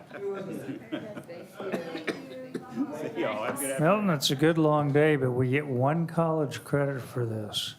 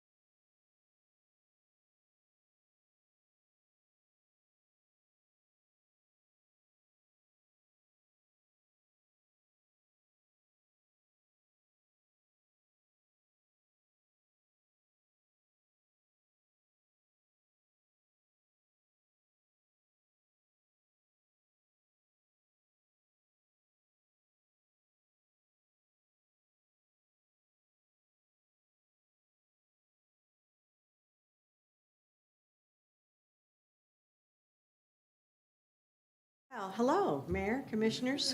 So nice to see some of you. If there's anybody that doesn't know who I am, my name is Karen Logue. I'm the Managing Director at West T Hill Community Theater.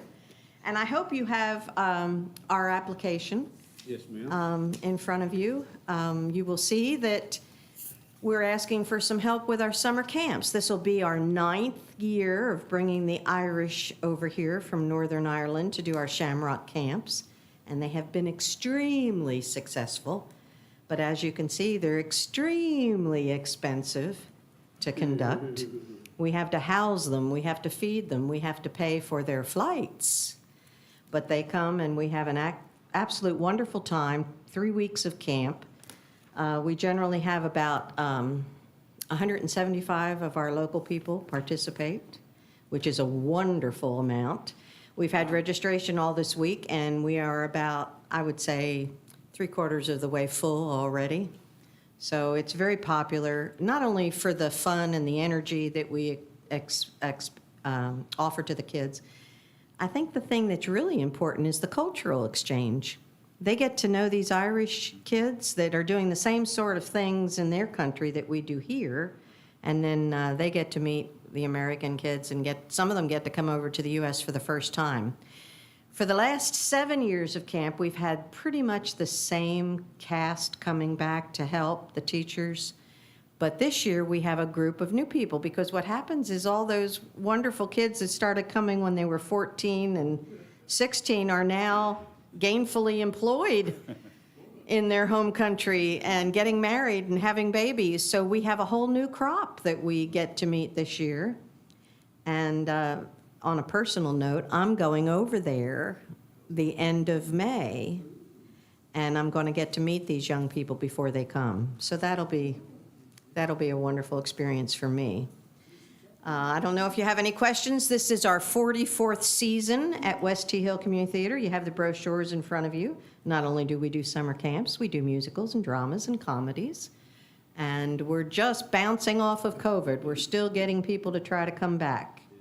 So we don't have as many full houses as we used to, but we're getting there. People are a little hesitant, but they're starting to come back. Any questions? Any concerns? So last year you received 400 and you had the nerve to ask for 500 this year? Yes, sir. I That's don't correct. know. I don't know about you. Yeah, I know. I'm sorry, but it is what it is. Well. Expenses have gone up a little bit. We'll take it under advisement. All right, thank you. How many kids get to be in the camp? We top it at about 80 a week. We generally have about 75, close to 80 a week. That's awesome. Neat experience, though. Was that yeah, I guess that was the kids that were at the library last year, sort of. Well, wrap-up there thing, or- was an overlap of the Sister Cities Commission that had an exchange as well. Okay. It was two So different- there, okay. but you know what? Some of those Irish kids that came over here last summer are coming back with Shamrock. Oh, okay. So, because see, Uplift is a group like us, and over there. So they cultivate it as well. Okay. So. It was neat meeting them. Yeah. I think you should bring them to a city commission meeting. We have in the past. You did a long time It's been a while. It's been a while, and I'd love to. You see the dates. I don't know if they're going to be here during one of your commission meetings, but maybe Ashley can let me know. That would be great. Sometimes they do. Yeah, we'd love to. They sang for y'all once. Yes. Yeah. Didn't they dance? Karen, I was impressed that you, West T Hill was able to keep the lights on when the whole downtown city of Danville was dark. Yeah, we were. I was glad to be at the play. My wife was at home reading a book by the candles. She should have come Yeah, along. that was a surprise. Yeah. So the 24th. It was a good one, though. Always have appreciated your support. Many of you have been patrons of the theater, and we appreciate it. It's been a long time since West Hill and Dorothy Bell Hill. Only a few of you know who they were. But the legacy goes on. Yes. Thank you for Thank doing you. what you do. Are you done with me? Oh, no. No, I don't want to perform. Although I'm in this next play. It's it may be my swan song. Hollywood. See, that's me, Well, we Mayor, know- that's we me. know what this was. Yeah. I don't think it could, yeah, we're gonna have to give you permission for it to be your swan song. We may vote against that. Well, thank you for the opportunity. Well, thank you for the years and years and years of service to Westy Hill, but the years of service to Junction City. You're the only one that you and Donna are probably the only ones that know that. And your years of service to planning and zoning? Yeah, planning and Yeah, zoning, we go yeah. back a little. I've put in my time, Yes, ma'am. Yes, ma'am. so, thank you all. Thank Have a you. great rest of the meeting. All right. Thanks.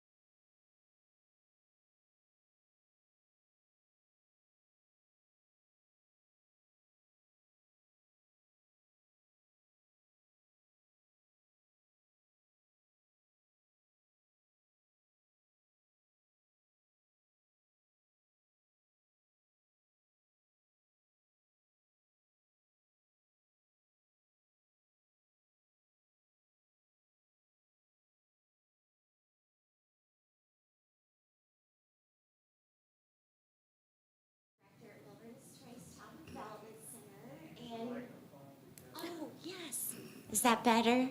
Yes. Is this on videotape too? Yes, you can take it off of that. Stand if you want to. I'll just leave it there. So All right. I'm Libby Settles. I'm the director at Wilderness Trace Child Development Center, like the most magical place in the world to me. We are at capacity actually. 52 is the number of students that we're permitted to serve in our current building. And for the last, well, since COVID and before COVID, we were close to capacity. And in the last 2 years, we've been hitting the 52 mark with a waiting list. And right now, we have 18 children that have signed up in the last year and a half that are on a waiting list if a spot became available. I feel like the needs in our community for children are increasing in regards to therapeutic resources. Kids Can Do is an amazing organization in our community, and we collaborate with them. But they have an 18-month waiting list. And so we're the only other provider of pediatric therapy in our community. And we have children, of course, in the Danville school systems, families that live within Boyle County. And we have families that drive in from other county communities to attend outpatient therapy as well, because again, there really aren't enough resources.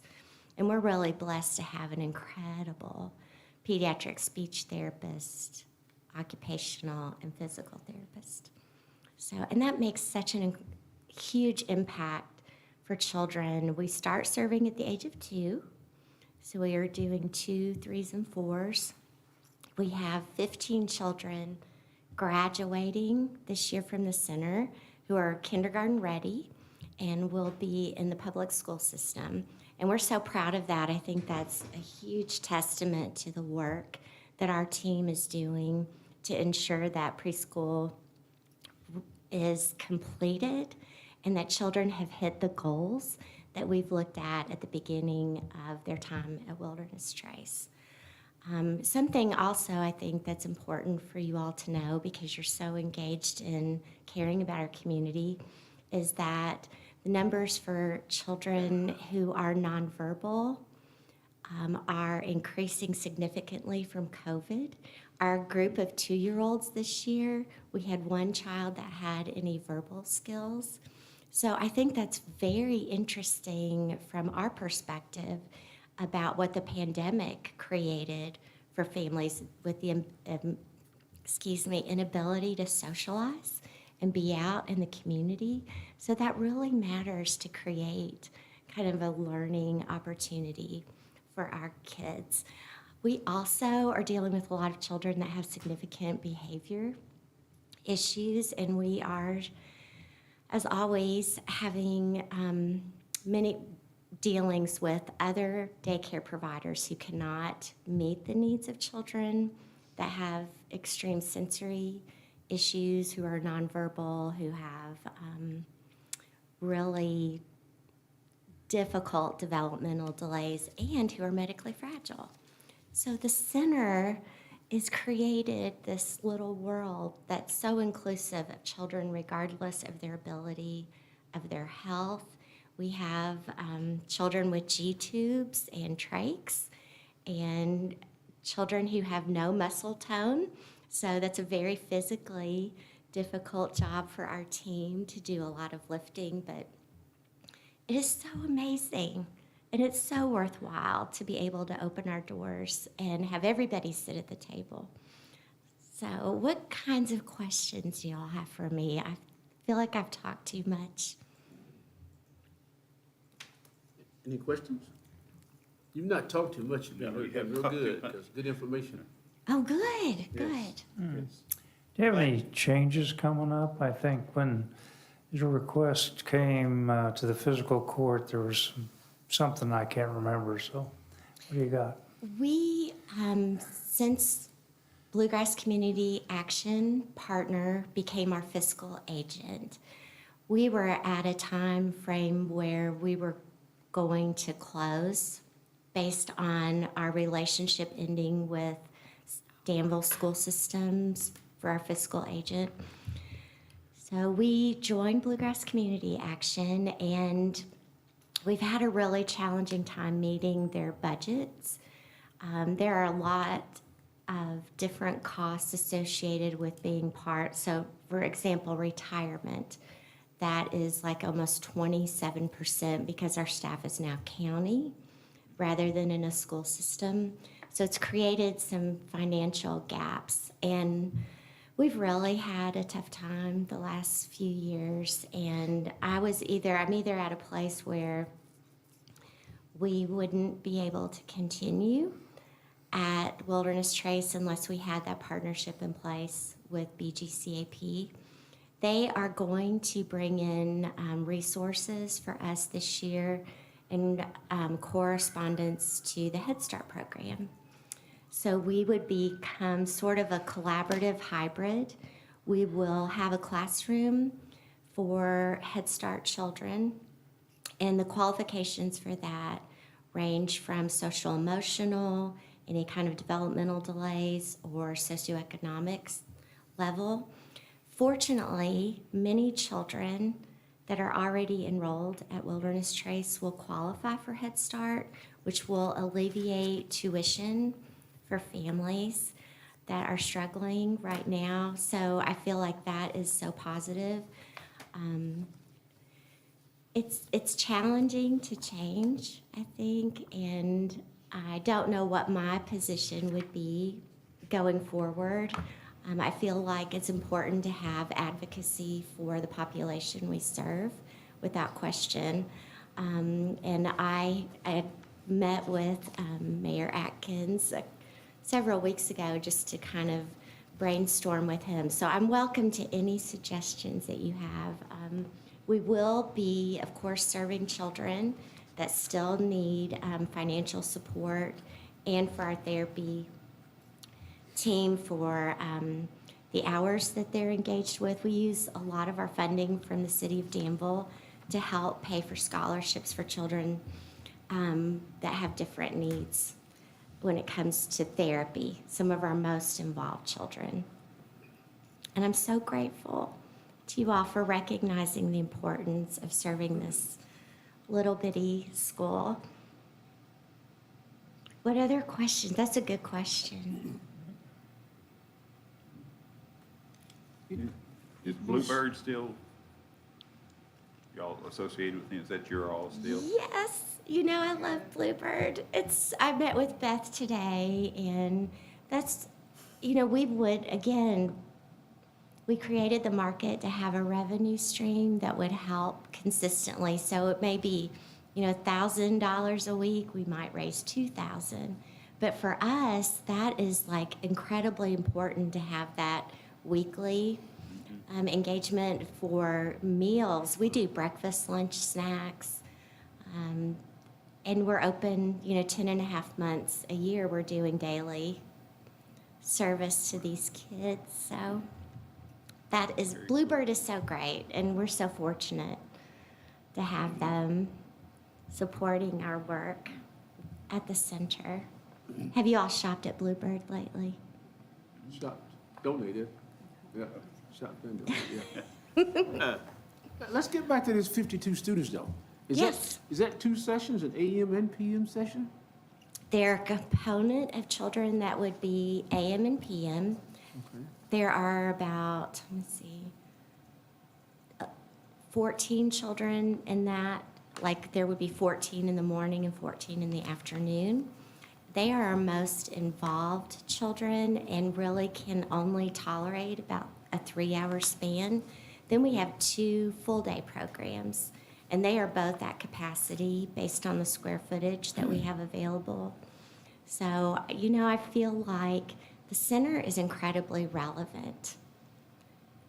Yes. To think about a nonprofit that started by parents 40 plus years ago, we are the only community that has a school that's so dedicated to providing therapeutic intervention along with preschool.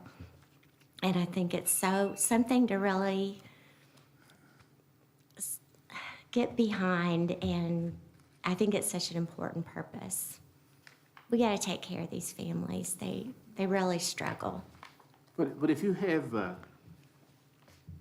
Head Start in your facility, plus these 52 students you're talking about, yeah, what does that do to capacity? We will not be able to serve as many children as we have in the past, just in terms of Wilderness Trace. You'd have to turn So- you'd be turning more away. The 18 on the waiting list would increase that. But we have, I mean, it's a catch-22. It's wonderful, the families that we're able to connect to Head Start resources. That's really amazing, but it has been challenging to let families know that we won't be able to serve them. Either they are the age of 5, we can only do 2, 3s, and 4s, and 5, that's still a really important year for children before they go to kindergarten. So, but it's so vital for us, I think, to continue to serve children, and the community also needs a Head Start program. I wish there was space for both. We're going to be reaching so many more children in some ways, too, that wouldn't have necessarily been able to attend the center and be in a strong. We are rated 5 in the Kentucky All-Stars program, which is a really amazing accomplishment, and we're only daycare provider in our community that's a 5. So I want you all to come and visit. Yeah. It's been a while. Yeah. Yeah. I think the last time I was there, I was Santa. That was I cool. know, I That was know. We have one more week of school, and it's Water Day on Thursday, so you can come and throw water balloons, and it's going to be so fun. You'll be I'm 20 kids. excited. And Zaxby's for lunch, so. Don't let him come on Water Day. He'll be throwing it. Come over. We'll be It'd be throwing it to so students. good to see you. Thursday? Yes. What time? I would say the 5 best o'clock time for would you. probably be like 10 or 10:30 in the morning. You're gonna come too, right? 5 o'clock. Come. It'll be so fun to have you all. I'm gonna show up at 5 o'clock. Okay. You don't want him coming, he'll wear a Speedo. It's just it's not good. Where's your microphone off? What other questions do y'all have? I know it's gonna look a little bit different next year, and it's difficult to convey because I don't know exactly what, but right now, that's kind of where we're at. And I'm just thank you all so much for supporting the center financially. Appreciate what you And do an out there. additional location?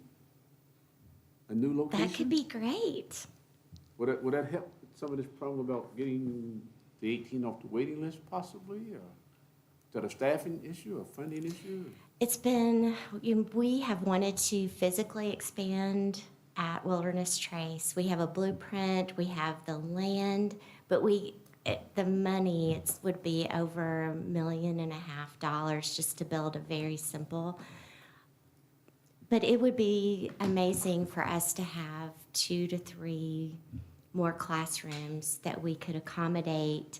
I mean, we say no probably every other day to a family that, or just that it would be a 1.5 years of a wait, and they don't want to wait that long to get services. But you are the people that can help, I think, kind of look at things outside the box.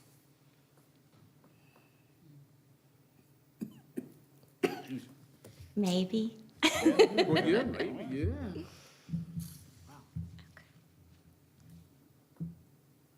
Can you think of anything else? No, ma'am.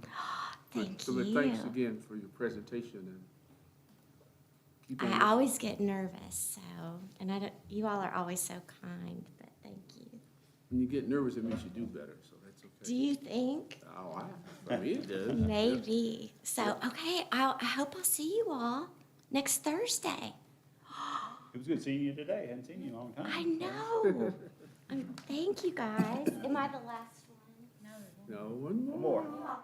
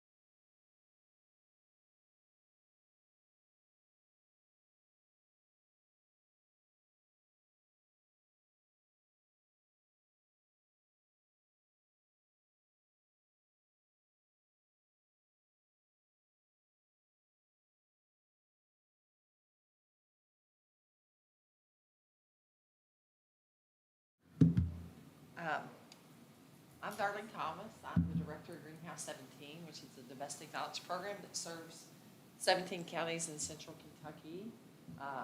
We have a presentation request for funding for services, which are new services to the community, which is visitation and exchange. And I came a few weeks ago and kind of explained what that would look like and how that would serve the Danville community. But it will be run by Greenhouse 17. Our location is at Grace PCA Church.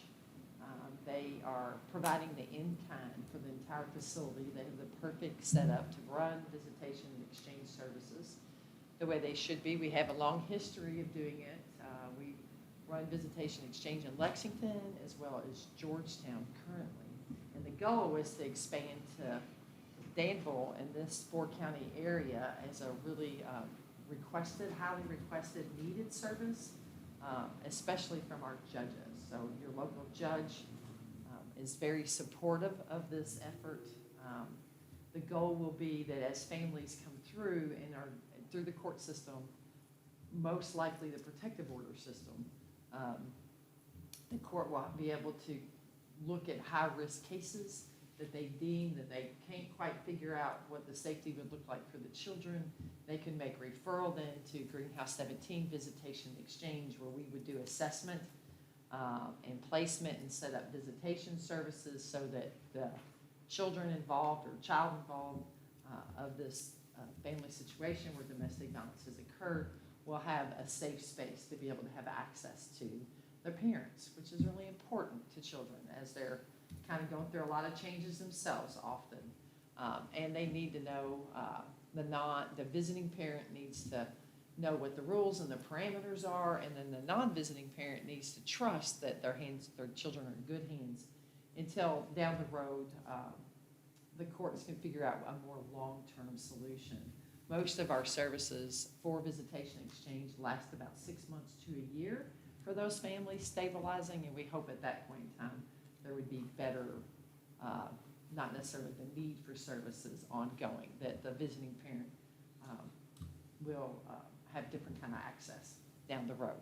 But that's really dependent on people's behaviors, what they do and what they choose not to do in that setting. But at least we know children have access, they have a chance to build relationship. You know, it's short term, it's not forever, but it does give us a sense of knowing that children are safe during that interim until the safety issues of the family resolve on some level, whether it's through safety planning, ongoing work, or kind of just a resolution through the courts where the court then feels safe that the children would not need visitation, supervised visitation at that point in time. So we hope to do that at Grace Church. There's 6 rooms. We believe we'll be able to fill those rooms very quickly. We plan to operate right now at least 2 nights a week. We've secured about over 70% of the funding necessary to run this program. What we're asking for from city councils and fiscal courts are to help us at least for the first year, hope maybe 2. I don't know afterwards. I'm really hopeful that I think I have a really good history of when I can secure money, whether it's federal money or grant-specific money that will cover these services, then I will do that and not ask for that from our local, because I know how stretched local governments can be, and they have a lot of need and demand. This will at least give us some foothold if we get support from city council and fiscal courts. It does help us secure funding on a more federal level because we're able to say it's community supported, that there's buy-in. So it's kind of a step up as we look for other ways to fund this project. So I'm hopeful that I'm not coming here for the next 10 years to do this or anything, right?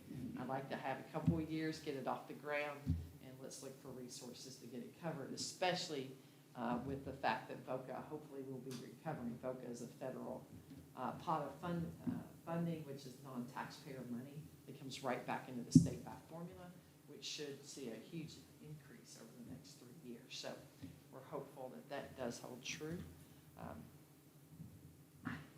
That's our goal. That's what we'd like to do.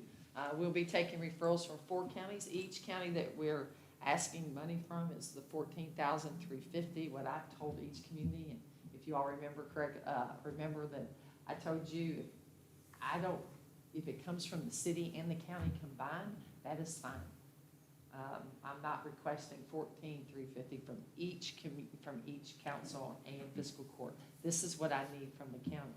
If you all approve half and they're willing to approve half, or if you all approve whole, I'm not even going to take the whole, right? Because if the county comes through with money, this is what I have anticipated needing from each county to be able to provide that service for them. And all this funding is going straight to monitors, which will be local hires as well as law enforcement, because we do have to have law enforcement on site during visitation services when they're open and operating. So money's going right back into the community by having contract monitors and law enforcement on site. Other questions, comments?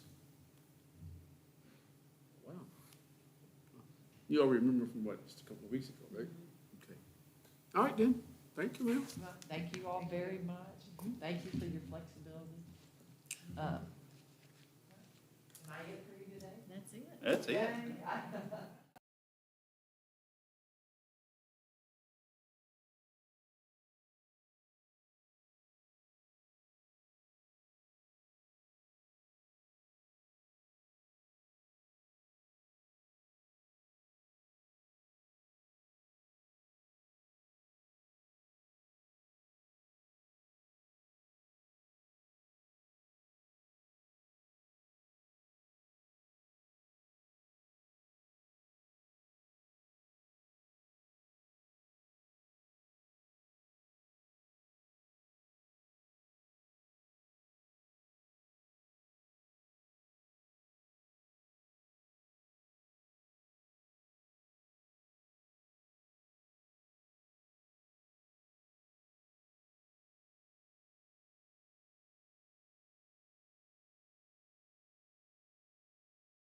Chair's open for a motion to adjourn. I'm going to move we adjourn. Is there a second? Second, third. All those opposed, say yes. All those. Don't. Yeah, she did. I'm sorry. I said all.